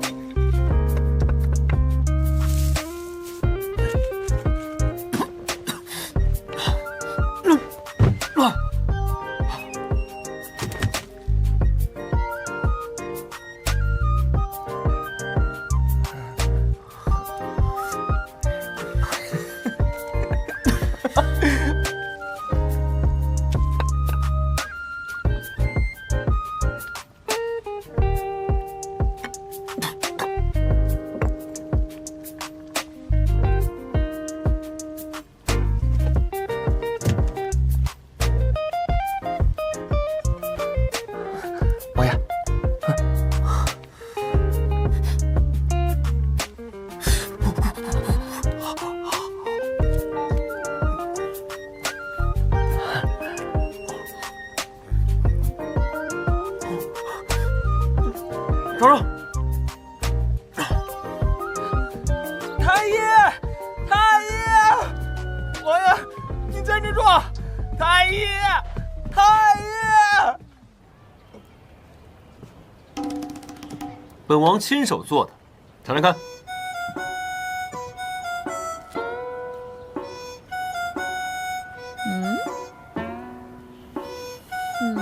居然味道还不错。本王动动手指便能做成，易如反掌。这么容易？那就有劳王爷再帮我做上20份。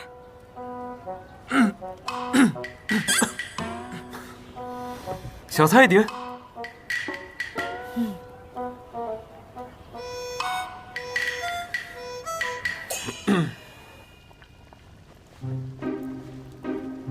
20万，咱们得做到什么时候啊？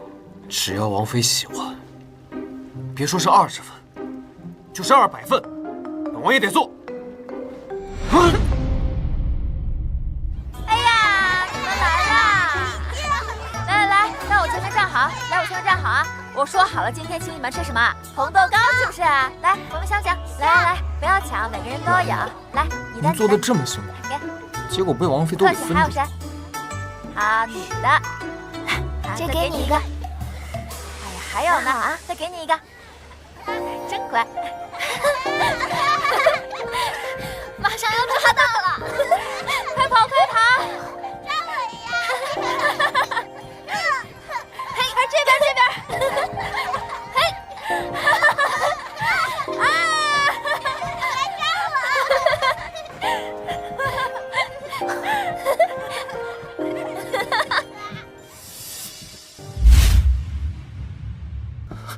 完了，科举舞弊案，老四已经拿到了不少证据，再这样下去，本王迟早要完蛋。要不，干脆咱们一不做二不休。不急，明日我先去探探。若他肯手下留情，那是最好。那若是他不肯呢？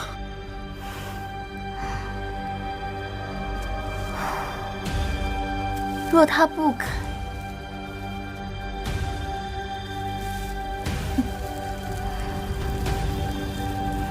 那就杀。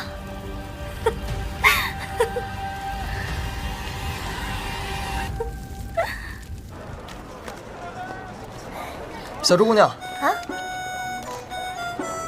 送你个礼物，在下的一点心意，还请你笑纳。哟，你眼光不错嘛。你说吧，你送我东西干嘛？其实也没什么事儿。小猪姑娘能否将王妃的喜好告知一二？还给你，我小猪可不是那等卖主求荣之人。小猪姑娘当然对王妃忠心耿耿。不过王爷与王妃本来就是郎才女貌，天作之合。若咱们能帮助他们重归旧好，咱们做下人的也算是功德一件了。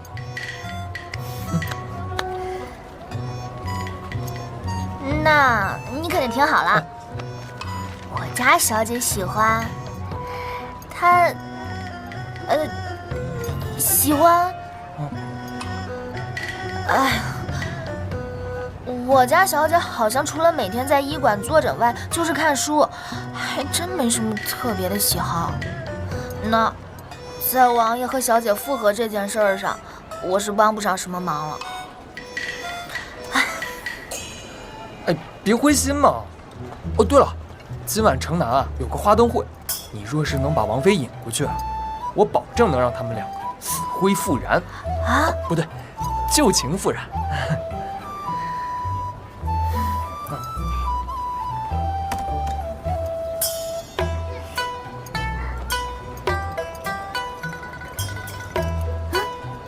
真好看。王爷，今晚城南有个花灯会，咱们去逛逛呀。没兴趣。王妃也去。等着，千真万确，花灯会每月一次，热闹非常，是青年男女约会谈情的绝佳场所。王爷若能与王妃同游，想必关系会更进一步。可本王如何向王妃邀约啊？不需要理由，偶遇。偶遇？小姐，你看这花灯会多热闹啊！比在医馆看书有意思多了吧？我一向不爱热闹。您就当陪陪奴婢嘛。啊，行。你消息准确吗？他当真会来？肯定准确。1个月俸禄换来，可能不准啊。一会儿啊，咱们应该去。哎，小心点！你看，来了来了。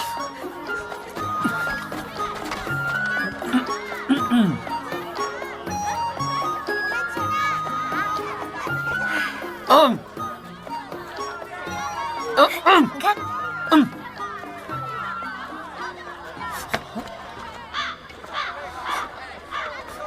这就过去了。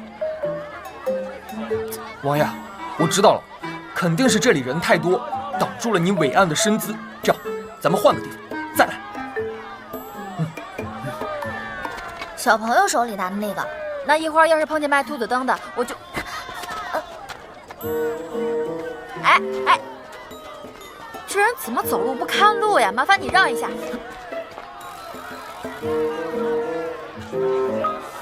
啊，这样他都看不见本王，还怎么偶遇？王爷别急，这次您自己转身，我保证能行。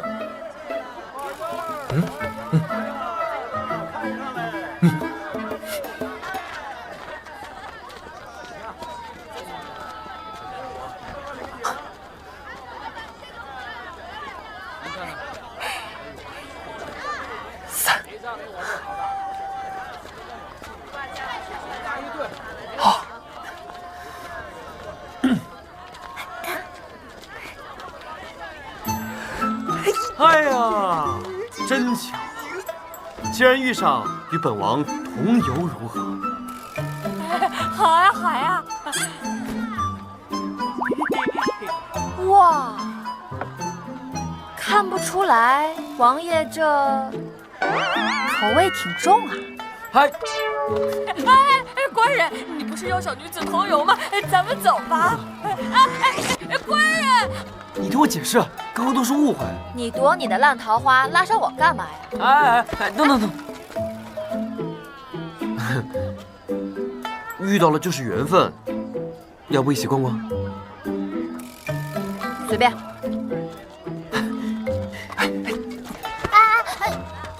人家约会你跟去干嘛？瞧一瞧，算一算，不准不要钱。快，不妨算上一卦，福祸姻缘都能算呐。我要算。这么巧啊，叶寒哥哥，没想到能在这儿碰到你。麻烦大师帮我们二人算上一卦。您二位乃是才子佳人，十分相配呀。若是能结为夫妻，不失为一桩好姻缘呐。叶寒哥哥，没想到我们的缘分这么深呐。一派胡言，街头神棍的话如何能信？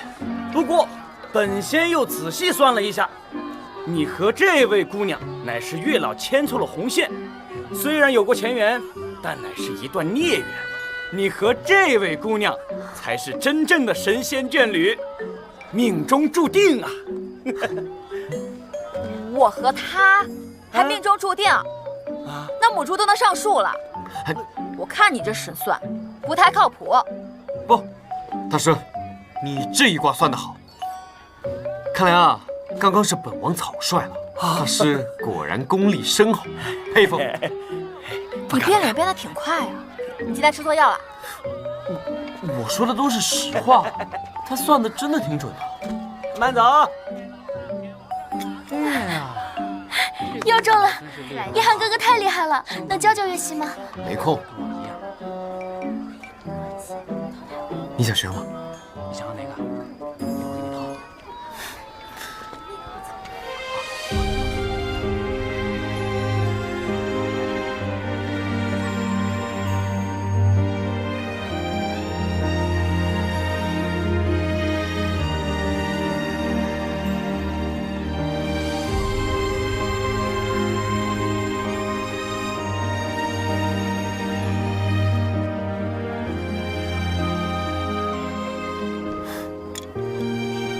中了。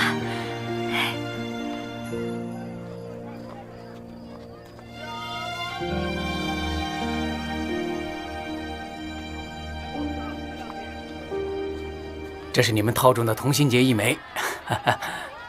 你套中的这个可以送给本王吗？祝二位永结同心。反正也不是什么值钱的东西，你喜欢就拿去吧。谢谢老板。若锦，你等等我啊，若锦。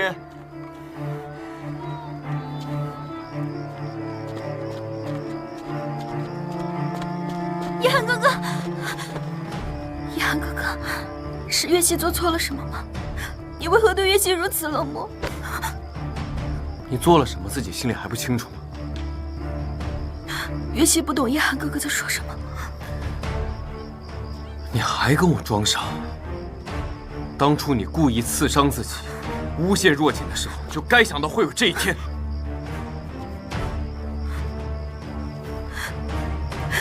是姐姐跟你说的对吧？月溪与叶寒哥哥相识多年，叶寒哥哥不相信月溪，却相信一个外人的话。她是本王的楚王妃，要说外人，你才是外人。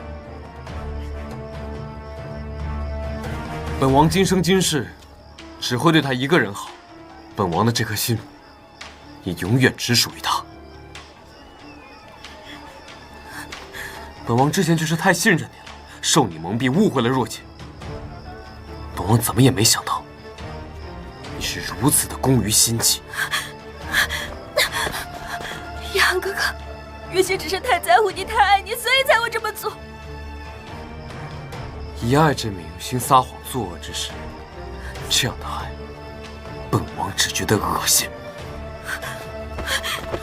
叶寒哥哥，月溪是撒了谎，可月溪对叶寒哥哥的心意却无半分虚假。松手！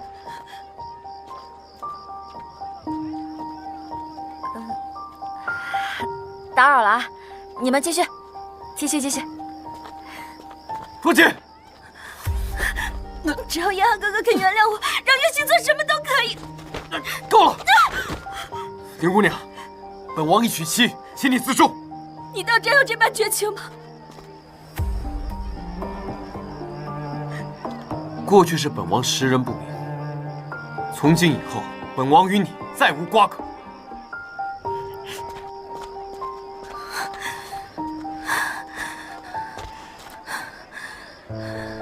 萧夜寒，既然你无情，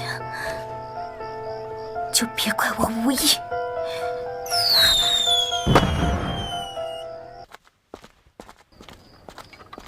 若锦，若锦，你听本王解释，刚刚不是你想的那样。王爷，你不用跟我解释，你们两个怎么样，我一点都不关心。怎会与你无关？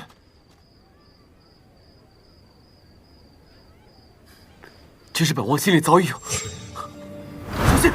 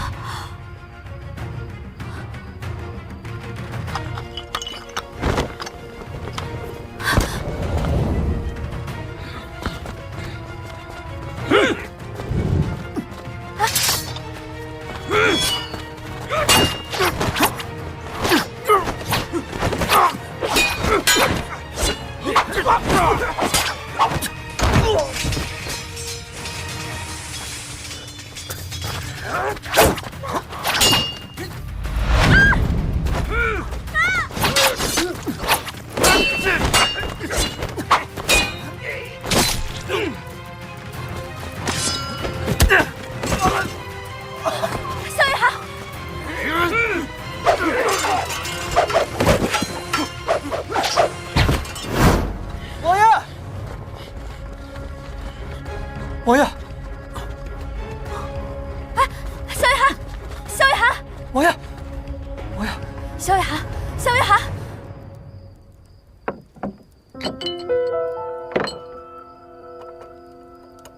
你听本王说。你先别说话，我先给你治伤。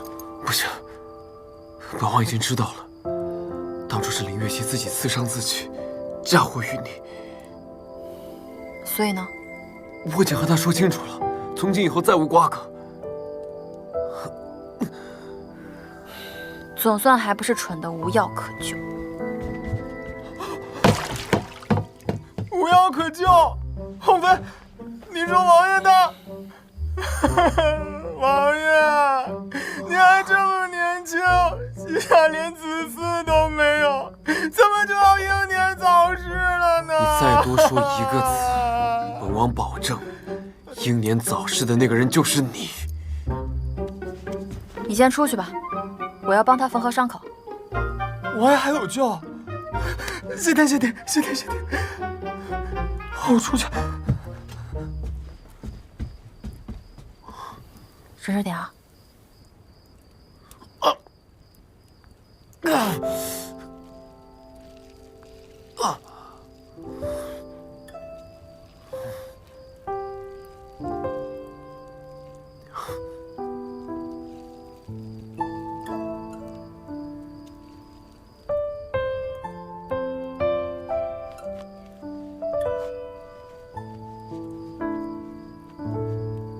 好了，谢谢。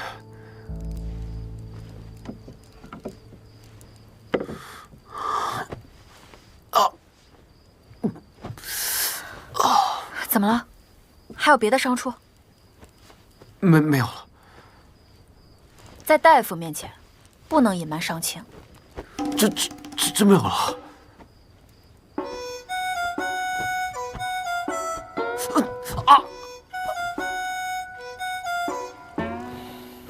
懂了，让我看看。不行，绝对不行。这个地方神经很多的，不及时处理很危险的。把手拿开。别的事情都可以答应你，但这件事绝对不行。拿不拿？男子汉大丈夫，说不拿就不拿。我再问你一次，拿还是不拿？咱有事好商量，行不行？现在商量，晚了。男女授受不亲，你给我停下！在大夫眼里只有病患，没有男女。别乱动，你放开我，马上就好啊！真的不可以！我可怜的王爷呀！你放心，我都已经检查过了，没有伤及要害，不会影响功能的。你闭嘴！该喝药了。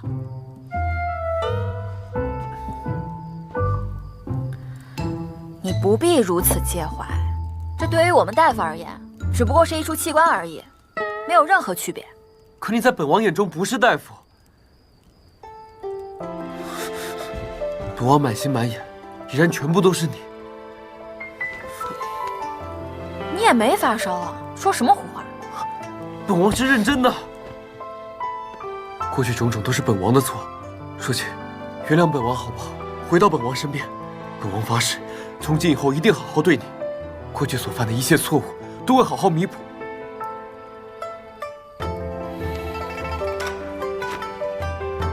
咱们两个既然都已经和离了，像现在这样高过高的，不是挺好的吗？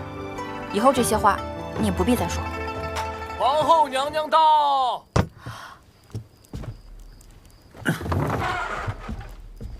见过母后。母后，孩儿伤势如何？没有伤到筋骨，休养一段时间就好了。多亏你了，有你这个王妃是孩儿的福气。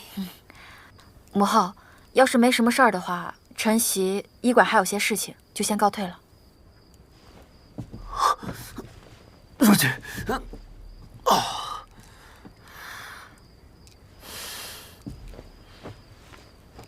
现在知道后悔了吧？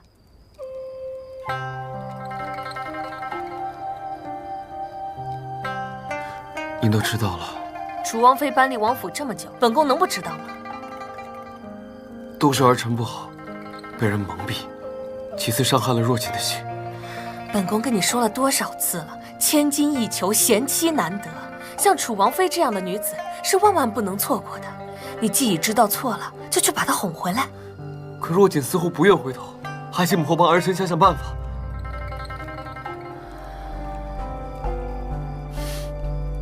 没问题，包在本宫身上。本宫身子突厥不适，这大晚上把你叫过来，你不会怪本宫吧？母后您言重了，晨曦本来就是医者，这都是我分内之事。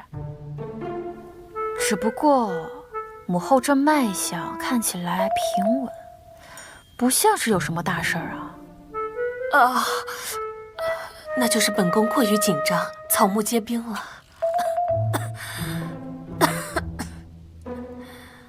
那既然这样，晨曦就先告退了。现在宫门已落锁，今晚你们夫妇二人就留在皇宫过夜吧。可是就这么决定了，叫嬷嬷带他们去休息。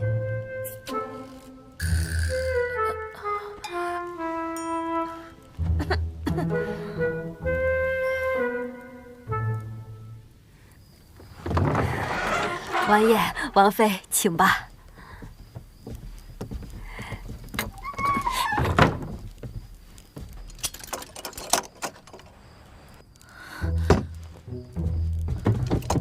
哎，江嬷嬷，江嬷嬷，你锁门干什么？皇后娘娘口谕，今天晚上您二位务必给她造个皇孙出来，否则就别想出这个门。什么？母后的办法也太简单粗暴了吧？是不是你搞的鬼？不关我的事，我什么都不知道。那你说吧，现在怎么办？母后年纪大了，着急抱孙子也是人之常情。既然已经这样了，不如就遂了他的心愿。遂了他的心愿。好啊。这么直接，我还没准备好呢。你想什么呢？咱们两个做场戏，给母后看。哦，快叫！这种事哪有男人叫的？不叫。你叫不叫？啊啊！大点声！啊啊啊！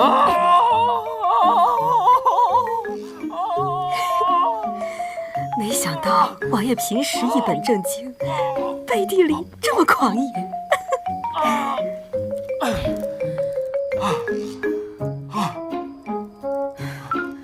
看来还得来点更猛的。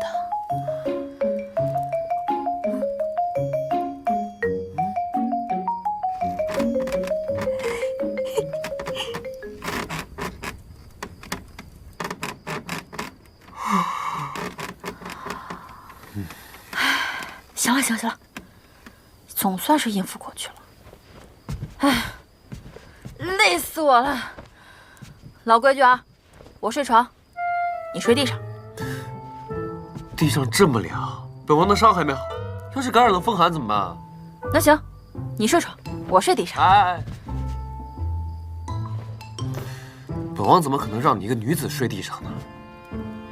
其实床这么大，睡两个人绰绰有余嘛。你想得美！你以为我不知道你脑子里面在想些什么东西啊？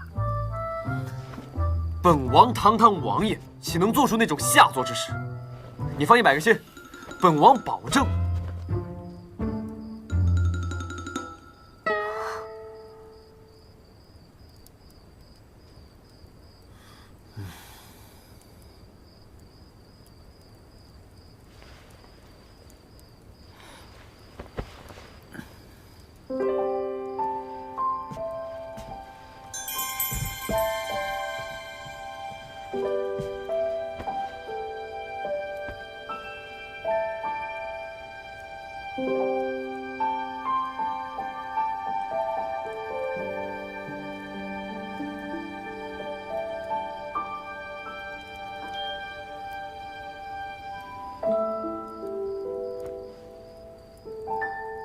都怪本王当时一时负气写下休书，才造成今日局面。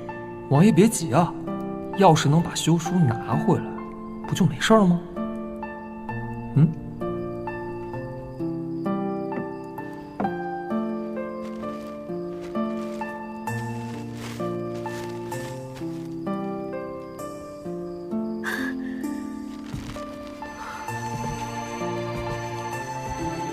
你在那儿干什么？没什么。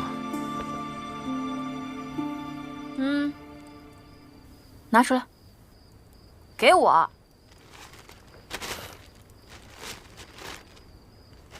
你大半夜的不睡觉，就是为了到我这儿偷这个？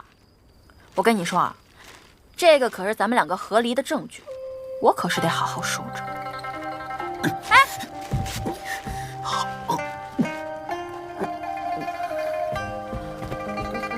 萧夜寒，你有病吧？从此以后再也没有什么休书了，你和本王和离之事一笔勾销。就算你毁了这休书，也改变不了咱们两个已经和离的事实。是不是本王哪里做的不好？你告诉本王，本王都可以改。过去种种都是本王的错，本王现在才看清了自己的心意，明白了自己真正该珍惜和重视之人。你如果对本王之前行为不满，至少给本王一个解释的机会，让本王重新证明自己。你就别再执着了。我们两个人的姻缘本来就是错误的，早一点结束，对我们两个都好。可就算如此，本王愿意永远错下去。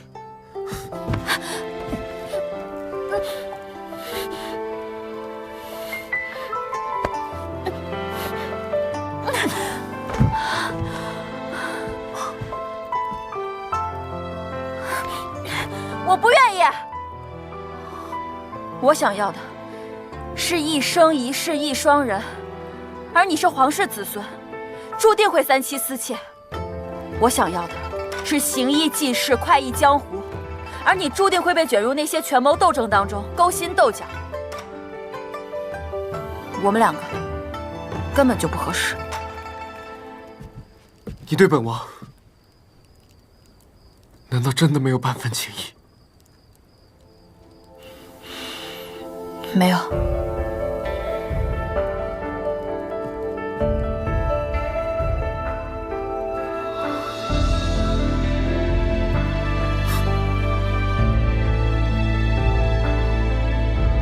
城市有画卷，轻描淡抹伤痕的痕迹，爱如落叶雾飘散在时光的边缘。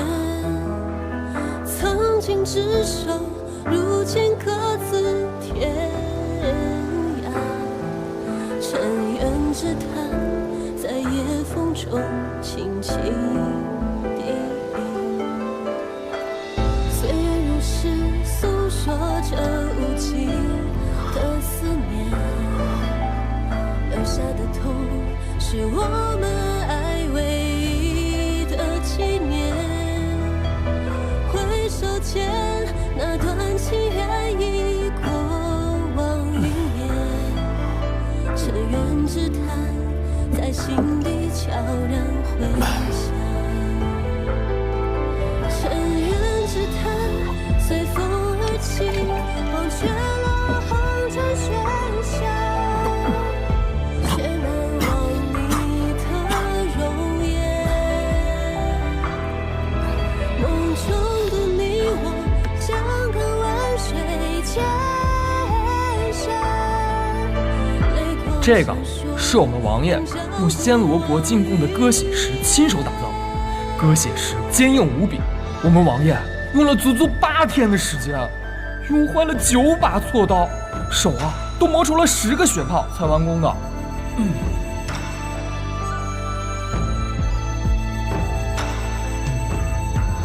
岁月如诗，诉说着无尽的思念。留下的痛，是我们爱唯一的纪念。回首间，那段情缘已过往云烟。尘缘之谈，在心底悄然回响。本王满心满眼，依然全部都是你。若若，若若，啊？想什么呢？这么入神啊？你怎么来了？你上次托本世子找的商队，本世子费尽9牛2虎之力，找着了。真的？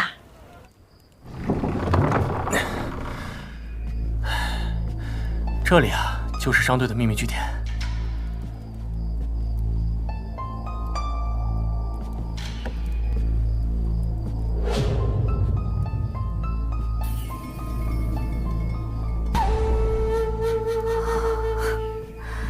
狼红花、黑猪草、赤蛇豆，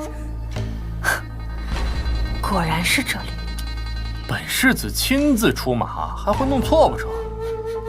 不过呀，你绝对猜不到这药铺背后的主人是谁。不是萧南阳，就是林月溪。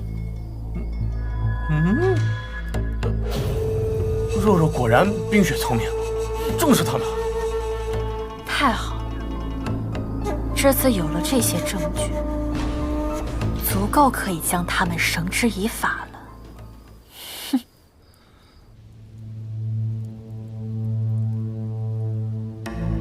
我们在江州制造的瘟疫已经全面爆发了。太好了，本王这就进宫，举荐萧夜寒前去赈灾。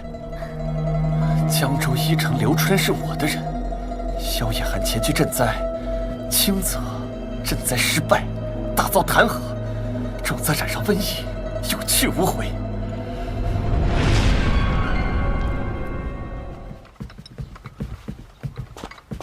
王爷，江州非去不可吗？有话直说。这次救灾是燕王极力推荐，上次他刺杀未遂，属下只是担心此行会有诈。江州百姓正处于水深火热之中，本王岂能坐视不管？就算前方是龙潭虎穴，本王都必须走一趟。不过，在此之前，本王要先去一个地方。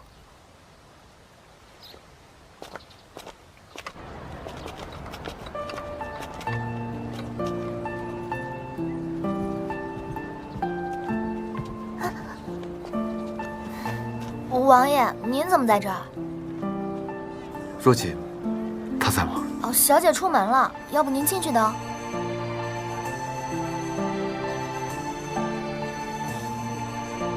罢了。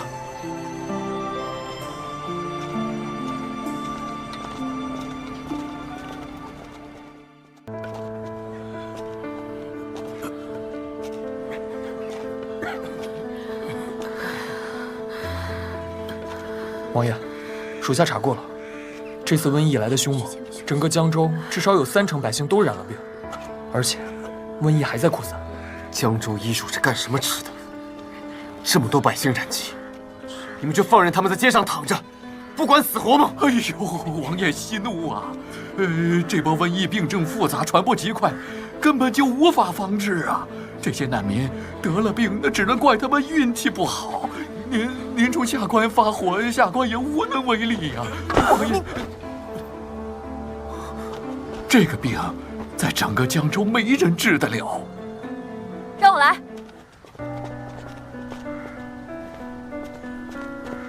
你怎么来了？治病要紧。小朱，银针。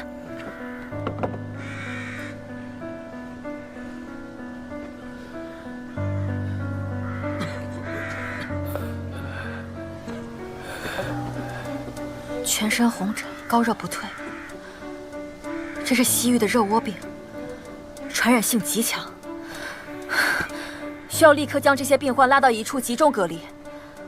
我会写好药方，交给江州的大夫们，到隔离点进行诊治。可是，他的意思就是本王的意思，你想抗命？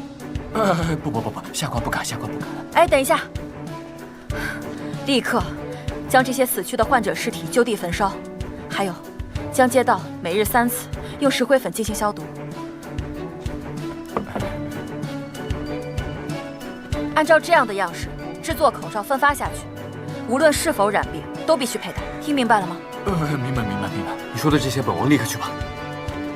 哎，等一下，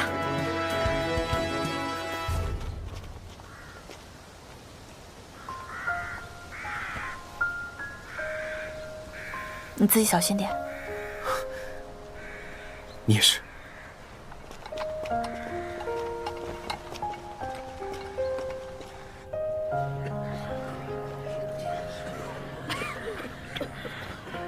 大夫，为什么我们都被关到这儿啊？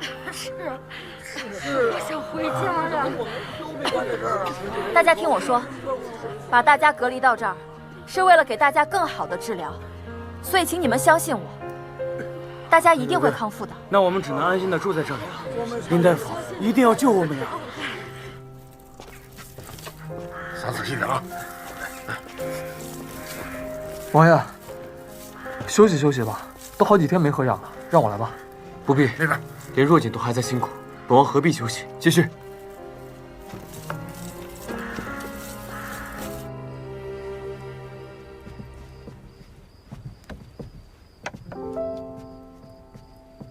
外面情况怎么样？城内的瘟疫基本控制住了，隔离房里的病人服用了你的药方，也都在康复。这件事情多亏了你，不过你要注意休息，吃点东西吧。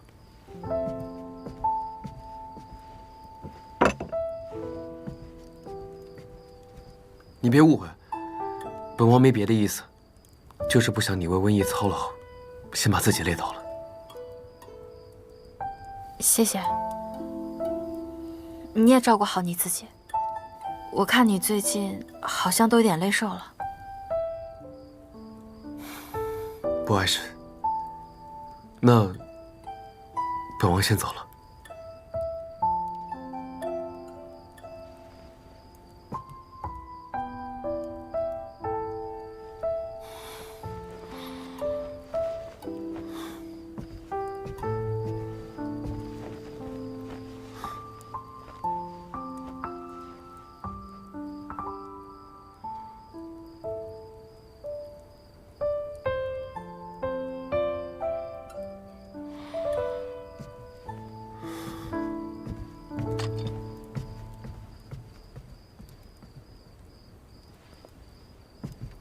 其实王爷不是最近累瘦的，自从他和您在宫里分离之后，就一直挂念着王妃，茶也不思，饭也不想，模样一天比一天消瘦。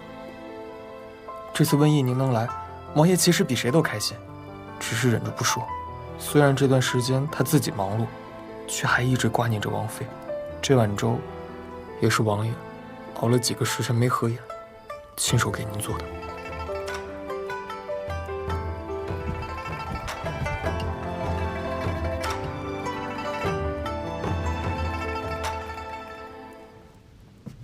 什么？江州的瘟疫已经控制住了？怎么可能？自古瘟疫都是灭城之灾，少则持续数月，多则几年。这次怎么可能这么快就被控制住了？千真万确，瘟疫刚爆发，楚王妃就下令将病患与正常人隔离开来，还搞出什么戴口罩、石灰消毒，而且听说她还弄出了治病的药方。现在江州城内的病人都已经逐渐康复，还夸楚王妃是神医呢。林若锦怎么又是他？这个奸人到底要坏我多少好事？滚下去！是。现在怎么办？这女人医术极高，有她帮忙，我们辛辛苦苦弄出来的瘟疫，非但弄不死萧夜寒，还要白白给她送功劳不成？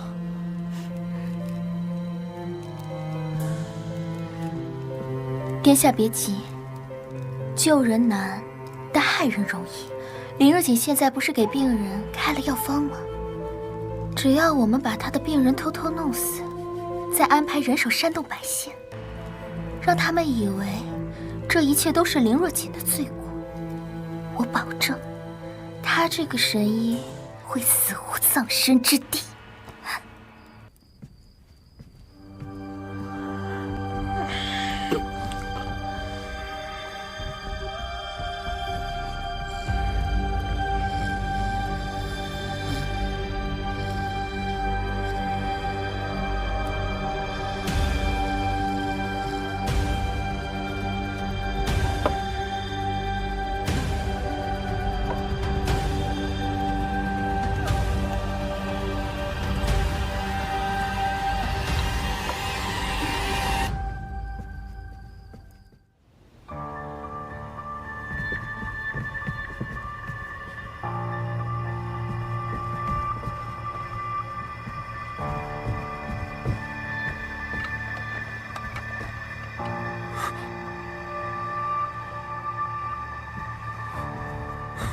昨晚都还好好的，怎么突然全死了？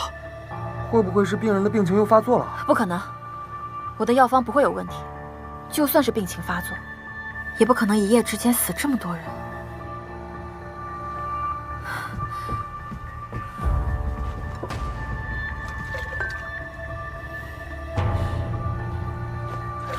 又被人动了手脚。昨天晚上谁来过这里？有资格进隔离房的人不多，一查便知。福叔，是，属下这就去办。一夜之间死了这么多人，而且全部都是穷苦老百姓，凶手不可能和他们有私人恩怨，所以只有一种解释，那就是有人不希望看到我们这么快的解决瘟疫，有人想要把事情闹大。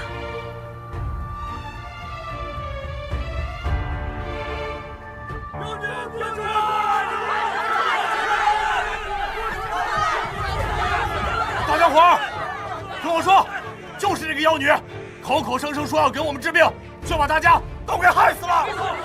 存尸合理，我看他就是要把我们全都害死。听我说，大家安静点，听我说。焚烧尸体，将病人隔离，全部都是为了防控病情。里面的病人原本马上就要恢复了，可今天为奸人所害，所以大家听我说，你们赶快回家去。回家去才能控制病情，要不然我们之前的努力全都白费了。我呸！还被奸人所害！我看明明你就是杀人凶手。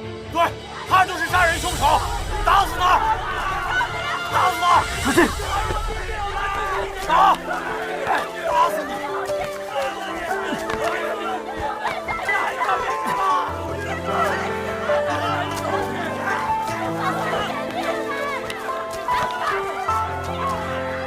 大家保持冷静，大家保持冷静。本王理解大家的心情，但是请大家先保持冷静。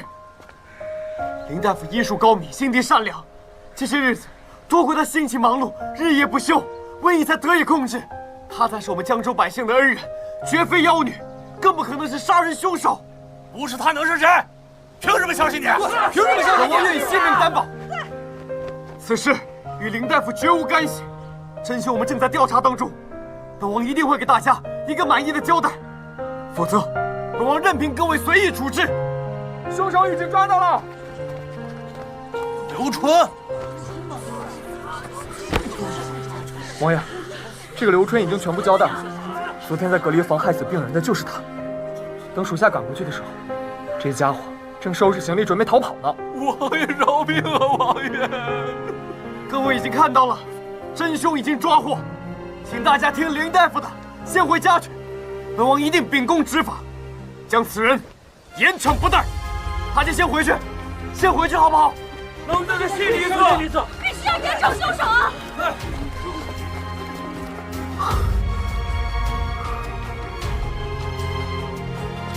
你没事吧？我没事。你是本王的王妃，丈夫保护妻子，天经地义。萧月寒，啊，萧月寒，萧月寒。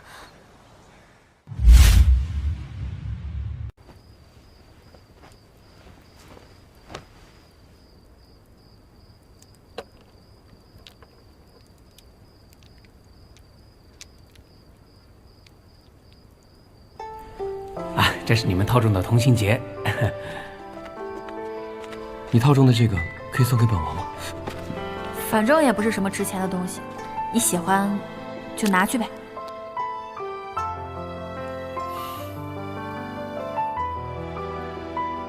自从他和您在宫里分离之后，就一直挂念着王妃，茶也不思，饭也不想，模样一天比一天消瘦。这次瘟疫您能来，王爷其实比谁都开心，只是忍着不说。虽然这段时间他自己忙碌，却还一直挂念着王妃。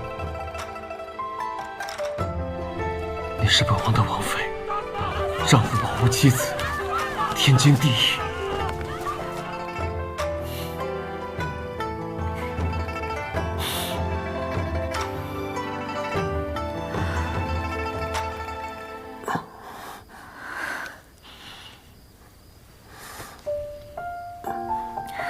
你醒了？哎，我扶你，慢点。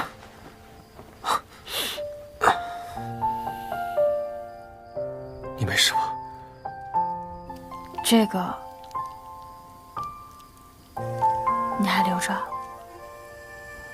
这是你第一次送给本王的东西，在本王眼里，这是最珍贵的。可是你与我已不是夫妻，你这么做不值得。在我眼里，只要是为了你，付出再多都是千值万值。你怎么这么傻？本王就是太傻，之前才会对你误会，做了那么多伤害你的事。如今，给本王一个机会，回到本王身边，重新做本王的楚王妃，好吗？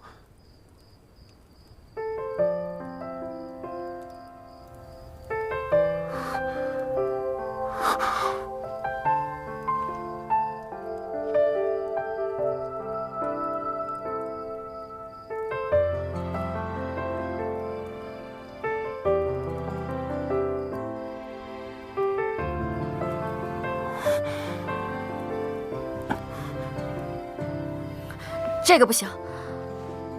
为什么不行？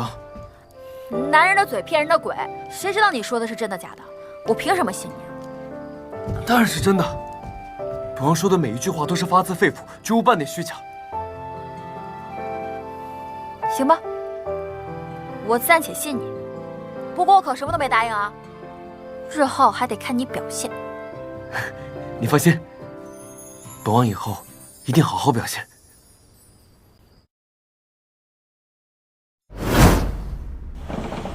王爷，父亲，我这是江州最有名的烧鸡，本王一大清早特地去排队给你买的。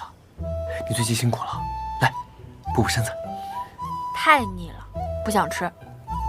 有道理，本王也不喜欢吃腻的。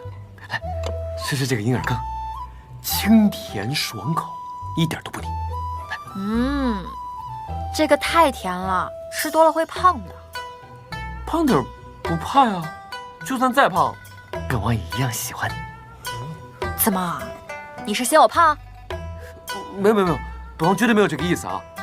这破银耳羹咱不吃了，咱吃点别的。王爷，你这也太舔狗了吧？你什么意思？哦，没有，我是来禀报正事儿的。宜城刘春已经全部招供了，煽动百姓、杀害病人，甚至传播瘟疫，都是林月熙和燕王指使他干的。的确，我在来江州之前也查到了林月熙和萧南阳藏匿狐药的窝点，他们经常与胡人交易，所以能够找到胡人尸体制造瘟疫，的确不是什么难事。混账！为了争权夺位，不顾百姓死活，竟然干出如此丧心病狂之事，本王定不会轻易饶了他们。不过现在人证物证俱在，想定他们的罪也不是什么难事儿。最重要的是，不能让他们狗急跳墙。不错，得想个法子将他们彻底一网打尽。有了，引蛇出洞。既然萧南阳和林月熙想争权夺位，我们就必须给他们创造机会。只需要将京城的3大营兵马暂时调离开，让他们以为京城守备空虚，他们必定会忍不住动手。一旦他们动手，那就坐实了他们的罪名，任他们如何都不能再狡辩了。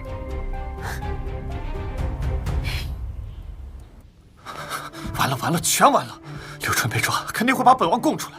这萧月涵还解决了江州瘟疫，等他回了京城，再去父皇母后面前告我一状，我就真的在劫难逃了。不会的，殿下还有最后一次机会。什么机会？起兵谋反。造反？最近南县战事吃紧，驻扎京城的3大营兵马全去支援前线了。现在京城储备空虚，御林军的将领早已经被我们买通。此时谋反，正是千载难逢的好机会。可是，不反就是死路一条，反了还有一线生机。这笔账，殿下算不明白吗？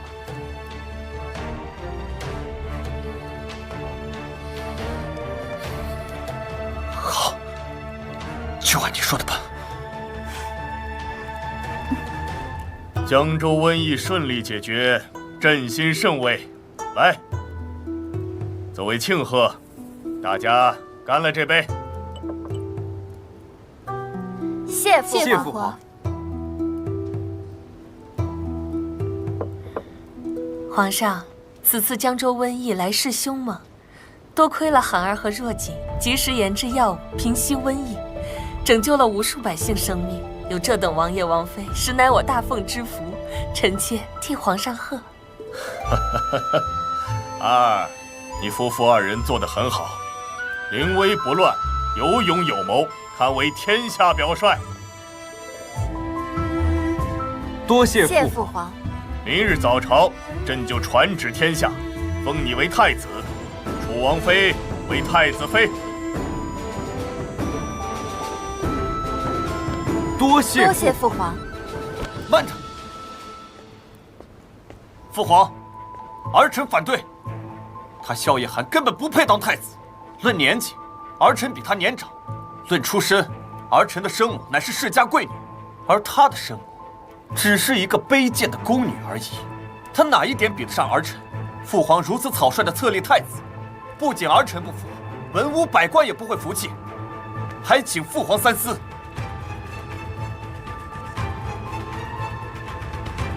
最不配的人是三哥你，堂堂燕王，贪图私利，科举舞弊，动摇国本，甚至为了争权夺位，不惜将胡人带疫病的尸体投入水源之中，制造瘟疫，简直罪恶至极。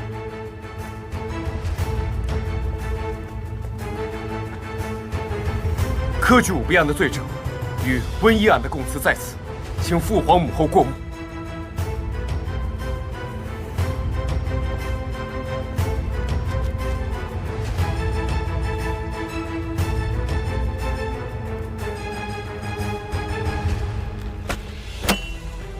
混账！老三，你好大的胆子！父皇明鉴，一切证据都是他俩伪造的。儿臣一心为国，对父皇和母后更是忠心耿耿，天地可鉴。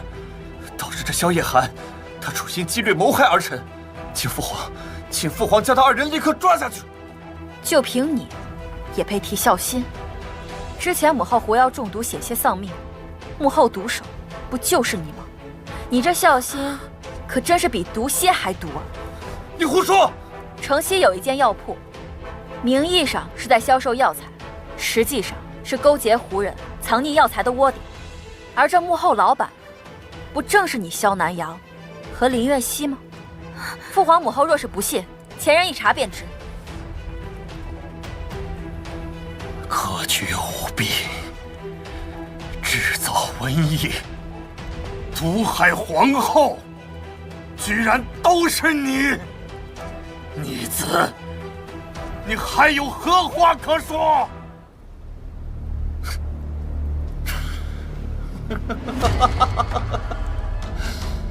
林若锦啊，林若锦，本王还真是小看了你，居然连城西的药铺都能查到。是本王做的又如何？你们的酒里都已经被本王下了毒，不到1炷香的时间，毒效发作，你们都得死。到时候，别说是太子，就连这皇位，也都是本王的。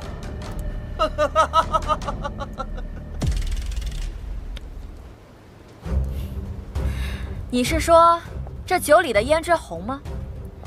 一滴就能毒死1头大象，你还真是狠毒啊！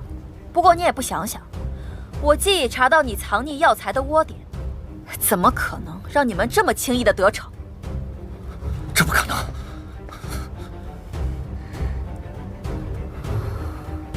三哥，不要再执迷不悟、一错再错了，赶紧向父皇母后磕头认罪吧。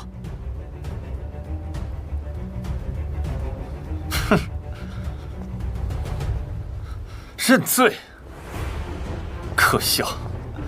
本王承认，你们的确有点本事，但你们以为本王的手段就只有这些吗？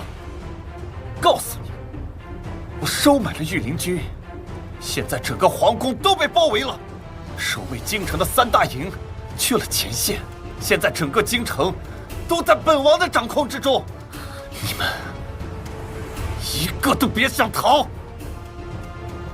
逆子，你竟敢谋反！谋反？谋反又如何？这个皇位就该是本王的，谁敢拦我，谁便死！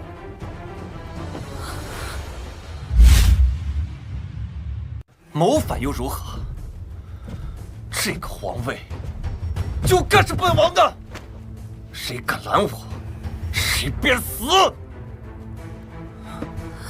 三哥，你干出这等大逆不道之事，就不怕被世人口诛笔伐、戳脊梁骨吗？我的好弟弟，难道你不知道成王败寇的道理吗？等本王登基后，便是万人之上，一言九鼎。到时候，谁敢讨伐朕，朕便诛他9族。来人，把这里的人都抓起来，谁敢反抗，格杀勿论。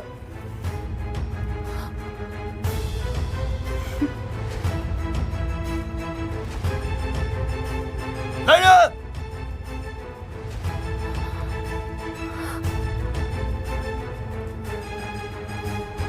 来人啊！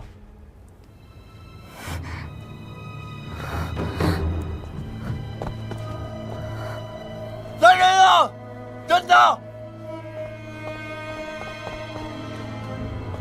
来人啊！都聋了吗？来人呀！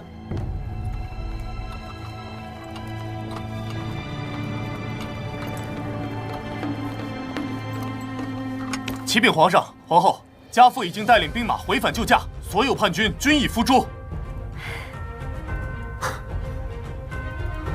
不可能，这不可能！你以为京城守备空虚，却不知本王与世子，还有镇南王，早就做好联系。原来这一切都是你的计谋，萧夜寒。好狠的事！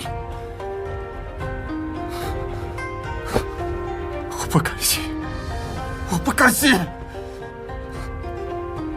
犯下如此滔天大错，竟没有半点悔过之心，朕是万万容不得你了。传朕旨意，燕王无德无能，不配继承皇室，从今日起，削除宗籍，贬为庶人，打入天牢，终身监禁。皇上，以燕王的心智，断然想不出这等恶毒计谋，定是有人从旁协助挑唆。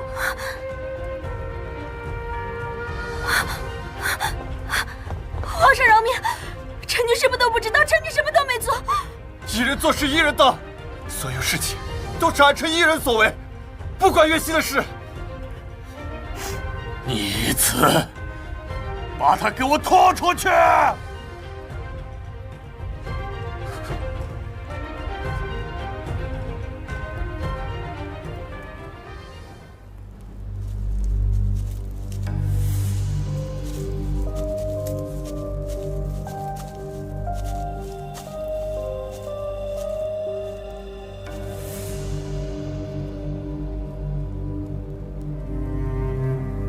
三哥，你我都清楚，这所有的阴谋算计并非你一人所做。事到如今，你还要护着林月熙，任其逍遥法外吗？本王说过，所有事情都是本王一人所为，跟岳熙没有任何关系。你休想从我这里听到半句关于岳熙的供词。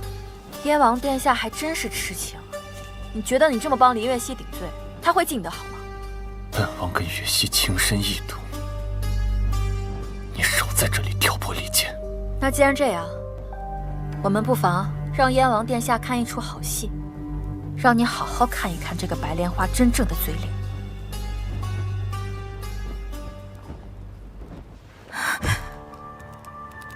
叶寒，杨哥哥，月溪不想死，求求你救救我！哼，现在知道后悔了，晚了。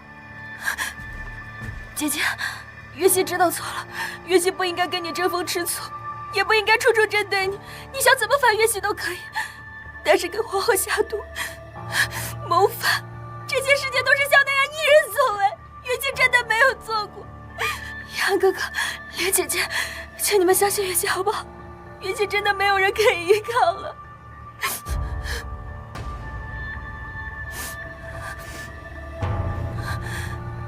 姐姐，若你还是不肯原谅月溪，月溪愿意领罚。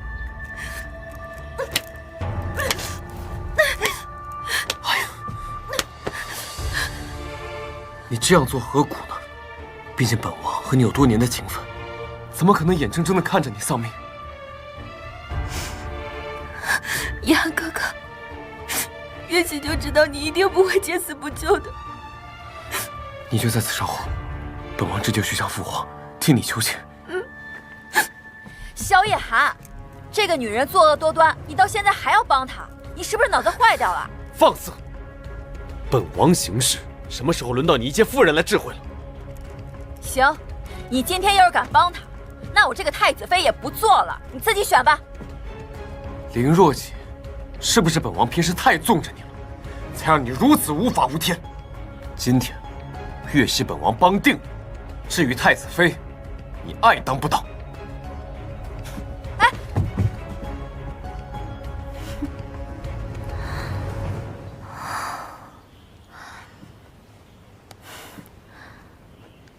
都看到了吧？萧夜寒的心里一直都只有我。你算个什么东西，也配跟我斗？其实，在你心里，无论是萧夜寒还是萧南阳，都只是一颗可以任你摆布的棋子罢了。没错，男人算什么？萧夜寒的确是个好男人，不过他的生母身份微贱，萧南阳却是贵妃之子，更有机会继承大统。我当然要选他。只可惜萧南阳是个废物，害我白白浪费了这么多心血。没想到萧夜寒在你的帮助下又成了太子。以他对我的感情，只要我稍稍使些手段，最后太子妃之位还是我的。说起来还要谢谢你呢。可你这么做，有想过萧南阳吗？他为了你可是顶下了所有的罪名，现在被贬为庶人，你就一点愧疚之心都没有？那是他自己蠢，他就是个烂泥扶不上墙的废物。他现在一点用处都没有，在我眼里连条狗都不如。我多看他一眼都觉得恶心。阴险毒辣，自私自利。你有没有想过，有一天你被揭穿了，会是什么样？揭穿？怎么？你还想报告啊？林若晴，你不会以为你说的话还有人相信吧？不用我说，你都替我说完了。进来吧。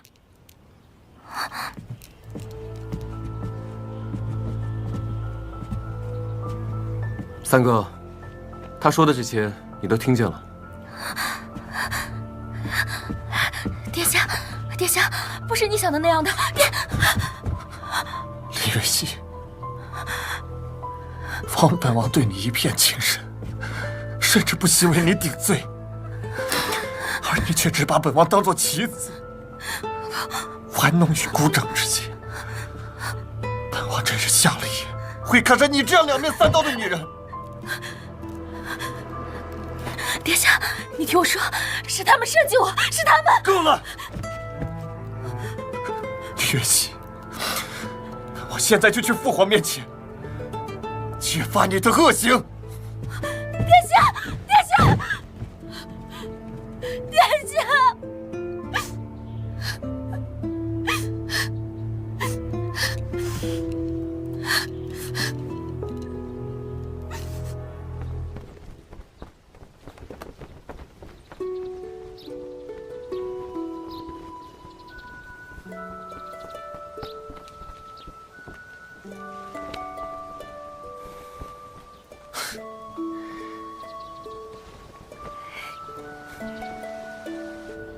虽然不知道那家伙到底哪点比我强，但你既然选择了他，我只能祝你幸福。倘若他要是哪天敢欺负你，我就算是起兵造反，我也一定替你出这口气。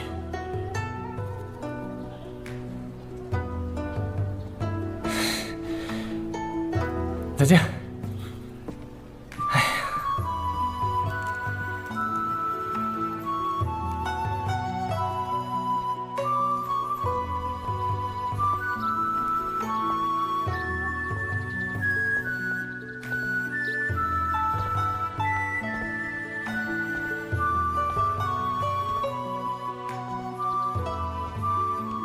本王知道他对你还有觊觎之心，